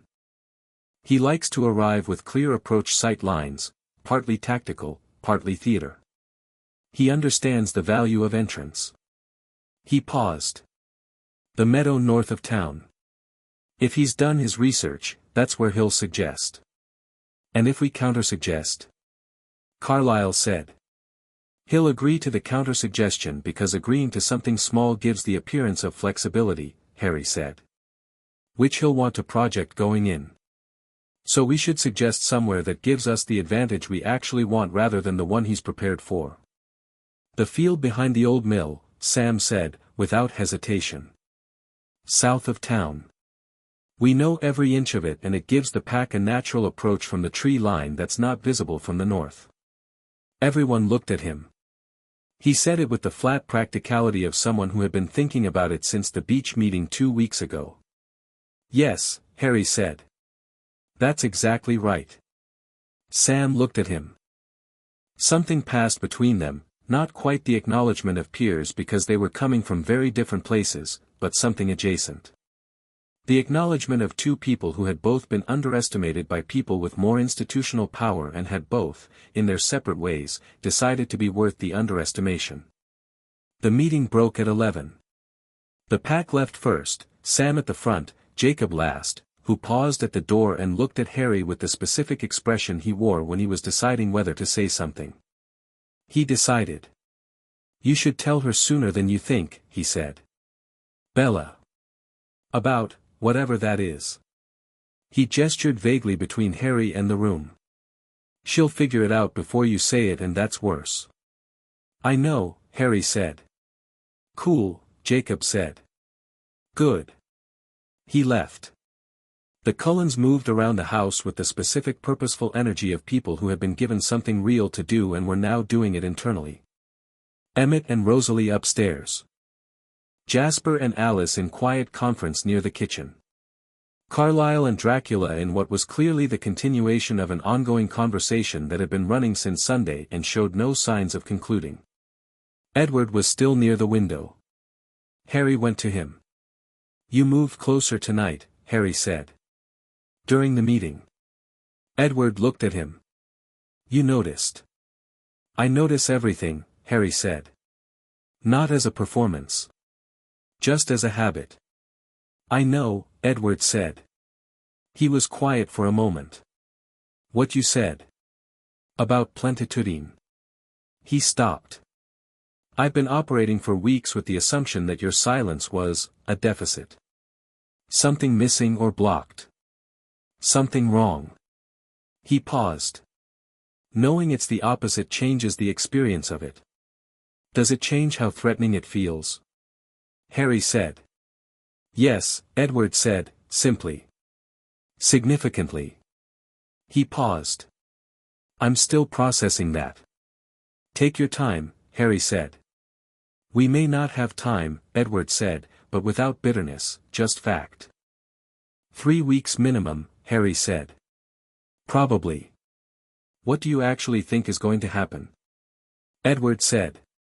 "Not what's the plan, not what are the tactical options. What do you actually think? The real question, the personal one, the one that the meeting hadn't quite gotten to." Harry thought about it honestly. "I think Arrow is going to come and discover that the situation is fundamentally different from what he expected," he said. "I think he's going to have to make a real decision, not a calculated one, not a managed one, but a genuine choice about what he's willing to spend on this." He paused. "And I think, when he sees the full shape of what he's dealing with, he'll decide it's not worth it." "You think he'll back down?" Edward said. "I think he'll choose not to proceed," Harry said, making the distinction careful. "Arrow doesn't back down. He makes new calculations. The goal is to change the variables of the calculation until the outcome he wants isn't worth the cost of getting it." "And if you're wrong?" Edward said. Harry looked at him. "Then we fight," he said. "And we win." Edward looked at him for a long moment. "You're very certain?" "Yes," Harry said. "Most people aren't certain. Most people manage uncertainty. Most people don't grow up training for specific things with an extremely thorough teacher who has been thinking about those specific things for 600 years, Harry said. "I'm not certain because I'm arrogant. I'm certain because I've done the work." He paused. "There's a difference." Edward was quiet. Then, "Do you know that you sound like him sometimes?" "Dracula?" "Yes. The way you deliver information. The specific flatness. Like the thing being said is simply true and the listener's reaction to it is their own business." Harry thought about this. "I was raised by him," he said. "I'd be surprised if I didn't." "It's not a criticism," Edward said. He stopped. "It's actually very useful. As a way of being." He paused. "I've spent a lot of years managing my certainty. Making it smaller so that people around me could breathe." He looked at Harry. "You don't do that." "I moderate when it's considerate," Harry said. "Not when it costs accuracy." A small silence.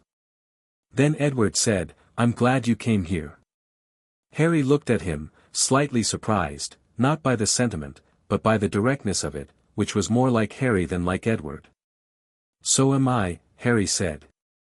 They went back inside and the evening wound down and eventually Harry drove back to Kalawa Way with Dracula in the passenger seat this time, which had happened naturally and which Dracula didn't remark on. Harry drove. The roads were quiet. Rain again. Jasper Whitlock, Dracula said, after a while. Hale, Harry said. He goes by Hale now.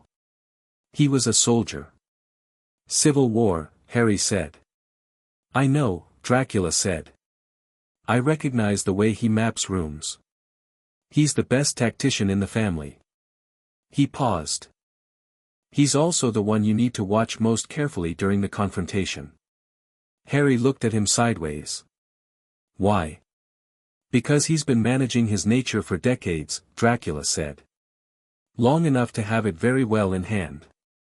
But in a situation with genuine threat-level adrenaline, the kind of Alturi deployment produces, old instincts can surface under the management. He paused. Not that he'll lose control. He won't. But he'll need to be positioned somewhere he can operate cleanly without being in the center of the highest stimulus. He paused. Which is the Pax side, not the Cullen center. Jasper on the southern approach, Harry said. With Sam. Yes. He won't like it. He'll want to be at the center of the action. Tell him it's because you need someone with his tactical ability coordinating the approach from the south, which is true, and which gives him the real job without putting him in the highest intensity position. Harry thought about this. You figured that out in 2 hours of watching him. I've been watching things for 600 years, Dracula said. The reading gets faster. They were quiet for a moment. Then Harry said, what do you actually think about them? The Cullens. Dracula was quiet long enough that Harry started to think he was going to redirect. Then he said, I think Carlisle Cullen has built something genuinely remarkable. Not because of capability is common, ultimately, if you live long enough. Because of character. He paused. He decided, very early and under circumstances that would have broken most things, what he wanted to be. And he has been that thing every day since. Without exception, as far as I can determine. He looked out the window. I have not always been consistent, he said, simply. I am what I am and I make no apology for it. But I recognize the thing he's done because it is the thing I have most consistently failed to do. Harry said nothing. The others carry pieces of that, Dracula continued. Edward's protectiveness, it's real, not performed. The girl Rosalie's anger is real and has a real source and she's making something constructive of it rather than destructive. Emmett is, he stopped. Emmett is genuinely good, he said, with the slight quality of surprise that meant he hadn't expected to conclude that. Not in the soft sense. In the structural sense. He was a good person before he was a vampire and he found a way to remain one. That's harder than most people appreciate. And Alice and Jasper. Complicated, Dracula said. Both of them. Both carrying histories that could have made them very different things. Neither of them is what that history made likely. He paused. That's also something I recognize. Though from the outside. Harry parked in front of the house. He cut the engine and they sat for a moment. Are you worried? Harry said. He meant it genuinely, not are you afraid. Dracula wasn't afraid, but the deeper version. The concern that lived in a different place than fear. Dracula looked at him. The garnet eyes in the dark of the car. No, he said. And then, after a moment, I have never in 600 years stood in a room full of people I trusted to do the right thing when the difficult moment came. He paused. I find that I am, uncertain how to carry it. The trust. He looked forward. I have managed situations alone for a very long time. The alone part was fine. I understood alone. He stopped. This is different. It's better, Harry said. Dracula was quiet for a moment. Yes, he said. I think it is. They went inside. Harry made tea and they sat at the kitchen table and the wards hummed at their 3 frequencies and outside Forks was sleeping and the trees were full of the particular stillness of things that had been still and watchful for a long time and were now beginning, very quietly, to prepare. Harry looked at his notebook. He opened it and wrote 1 line, 3 weeks. Maybe less. He looked at the line. Then he wrote underneath it, ready. And he was. Chapter 7, The Shape of War. The invitation arrived 11 days later. Not through Mira. Not through any representative Harry had seen before. It came in the form of a letter, delivered to the Cullen house at 3 in the morning, left on the porch with the precise placement of something done by someone who understood the statement of where a thing was left and why, written on paper that was older than the country it had been delivered to, in a handwriting that managed to be both beautiful and deeply impersonal. The way the handwriting of someone who had been writing for 3,000 years became beautiful through sheer repetition and impersonal through the same. Carlyle texted Harry at 3:15. Harry was awake, which Carlyle had apparently expected, because the text said simply, "It's here. Come when you're ready." He was there by 3:30. Dracula read the letter over Carlyle's shoulder. His expression didn't change, which meant nothing good and nothing bad. It meant he was processing something significant and had decided not to share the significance until he'd finished processing. Harry read it after them both. Arrow's prose was extraordinary. Harry had expected something formal and found instead something almost intimate, the letter of someone who considered himself and Harry to be having a long conversation that Harry had simply been slow to join. He wrote about Harry's mother with a specificity that meant he'd been researching for years. He wrote about Godric's Hollow. He wrote about Dracula's decision to keep a human child as though it were the most interesting thing that had happened in any century he'd been alive for, and his genuine admiration for it was somehow more alarming than contempt would have been. And then, at the end, clean and direct below the ornate preamble, the field behind the old mill at Forks. Saturday, 2 o'clock. I look forward, at last, to meeting you. Sam's location. Not theirs. Arrow had chosen their counter-suggestion. Harry set the letter down on the Cullen kitchen table. He chose the field, Jasper said, from the doorway. He chose it because choosing it signals flexibility, Harry said. He knows we'll read the signal. He wants us to read it. He wants to arrive having already demonstrated reasonableness. He looked at the letter. Which tells us he's planning to be very unreasonable about something specific. The ask, Edward said. He was fully across the room now, no window. He's going to be reasonable about everything except the one thing he actually came for. Yes, Harry said. Me. He looked up. It's Thursday. We have 2 days. Those 2 days were the most productive Harry had experienced in Forks, and Forks had become, in the short time he'd been here, surprisingly productive. Jasper ran the physical training. He did it with the complete professional authority of someone who had stopped apologizing for what he knew about half a century ago, and the Cullens responded to it the way people responded to genuine expertise, with the specific relaxation of being guided by someone who actually understood what they were doing. He placed each of them, ran through positions, adjusted. Harry watched and Jasper occasionally looked at him for confirmation, which Harry gave when he had it and questioned when he didn't, and they moved through it together in the easy collaboration of 2 people who had arrived at mutual respect through genuine engagement rather than courtesy. Sam ran the pack through their southern approach at night, the way they'd agreed. Harry went once, to learn the terrain with his own feet rather than his map memory. The pack moved through the forest with the specific confidence of things that had been born knowing this land, and Harry moved with them not matching their speed but matching their certainty, which was different. Jacob ran beside him at one point and said, "You're quiet for a human." "I was taught by something quiet," Harry said. "Is he coming Saturday?" Jacob said. "Meaning Dracula." "He'll be there," Harry said. Jacob glanced at him. "Where?" He'll be where he decides to be, Harry said. He doesn't position. He arrives where he's needed. Jacob absorbed this. That sounds inconvenient. It sounds inconvenient, Harry agreed. But in practice it's worked out consistently across 6 centuries, so I've stopped questioning the methodology. He tested the ward extension on Thursday evening with Jasper. The 3-layer ward, the version that covered others, he'd been developing it since he'd arrived in Forks, and he knew its theory precisely and its practice imperfectly, which was the gap he needed to close. Jasper stood in the center of the Cullen back clearing, and Harry extended the 3rd layer out in a radius, holding it, keeping it stable, while Jasper reported on what he felt. There's a pressure, Jasper said, the first time. Like, something is settling around me. Not uncomfortable. More like a change in air pressure.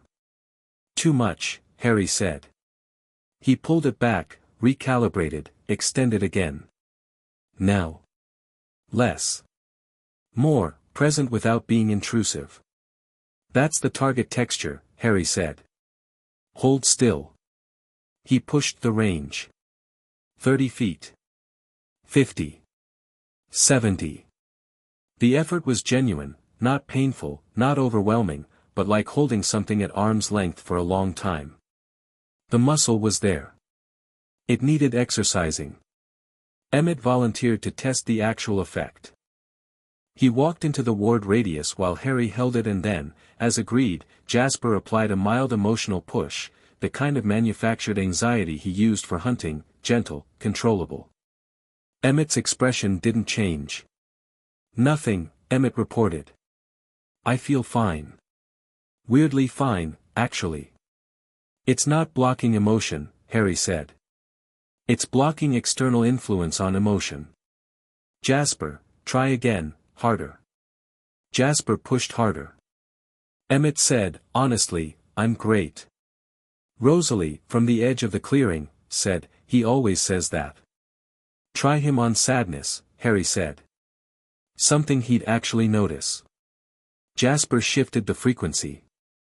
Emmett's face went through something brief and unwilling and then settled. Okay, he said. I felt that for a second. Then it dissolved. Good, Harry said. That's the ward catching it. He held the extension another 10 minutes, mapping its edges, finding the places where it thinned. There were 2, on the west side, where his attention drifted slightly when he looked toward the house, and at the outer limit, where the range tested the current boundary of what he could sustain. He ended the session and made a note of both thin places. The range is good, he said.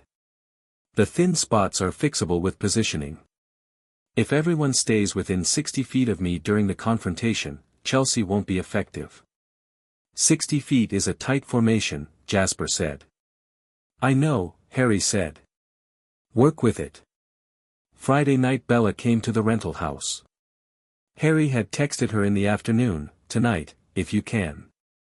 I want to talk before Saturday.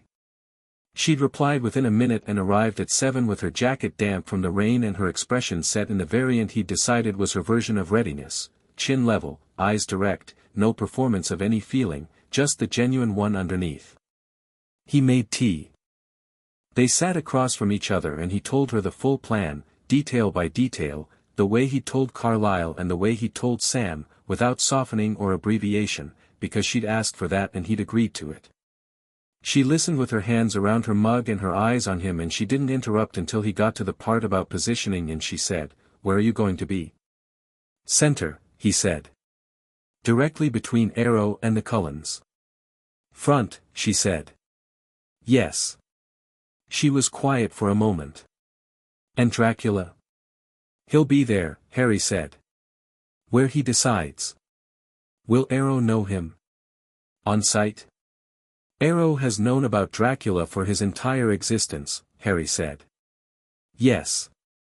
He'll know." She nodded. Slowly. "Is that good or bad?" "Good," Harry said. "Dracula's presence is a statement. It says, this is not a young wizard operating beyond his understanding of the situation. This is a young wizard who was deliberately prepared by the oldest thing alive and sent here with intent. He paused. Arrow respects intent. It's the one thing that genuinely adjusts his calculations. Bella was quiet for a moment. Then, what time should I leave? He looked at her. You said leave before it starts, she said. What time? The meeting is at 2, he said. I want you gone by noon. Out of Forks. Port Angeles, your friend Jessica's house, anywhere. Jessica will want to know why I'm showing up on a Saturday. Tell her you needed to get out of Forks, Harry said. That's true. She looked at him. Jacob's making sure I actually go. Yes. You arranged that. 2 weeks ago, he said. At the beach meeting. She stared at him. You planned that conversation.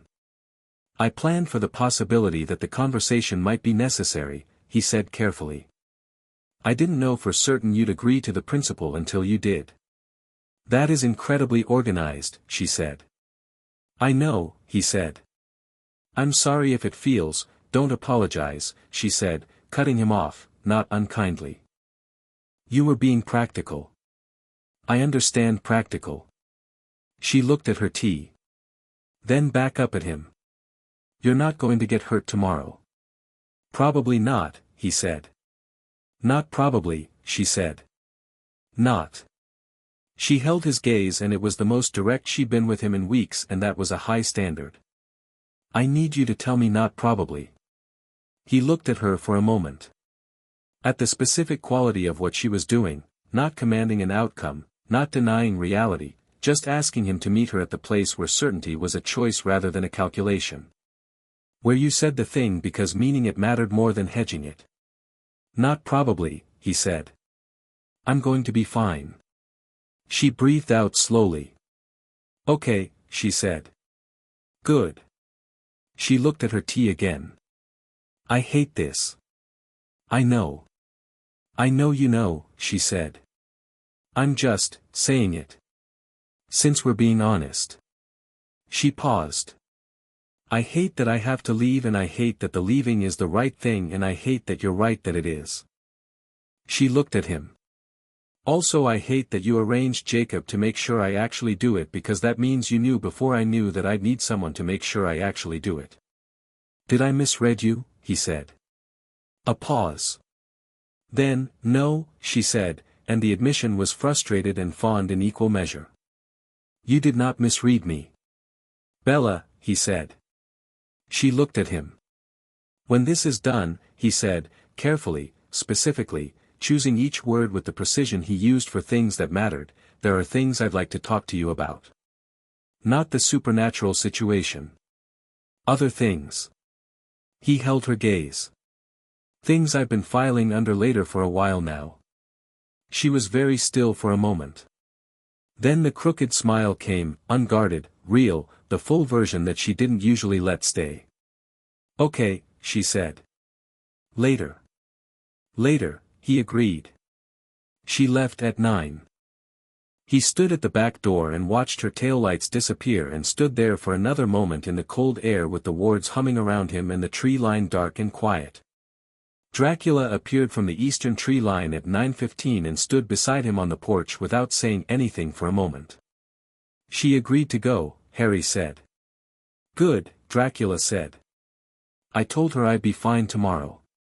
You will be, Dracula said, with the completeness of someone for whom this was a fact rather than a comfort. Are you ready? Harry thought about what he was ready for. The ward extension.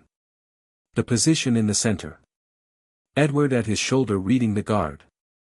Emmett and Carlyle flanking. Jasper and Sam from the south.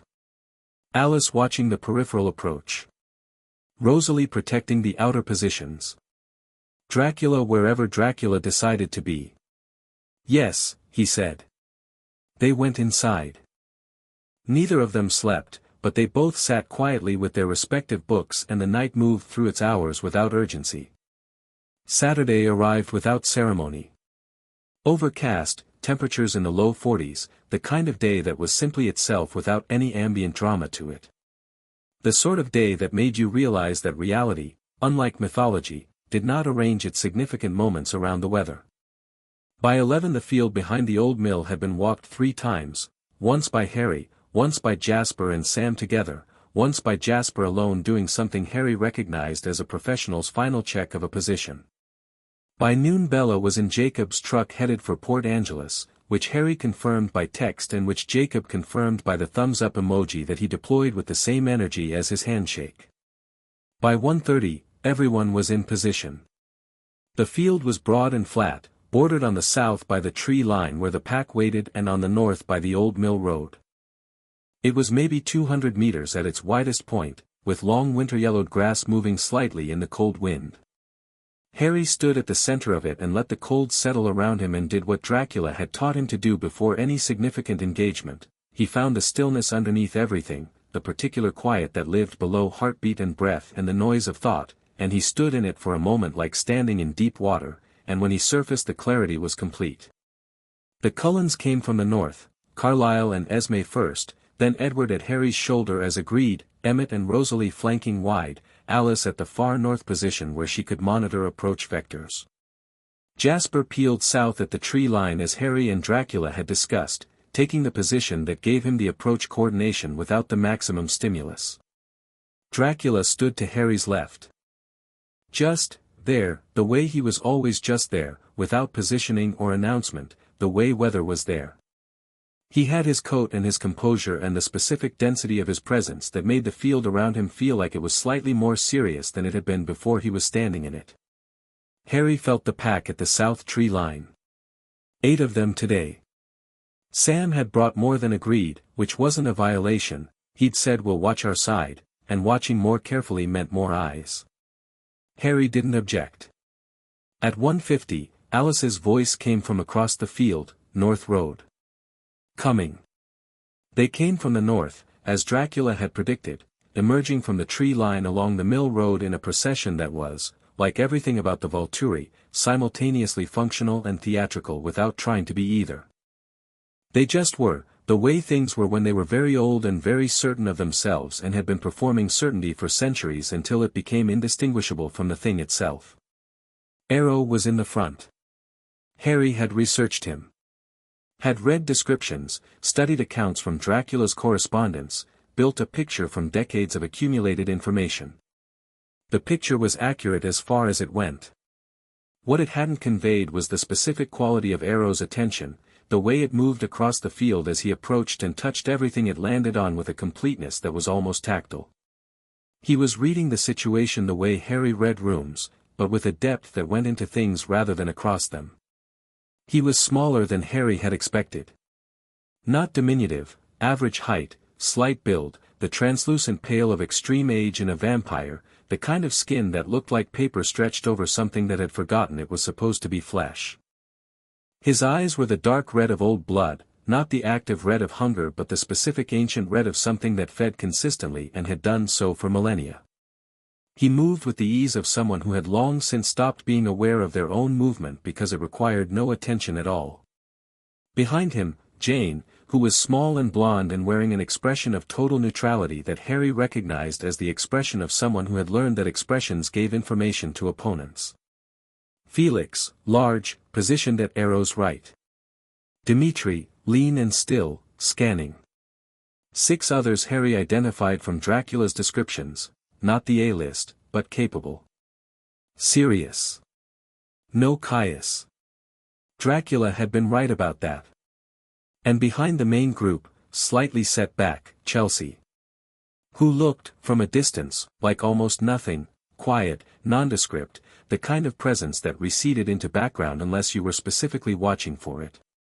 Harry was specifically watching for it. Arrow stopped 40 feet from Harry. His guard arranged around and behind him with the ease of people who had done this many times in many configurations. For a moment the field was simply quiet. Wind through the yellow grass. The specific weight of things that had not yet been said. Then Arrow smiled, and the smile was the most extraordinary thing Harry had seen in the encounter so far because it was completely genuine. Not manipulative, genuinely delighted.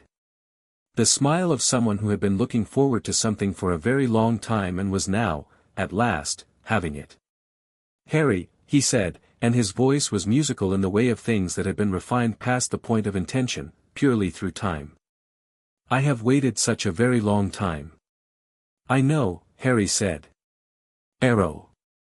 Something moved in Arrow's eyes at the name, the same fractional surprise that Mira had shown at the counter-question, the minor recalibration of a script. He recovered immediately and his smile deepened. "You are remarkable," he said, with the sincerity of someone who had been genuinely surprised by something and was making no effort to hide it. "I knew you would be, of course. But knowing and seeing are always different." His gaze moved to Harry's left. "And Vladislav," he said. "It has been long," Dracula said. Flatly. The single word landing like a closed door. "Yes," Arrow said, with the equanimity of someone who had chosen his battles very carefully for 3,000 years. "Long." He looked back at Harry. "I hope you received my letter." "I received it," Harry said. "It was beautifully written." "Thank you," Arrow said, and he genuinely meant it, which was charming in its own deeply unsettling way. "I have had considerable time to practice." He paused. "I think you know why I'm here." "You want me in your collection," Harry said, without heat. "Just fact." The word collection landed. Jane's expression shifted, microscopic, but Harry caught it. So did Edward, who was close enough that Harry felt the slight change in his stillness. "I prefer family," Arrow said, gently. "I know you do," Harry said. "I prefer accuracy." Arrow's smile didn't falter. He was, Harry thought, genuinely enjoying this. Not in a threatening way. In the way of someone who encountered very few things that surprised him and was encountering one now. "I have watched you for years," Arrow said. "I have been patient. I think you appreciate patience." "I do," Harry said. "It's a quality I inherited." "From Vladislav," Arrow said, and now he was looking at Dracula again with something that was complicated and old. "You made something extraordinary," he said, to Dracula. "I have always believed that. Even before I knew exactly what." "I did not make him," Dracula said. "I taught him. There is a difference." He paused. "He made himself." Arrow looked at Harry with the deepening of that genuine attention. "Will you give me your hand?" he said. "Just to know you. As I know everyone I meet." "No," Harry said. The word sat there. Jane's expression shifted again, more this time, something that was almost surprise. Felix straightened fractionally. "It would be," Arrow began. "I know what it would be," Harry said. "Every thought I've ever had, available to you." "No." He held Arrow's gaze evenly. "I'll tell you what you want to know, if the question is something I'm willing to answer. But I'm not giving you my hand." Arrow was quiet for a moment. Then he said, "You can't know how singular your ability is. What you carry, the magic of the sacrifice your mother made, restructured through years of training with the oldest being in existence. I have collected, gathered, people with extraordinary gifts my entire life. What you have is beyond, Arrow," Harry said, and the name stopped him. "I know what I have. I've known my entire life. I've also known, my entire life, that you would eventually come to try to take it." He paused. "I want you to understand that I am not afraid of you. I want you to understand that not clearly and not as provocation, but as the actual truth of the situation, so that you can make your calculations with accurate information." He let that sit for a moment. "I am not going to Volterra. I am not going to join your guard. I am not going to give you my hand. And I am not, under any circumstances, something you are going to leave today having collected." Silence. Long enough to be a real silence, not a pause. Then, behind Arrow, Jane moved. Harry had been watching her. Had been watching all of them, simultaneously, the ward steady at his 60-foot radius, Edward close at his shoulder and radiating the particular quality of someone receiving information in real time and managing it. When Jane moved, Harry felt Edward go very still beside him, and then Edward said, quietly, 2 words, "She's trying." Harry looked at Jane. She was looking at him with her full concentration, the look, presumably, that she gave to everyone she used her ability on, the look of someone applying their ability with intent. Her face showed nothing. But her eyes were the eyes of someone straining. Nothing happened. Jane's expression changed. Not much, but enough, the specific change of someone who has never experienced failure with their ability and is experiencing it now for the first time in a very long time. "It won't work," Harry said to her, not unkindly. "Not on me. I know that's unusual." Jane looked at him. Her expression was, for a fraction of a second, before she composed it, genuinely young. Confused in the way of something very young encountering its first real limit. He had the sudden impression of how old she was when she was turned, and felt something for her that was complicated and kept to himself. Arrow had watched this exchange with the fullest version of his attention. He said, carefully, "Alec." The sensory deprivation began at the edge of the ward and stopped. Like water reaching a wall, Harry felt it arrive, felt the ward absorb it, felt the effort of holding the absorption and held it. At his shoulder, Edward said quietly, "He knows the ward is there." "He's telling Felix to." "I know," Harry said, equally quiet. "Hold." Felix moved. He moved fast, genuinely fast, the speed of a very old, very large vampire, which was a specific category of terrifying, and Harry felt rather than saw the trajectory and extended his right hand and said one word in Proto-Bulgarian that had no direct translation but meant approximately "stop, hold, do not proceed," and Felix stopped. Not gradually. Completely. Mid-stride, 1 foot off the ground, suspended not physically but effectively, the ward catching his motion at its directed point, arresting it, holding. Felix looked at his own body with the expression of someone who has moved confidently for a very long time and has discovered that confidence is not sufficient. The field went completely still.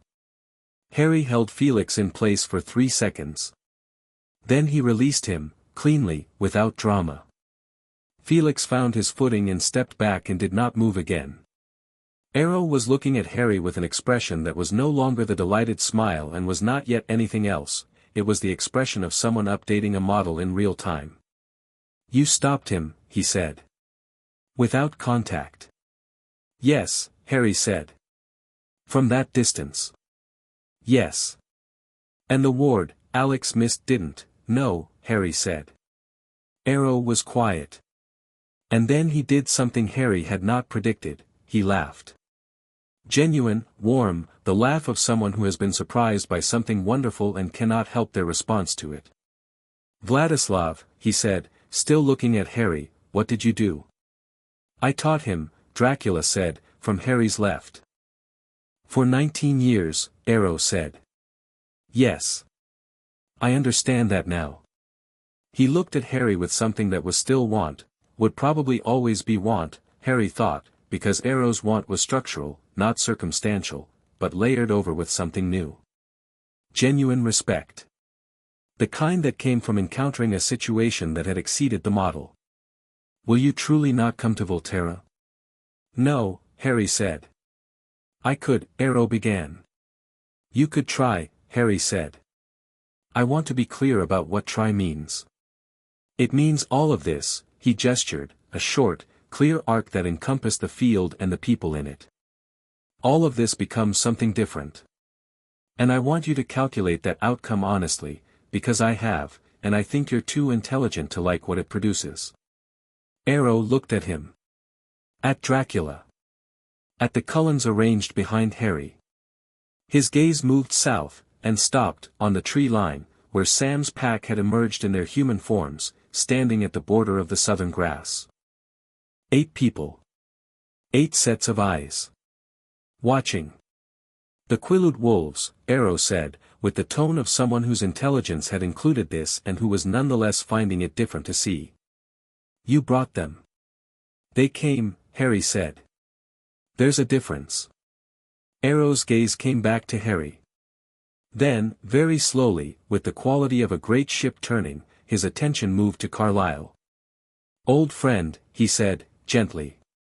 Arrow, Carlyle said, from behind Harry. His voice was steady, warm, and completely without apology.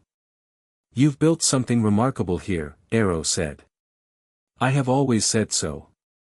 You have, Carlyle agreed. And you've always been welcome to observe it from a distance. Something moved in Arrow's face. You align yourself with this. He looked at Harry. Completely, Carlyle said. No hesitation. Arrow looked at the Cullens one by one. Then at the pack. Then at Dracula. Then back to Harry. You know I don't lose, Arrow said, quietly. Not a threat, an observation, the kind of thing you say about the weather, or about a law of physics. I know you don't lose, Harry said. I know you've never been in a situation where the variables were arranged like this. He held Arrow's gaze. This isn't a situation you lose. It's a situation you choose not to enter. That's different. You're too old and too intelligent to confuse the two. The wind moved through the yellow grass. Jane was very still. Felix was very still. Dmitri had not moved once during the entire exchange, which told Harry that Dmitri was the most disciplined one present. Chelsea, at the back of the group, Harry checked on her with a fraction of his attention, found the ward holding its shape, found nothing changing in the emotional register of anyone in his radius. Arrow said, What do you want, Harry? For this to be over, Harry said. For you to go back to Volterra and note in whatever record you keep that I'm not available, not collectible, not a resource for Volterra's use. And for this town to be left alone.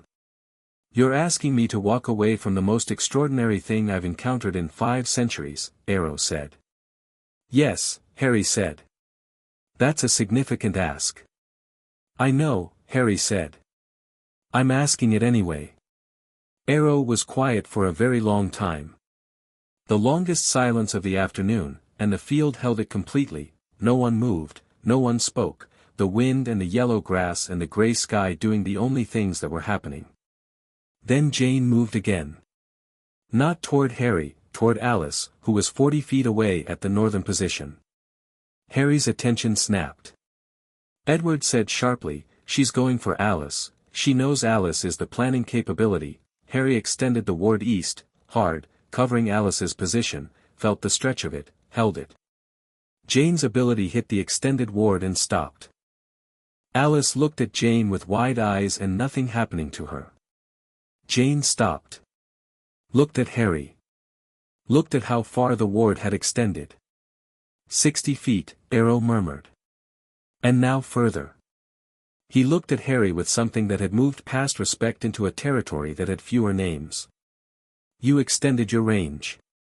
The practice helped, Harry said, and he was not quite steady. The extended range was at the edge of what he'd tested and the effort was real, a genuine pull at his concentration. But his voice was level. Arrow looked at Jane.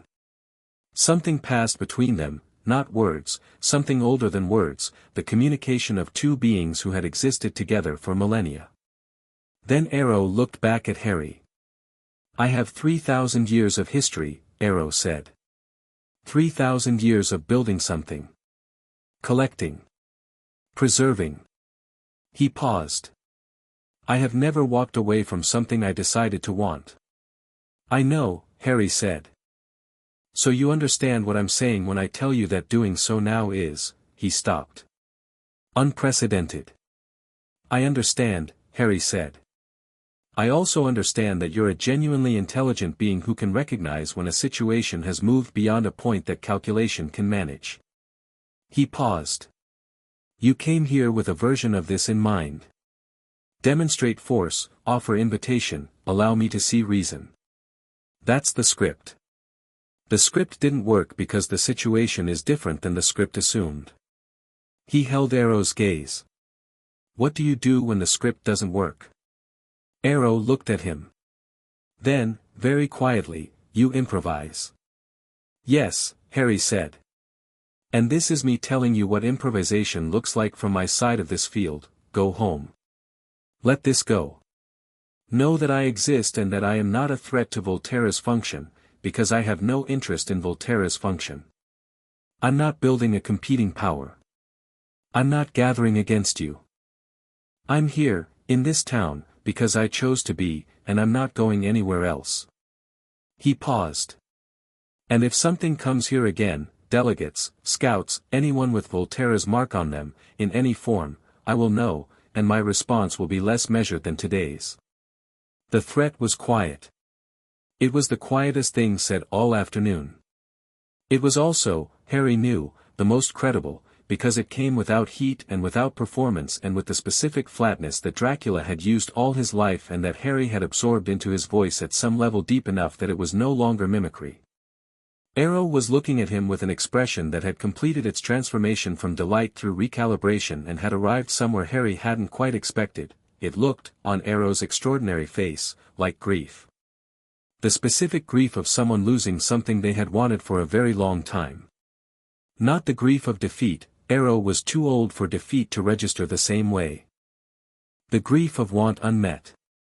Of a thing that would remain a thing not had. You're not afraid, Arrow said. You never were. No, Harry said. I'm not. What Vladislav gave you, Arrow said, is not what I thought. I thought, power, training, capability. All true. But what he actually gave you is, he stopped. Certainty, he said. Of self. The kind that cannot be shaken by institutional force because it doesn't rest on anything external. He paused.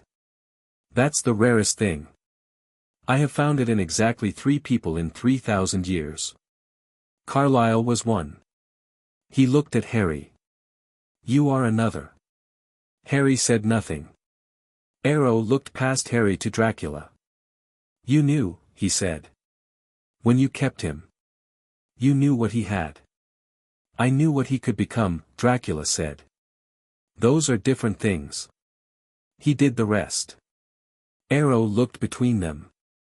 Then he looked at the field, at the assembled people, at the extraordinary configuration of things that had come together in this wet, northern, inconsequential American town. Something moved through his face one more time, the genuine thing, the real thing, under all the layers of strategy and history. Then he inclined his head.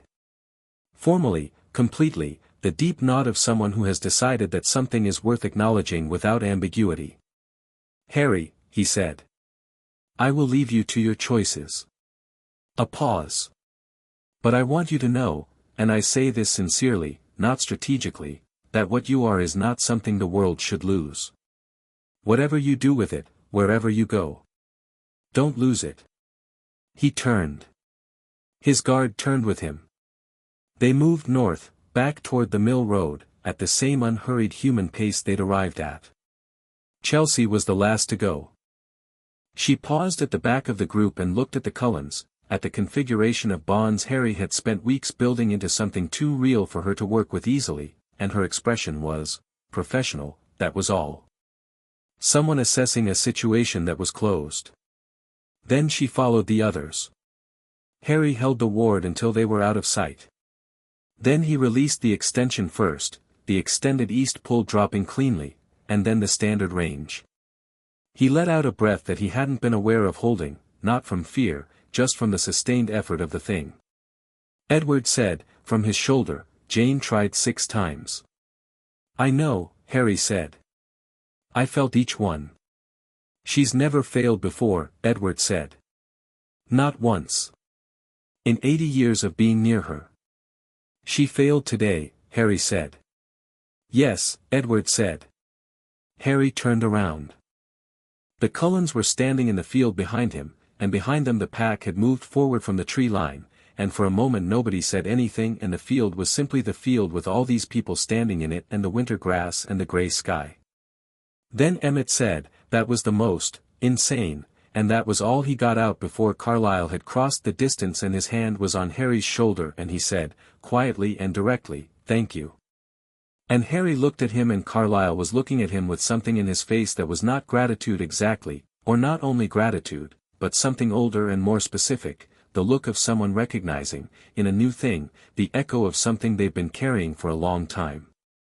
"He left," Harry said. "It worked." "It worked," Carlyle agreed. Dracula appeared at Harry's other side. He looked at the northern tree line where the Volturi had gone and then at Harry, and the look was brief and comprehensive and said nothing out loud, which was his way. Sam Yulee came from the south with the pack behind him. He stopped in front of Harry and looked at him with the flat, direct regard that Harry had come to understand as Sam's version of warmth. "Done?" he said. "Done," Harry said. Sam nodded. Looked at Carlyle. Carlyle looked back. Something passed between them that had been building since the kitchen meeting and that needed the field and what had just happened in it to complete. "Your side fought well," Sam said to Carlyle. "Your side held the ground," Carlyle said. "Without you here, the calculation looked different." Sam absorbed this. Then he said, "Next time something shows up, we do this from the start. Not after." He meant, you call us first. We're not a contingency. We're part of it. "Agreed," Carlyle said. Rosalie appeared beside Harry and said, without preamble, without the elevated chin, just directly, "You held the ward through Felix and Alice both." "Yes," Harry said. "And the extension didn't break." "No. It was at the edge. But it held." She looked at him for a moment. "What would have happened if it broke?" "Chelsea would have had a window," he said. "Maybe 30 seconds. Probably not enough to do significant damage to bonds that are as established as yours. But a window." Rosalie nodded. "So you held it?" "Yes." "Good," she said. Not "thank you, good," which was Rosalie's way, and which Harry had come to understand as the more genuine version. Alice was beside him then, both small hands around his arm briefly, a quick, fierce contact that was over before he could respond to it. "I didn't freeze," she said. "When Jane looked at me. I waited." "I know," he said. "You did exactly right." "Your ward held," she said, with the specific wonder of someone who had been unable to see something and suddenly found themselves standing inside its protection. "Yes," he said. "What does it feel like from inside it?" she said. He thought about how to answer. "Like standing in a very quiet room," he said. "While outside is loud." She looked at him. "That's what I felt," she said. "From inside it." She paused. "That's what you feel all the time?" "More or less," he said. "Yes." She looked at him for a moment with the full brightness of her attention, and then she said, "I can see you." He stilled. "What?" "Right now," she said, and her voice was small with the size of it. "For the first time. I tried just now, looking forward, and I can see you. Not clearly, it's like looking through water. But you're there. You have a future." She paused. I think it's because you made a decision. Just now. About staying." She looked at him. "You decided to stay here. Didn't you?" Harry looked at the field around him. At the Cullens and the pack in the winter grass and Dracula standing at the edge of it with his coat and his stillness and his red eyes watching Harry with the expression he wore when Harry did something he'd hoped for. "Yes," Harry said. "I think I did." Alice's smile was the brightest thing in the field by a significant margin. Jasper appeared at her shoulder and looked at Harry with the expression he wore when he felt something in a room and found it worth noting. "What does it feel like?" he said. "Right now. In here." He touched his own temple.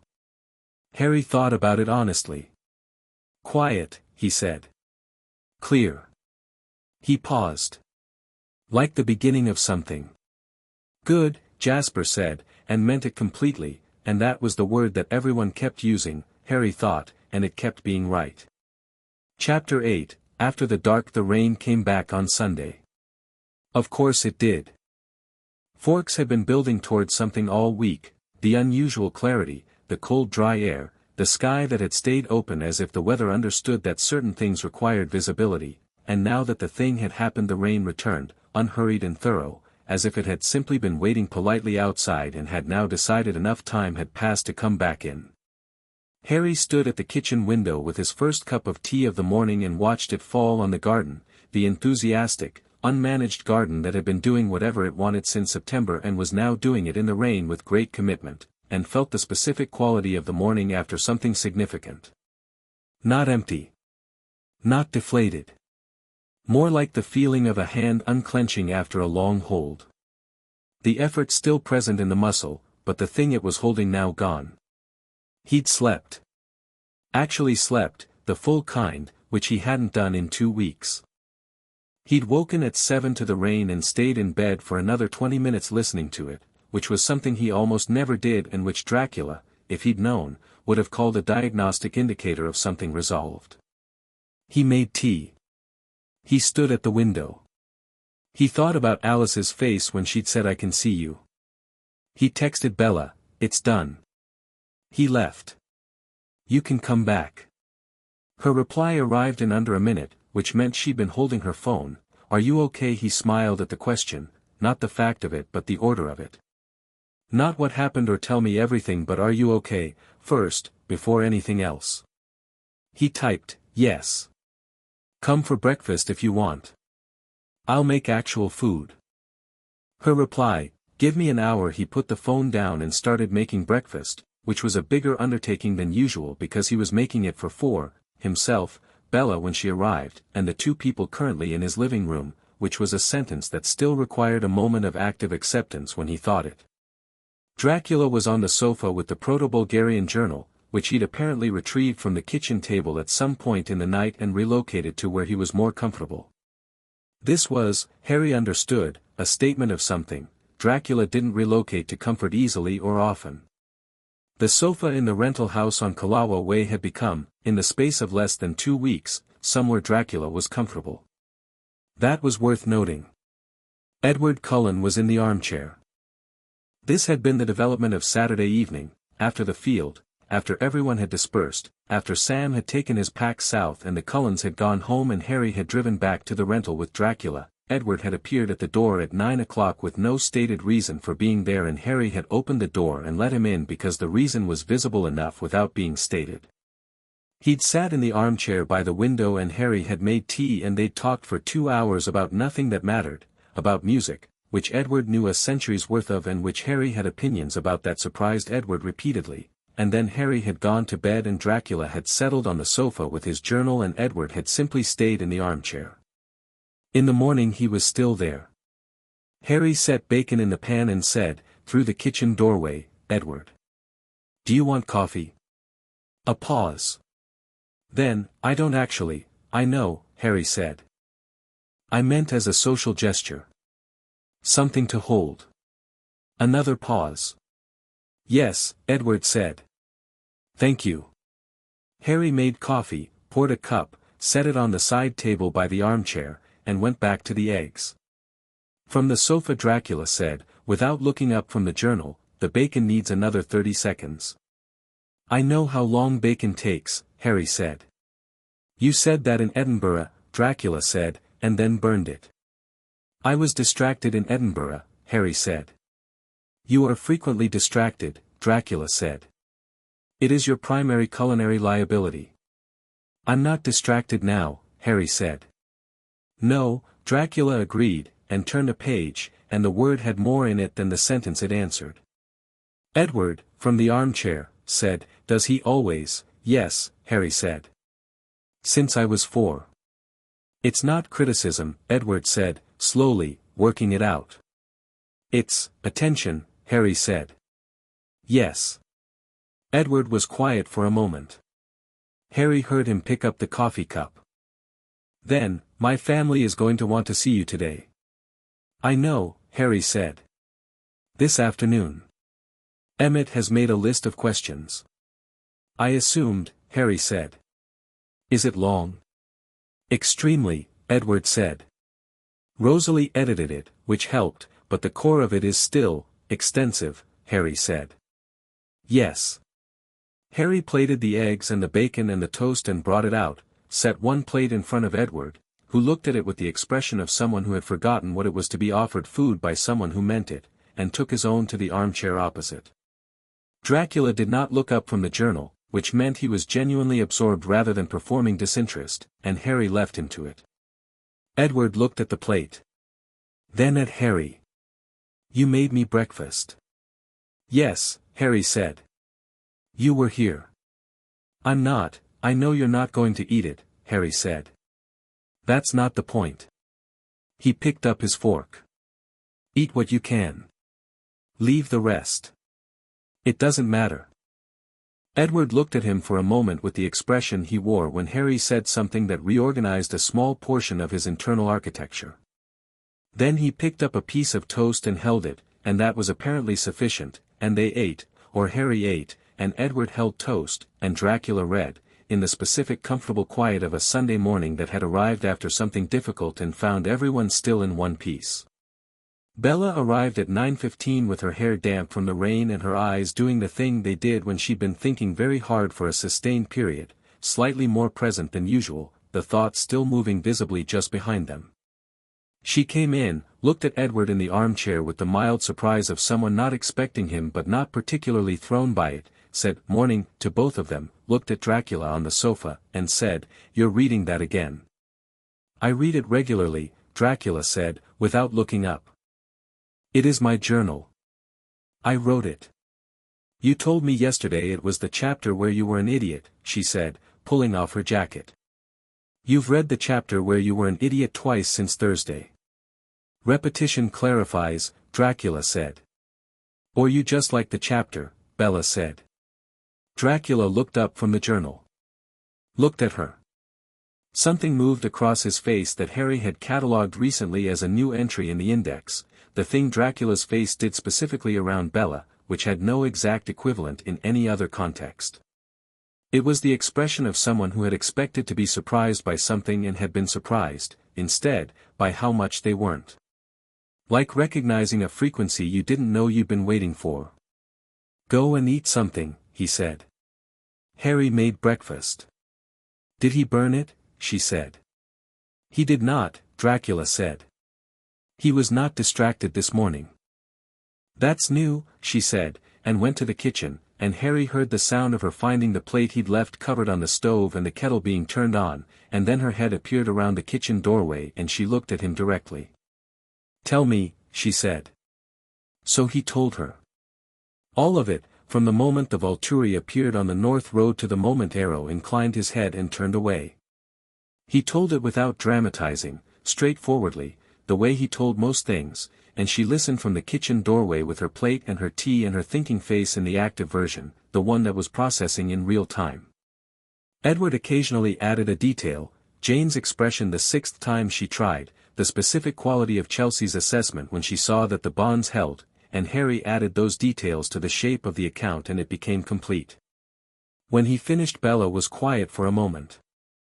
Then she said, "He left because he respected you." "He left because the calculation changed," Harry said.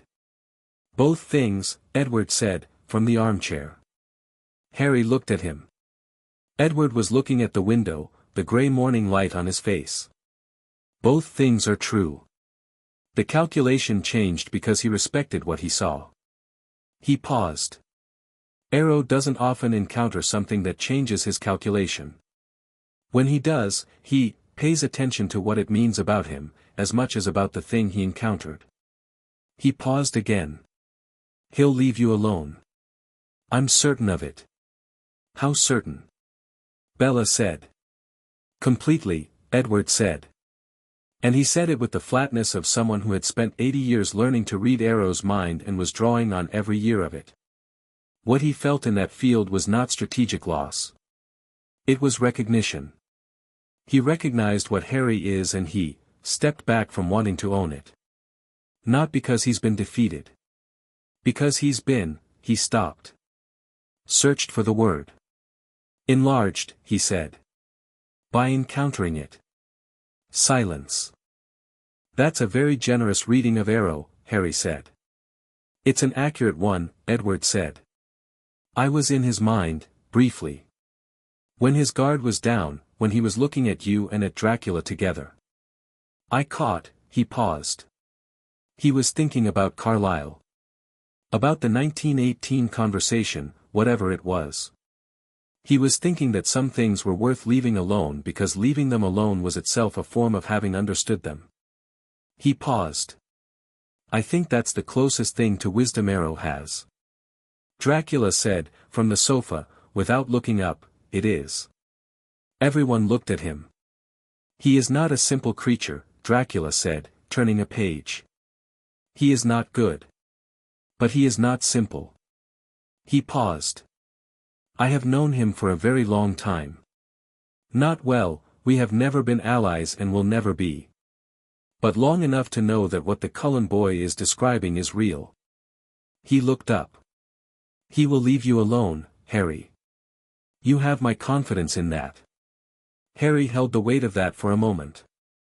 Dracula's confidence, delivered plainly, in a rental house living room on a Sunday morning in the rain. Not a performance. Not reassurance. The assessment of 6 centuries of reading situations correctly. Okay, Harry said. Good, Bella said, in the tone that meant, I have accepted this and I am moving forward. She came and sat on the floor against the sofa, cross-legged, her plate in her lap, which was somehow exactly the right place for her to be in the configuration of the room. Dracula looked at her briefly and moved fractionally to make the space better, which was the most physical accommodation Harry had ever seen him make for another person. They sat. The rain fell. Edward held his toast. It was the most ordinary extraordinary morning Harry could remember. The Cullens were assembled by 2 o'clock. Harry drove over with Bella, who had clearly decided that being his passenger in the Jaguar was a permanent arrangement and who spent the drive asking about the ward extension, the mechanics of it, the feel of it from the inside, with the specific quality of interest she brought to things that had moved her. He told her what he could in non-technical language, which was most of it, and she listened and asked good questions and the drive was 12 minutes and felt like 4. The house was warm and full of the specific energy of people who had done something together and were still in the state of having done it, not debrief, not celebration exactly, more the condition of a shared experience still metabolizing. They were all there. Even Jasper, who Harry had been half concerned might retreat into the controlled quiet he kept for difficult days, was present and settled and sitting beside Alice with the ease of someone who had found the right position. Emmett had his list. He produced it without apology, and Harry sat down and went through it, question by question, with the patience of someone who had been answering questions from Dracula for 19 years and found this comparatively organized. The list was actually good. The questions were real, not how cool was it questions but operational ones, about the ward, about the extension, about whether Felix had actually been fully stopped or whether it had been partial, about Alex missed and where exactly it had broken on the ward boundary. Harry answered all of them. Rosalie contributed 3 questions of her own that were more technical than Emmett's and which Harry answered with proportionally more detail because she was asking for detail. Alice asked about the vision she'd had, I can see you now, a little, like through water, and Harry and she worked through the mechanics of it together, 2 people comparing accounts of the same thing from different sides, until they had something that felt accurate. Carlyle said, at one point, the pack.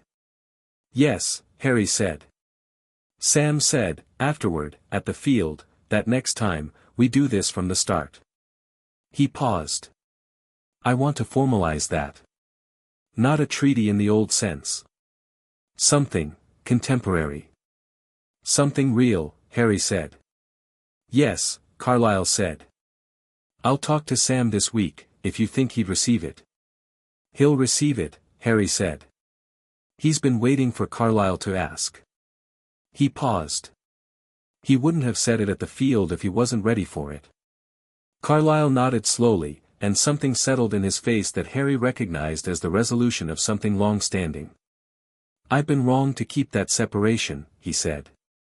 "For a long time. I used the treaty as a boundary when it should have been a foundation." "You had reasons," Harry said. "I had rationalizations," Carlyle said, with the specific precision of someone who had thought about this honestly and was reporting the result. "They looked like reasons from the inside." Edward looked at his father. Something moved between them that was private, not for the room, but Harry caught the edge of it, the quality of a son watching a parent arrive at something the son had known for a while and had been waiting to name. Edward said nothing. He didn't need to. "What happens now?" Rosalie said. The question was practical and was delivered practically, without weight. What happens next was Rosalie's way of moving from experience to utility. Harry had come to appreciate this considerably. "Now," Harry said, "life continues. School, presumably. The pretense of normality, which serves everyone." He paused. "The Volturi won't move on this again. The Pack and the Cullens are building something real. The wards on my house are at full strength." He looked around the room. "I think things are good." "That's simple," Emmett said, not skeptically, just checking. "Not simple," Harry said. "But yes. That resolved." "You're staying," Alice said. "Not a question." From across the room, with her brightness at full wattage and her eyes on him with the quality she'd had since Saturday afternoon, "Since I can see you." "Yes," Harry said. "In Forks," she said, making sure. "In Forks," he said. "For the foreseeable future. I've already told the school I'm continuing the semester." Emmett made a sound that was somewhere between a cheer and an exhale of pure relief, which was not something Harry had anticipated would be the response that got to him most, but it was.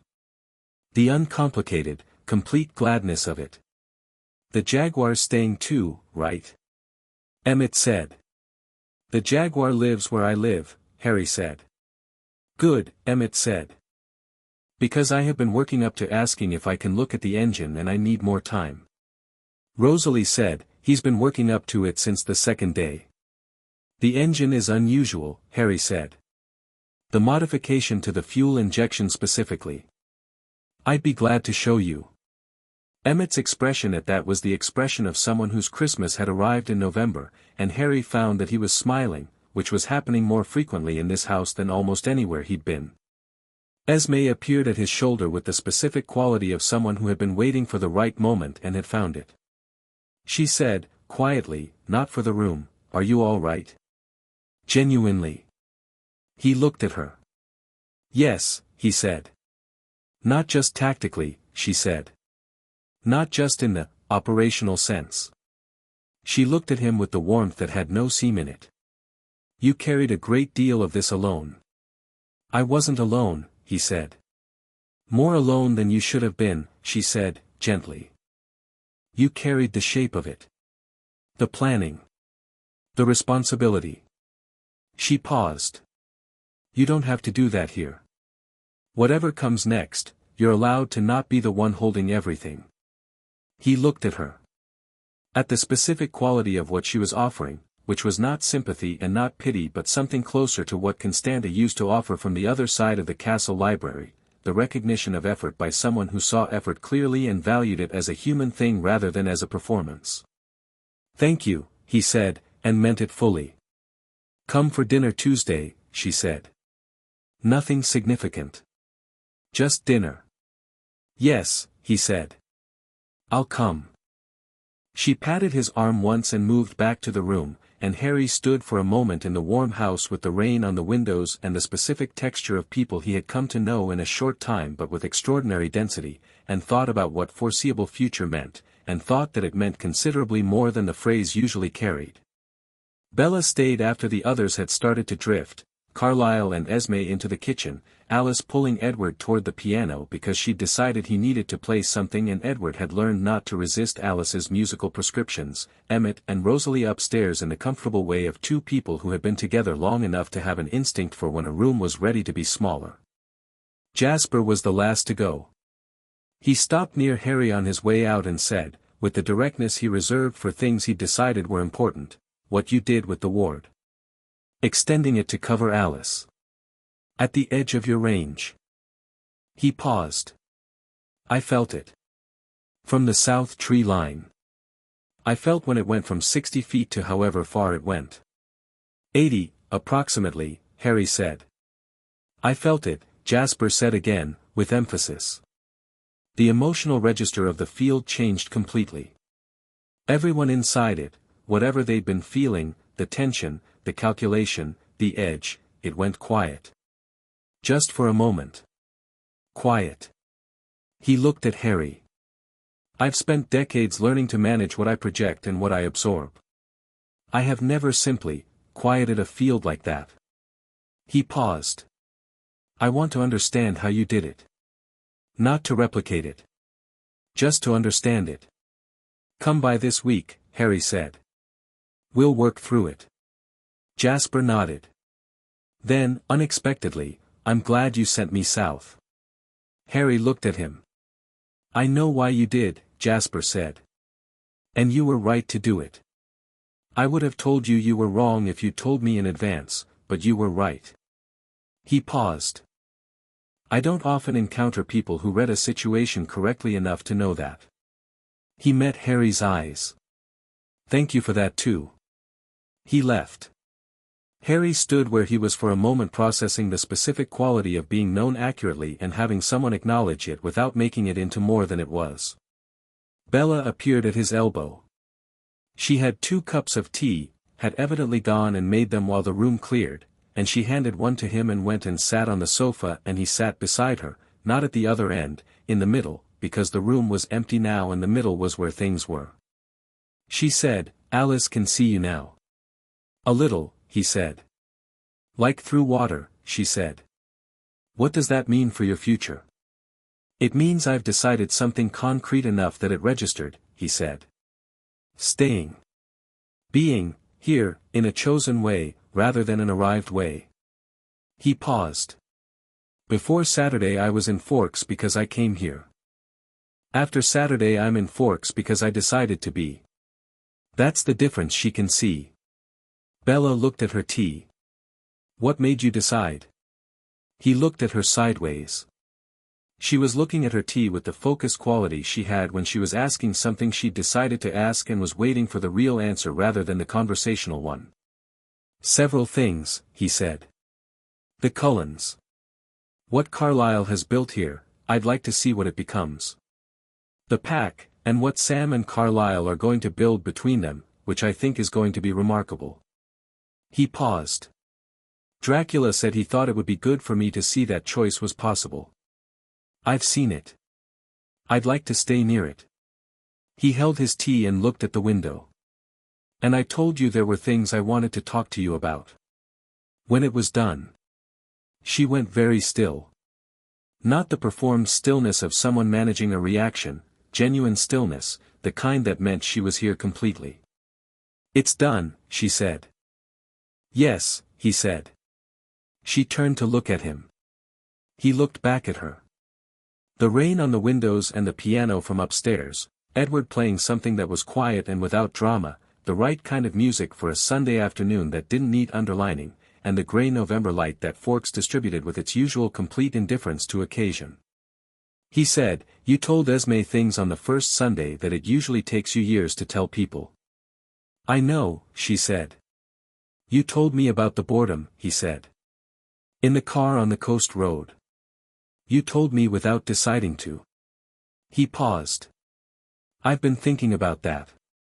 About what it means when someone tells you something without deciding to, because you're the person the thing naturally falls toward." She was very still. "I'm not," he stopped. Restarted. He was, not nervous, that wasn't the right word, but something adjacent, the feeling of precise attention applied to something that mattered. "I'm not accustomed to talking about this kind of thing," he said. "I was raised by someone who expressed affection through action and attention and very occasionally a single sentence delivered at maximum impact and minimum fanfare. I've inherited that approach and I'm aware it can be, Harry," she said. "Yes. I know," she said. "I know what you're saying." He looked at her. "I've known since approximately the third day," she said, with the specific Bella Swan delivery of information that other people would have made into a confession but which she made into a simple fact, reported accurately. "I just didn't want to," she stopped. "You had a lot going on." "You were waiting," he said. "You said later," she said. "I'm very good at later when it's actually going to be now eventually." He looked at her for a moment. At the directness of her, the complete, uncomplicated directness, the willingness to stand in the middle of something real without hedging toward the edges. He thought about what Dracula had said in the car, "She can't withhold herself from genuine interest. It makes the people around her better." He thought, yes. That's exactly right. That's been the thing from the beginning. "I don't want to go anywhere," he said. "I haven't wanted to since approximately the second week. I keep finding more reasons to stay and I've stopped looking for reasons to qualify it." She was looking at him with the real version of her attention, the one that meant she was receiving something completely. "That's the most organized declaration I've ever heard," she said. "I told you," he said. "I inherited an approach." She smiled, the full version, the one that didn't get reined in, the one that completely transformed her face. "I like the approach," she said. He said, "Bella." "Yes," she said. "I'm going to be direct," he said. "Because I've tried to be everything else and direct is what I'm good at." "I know," she said. "That's one of the things." "I'd like to be with you," he said. Simply. The way Dracula stated facts that were true and important. "I'd like to know what that looks like in the same way I want to know what everything I find interesting looks like. Thoroughly, and without apology, and for as long as it makes sense." He paused. "That's what I wanted to tell you." She looked at him for a moment that was long enough to be its own kind of answer before the words arrived. "Yes," she said.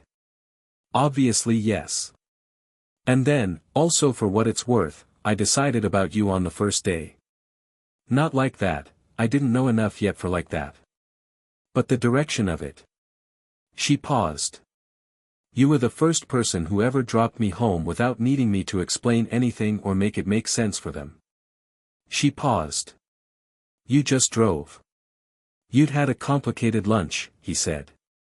"I have a lot of complicated lunches," she said. "You were the first person who made it feel normal.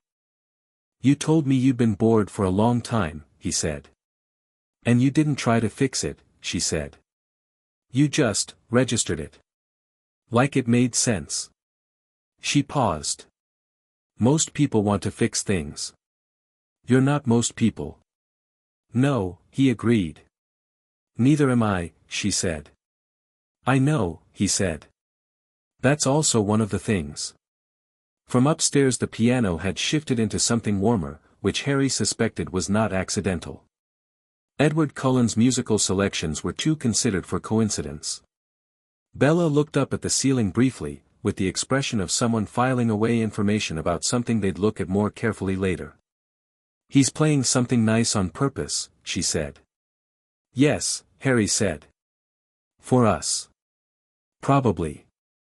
She looked back at him. "Is this weird? That he can't hear you but he can probably hear my heart rate?" Harry thought about this seriously. "Probably a little weird," he said. "We'll get used to it." She said, and the way she said it had nothing but warmth in it.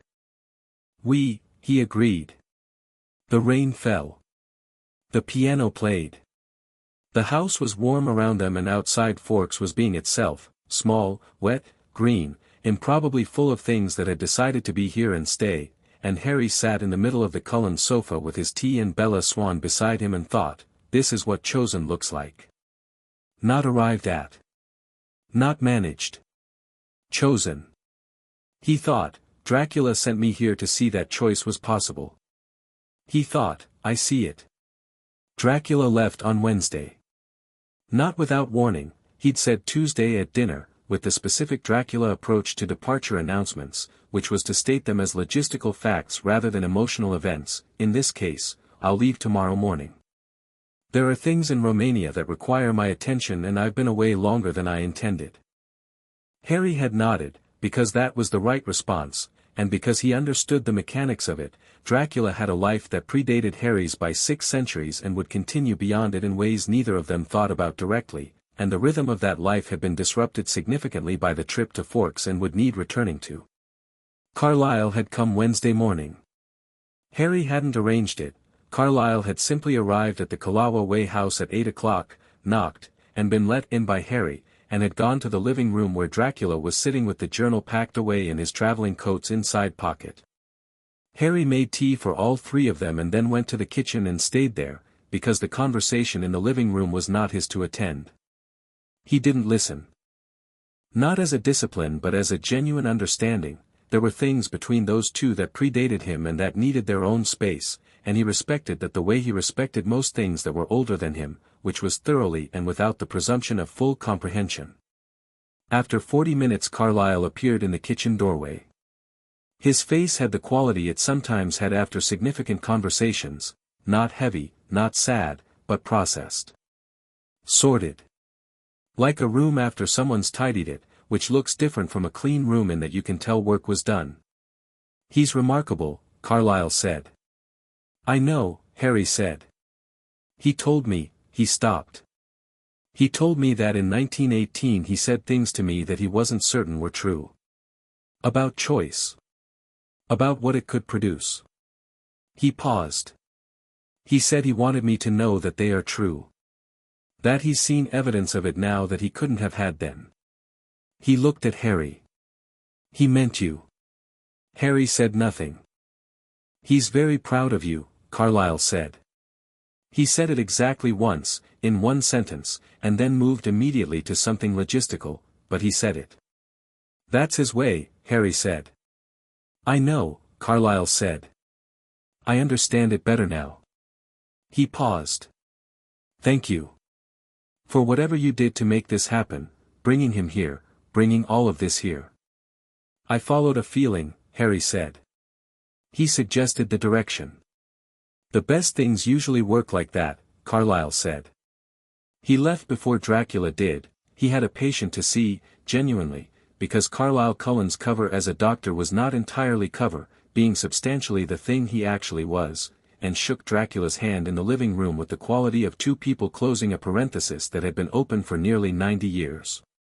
At 9:30 Harry and Dracula stood on the front porch of the Kalawa Way house. The rain had paused, which was Forks being gracious about the departure in the only way it knew how. Dracula looked at the house. At the garden. At the rental neighborhood in the gray morning light, which was not scenic by any conventional measure and which had, nonetheless, become somewhere he'd stayed and found unexpectedly good. I'll call, Harry said. You always call, Dracula said.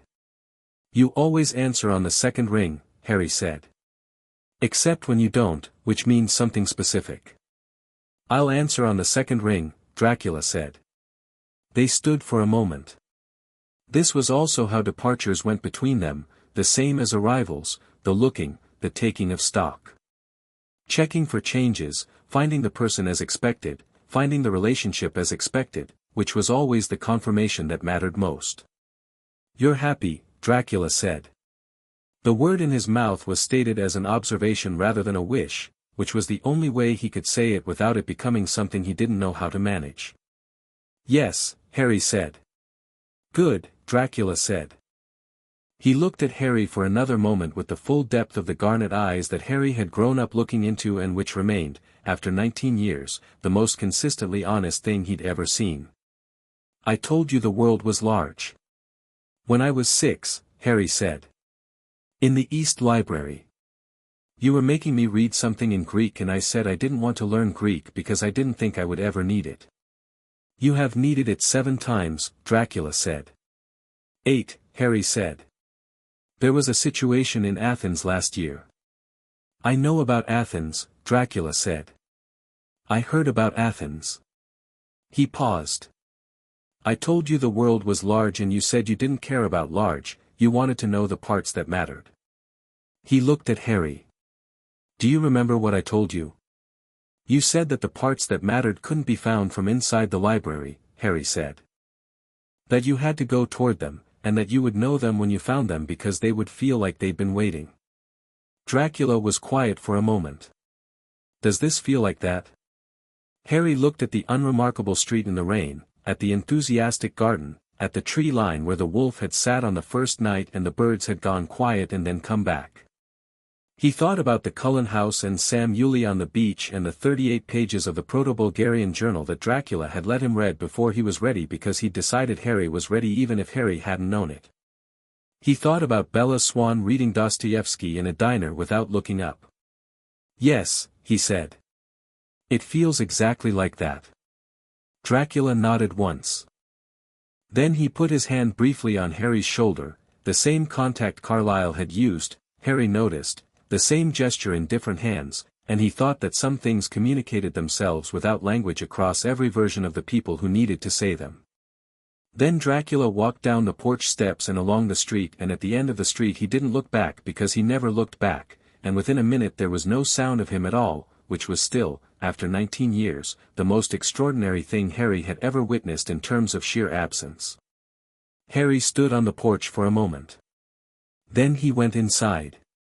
He stood in the kitchen and looked at the 2 chairs at the kitchen table, the one that had been Dracula's and the one that was his, and the books on the windowsill and the notebook stacked by the door and the small, real, accumulated evidence of a life that was being lived in this specific place.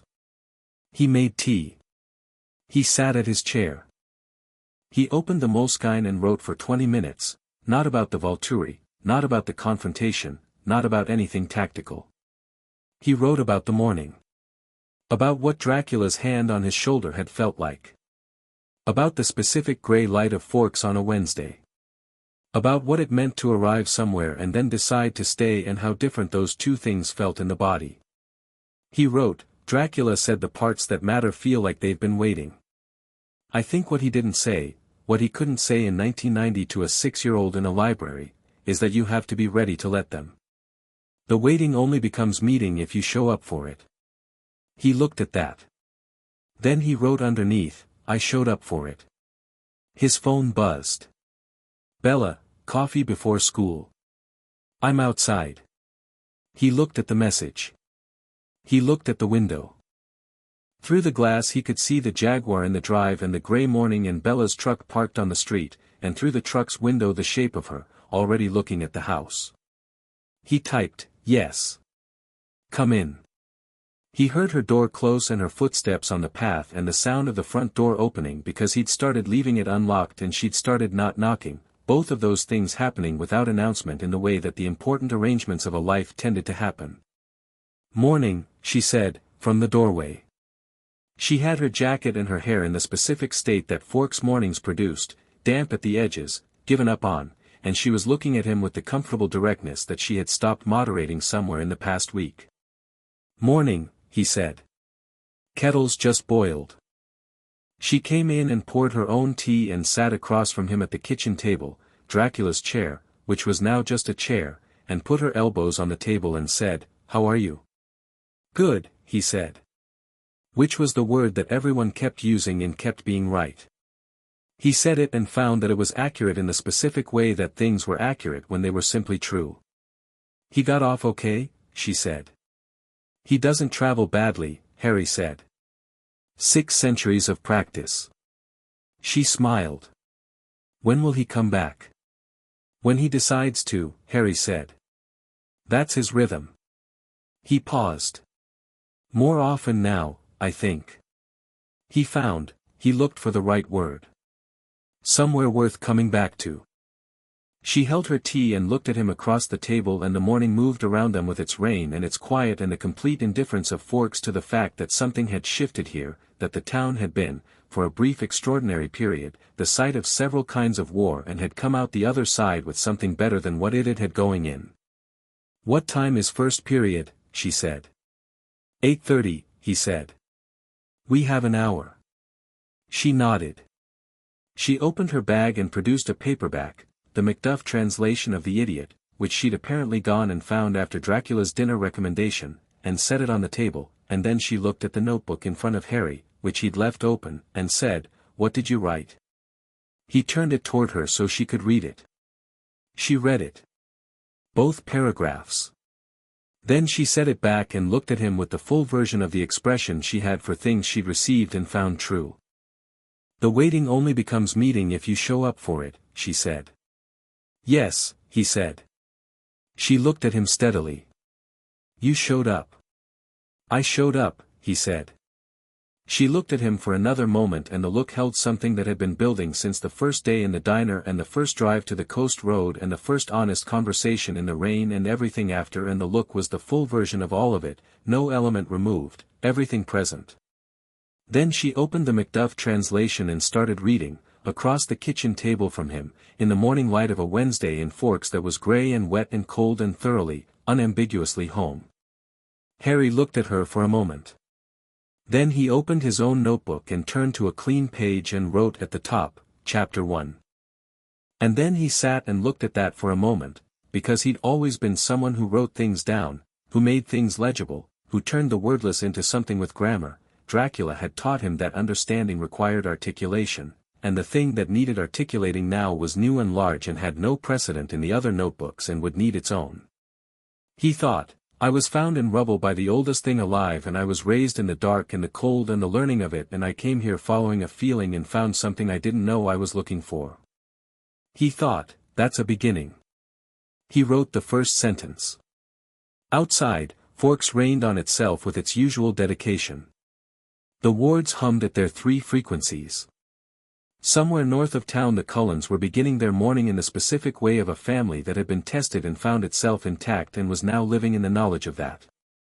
Somewhere south, Sam Yulee was talking to someone in the pack about something that would become, in the weeks ahead, the foundation of something new between 2 old traditions that had spent too long treating their treaty as a wall. And in the kitchen of a small rental house on Kalawa Way, in the particular quiet of 2 people who had arrived at each other through extraordinary circumstances and found the arrival the most ordinary and true thing either of them had managed, Harry James Potter sat across from Bella Swan and wrote, and the rain fell, and the morning continued, and the dark that had preceded it was finished. And what came after it was this, the kettle. The books on the windowsill. The ward at 3 frequencies, the northeastern corner clean and seamless. The Moleskine with its new first sentence. The Macduff translation face down to keep the page. The wards. The rain. The belonging. The belonging, most of all. Harry looked up from the notebook. Bella looked up from the book. They looked at each other across the kitchen table in the way that people looked at each other when there was nothing that needed doing except this, the looking, the being here, the staying. "Okay," he said. "Yes," she said. "You." "Yes," he said. And they were, and they stayed, and outside the rain fell on Forks with its usual complete commitment, and the story that had begun in the rubble of Godric's Hollow 19 years ago and had passed through a castle in the Carpathians and a flat in Edinburgh and a diner on the edge of a small wet town had arrived, at last, exactly where it was going. Which was here. Which was enough. Which was everything.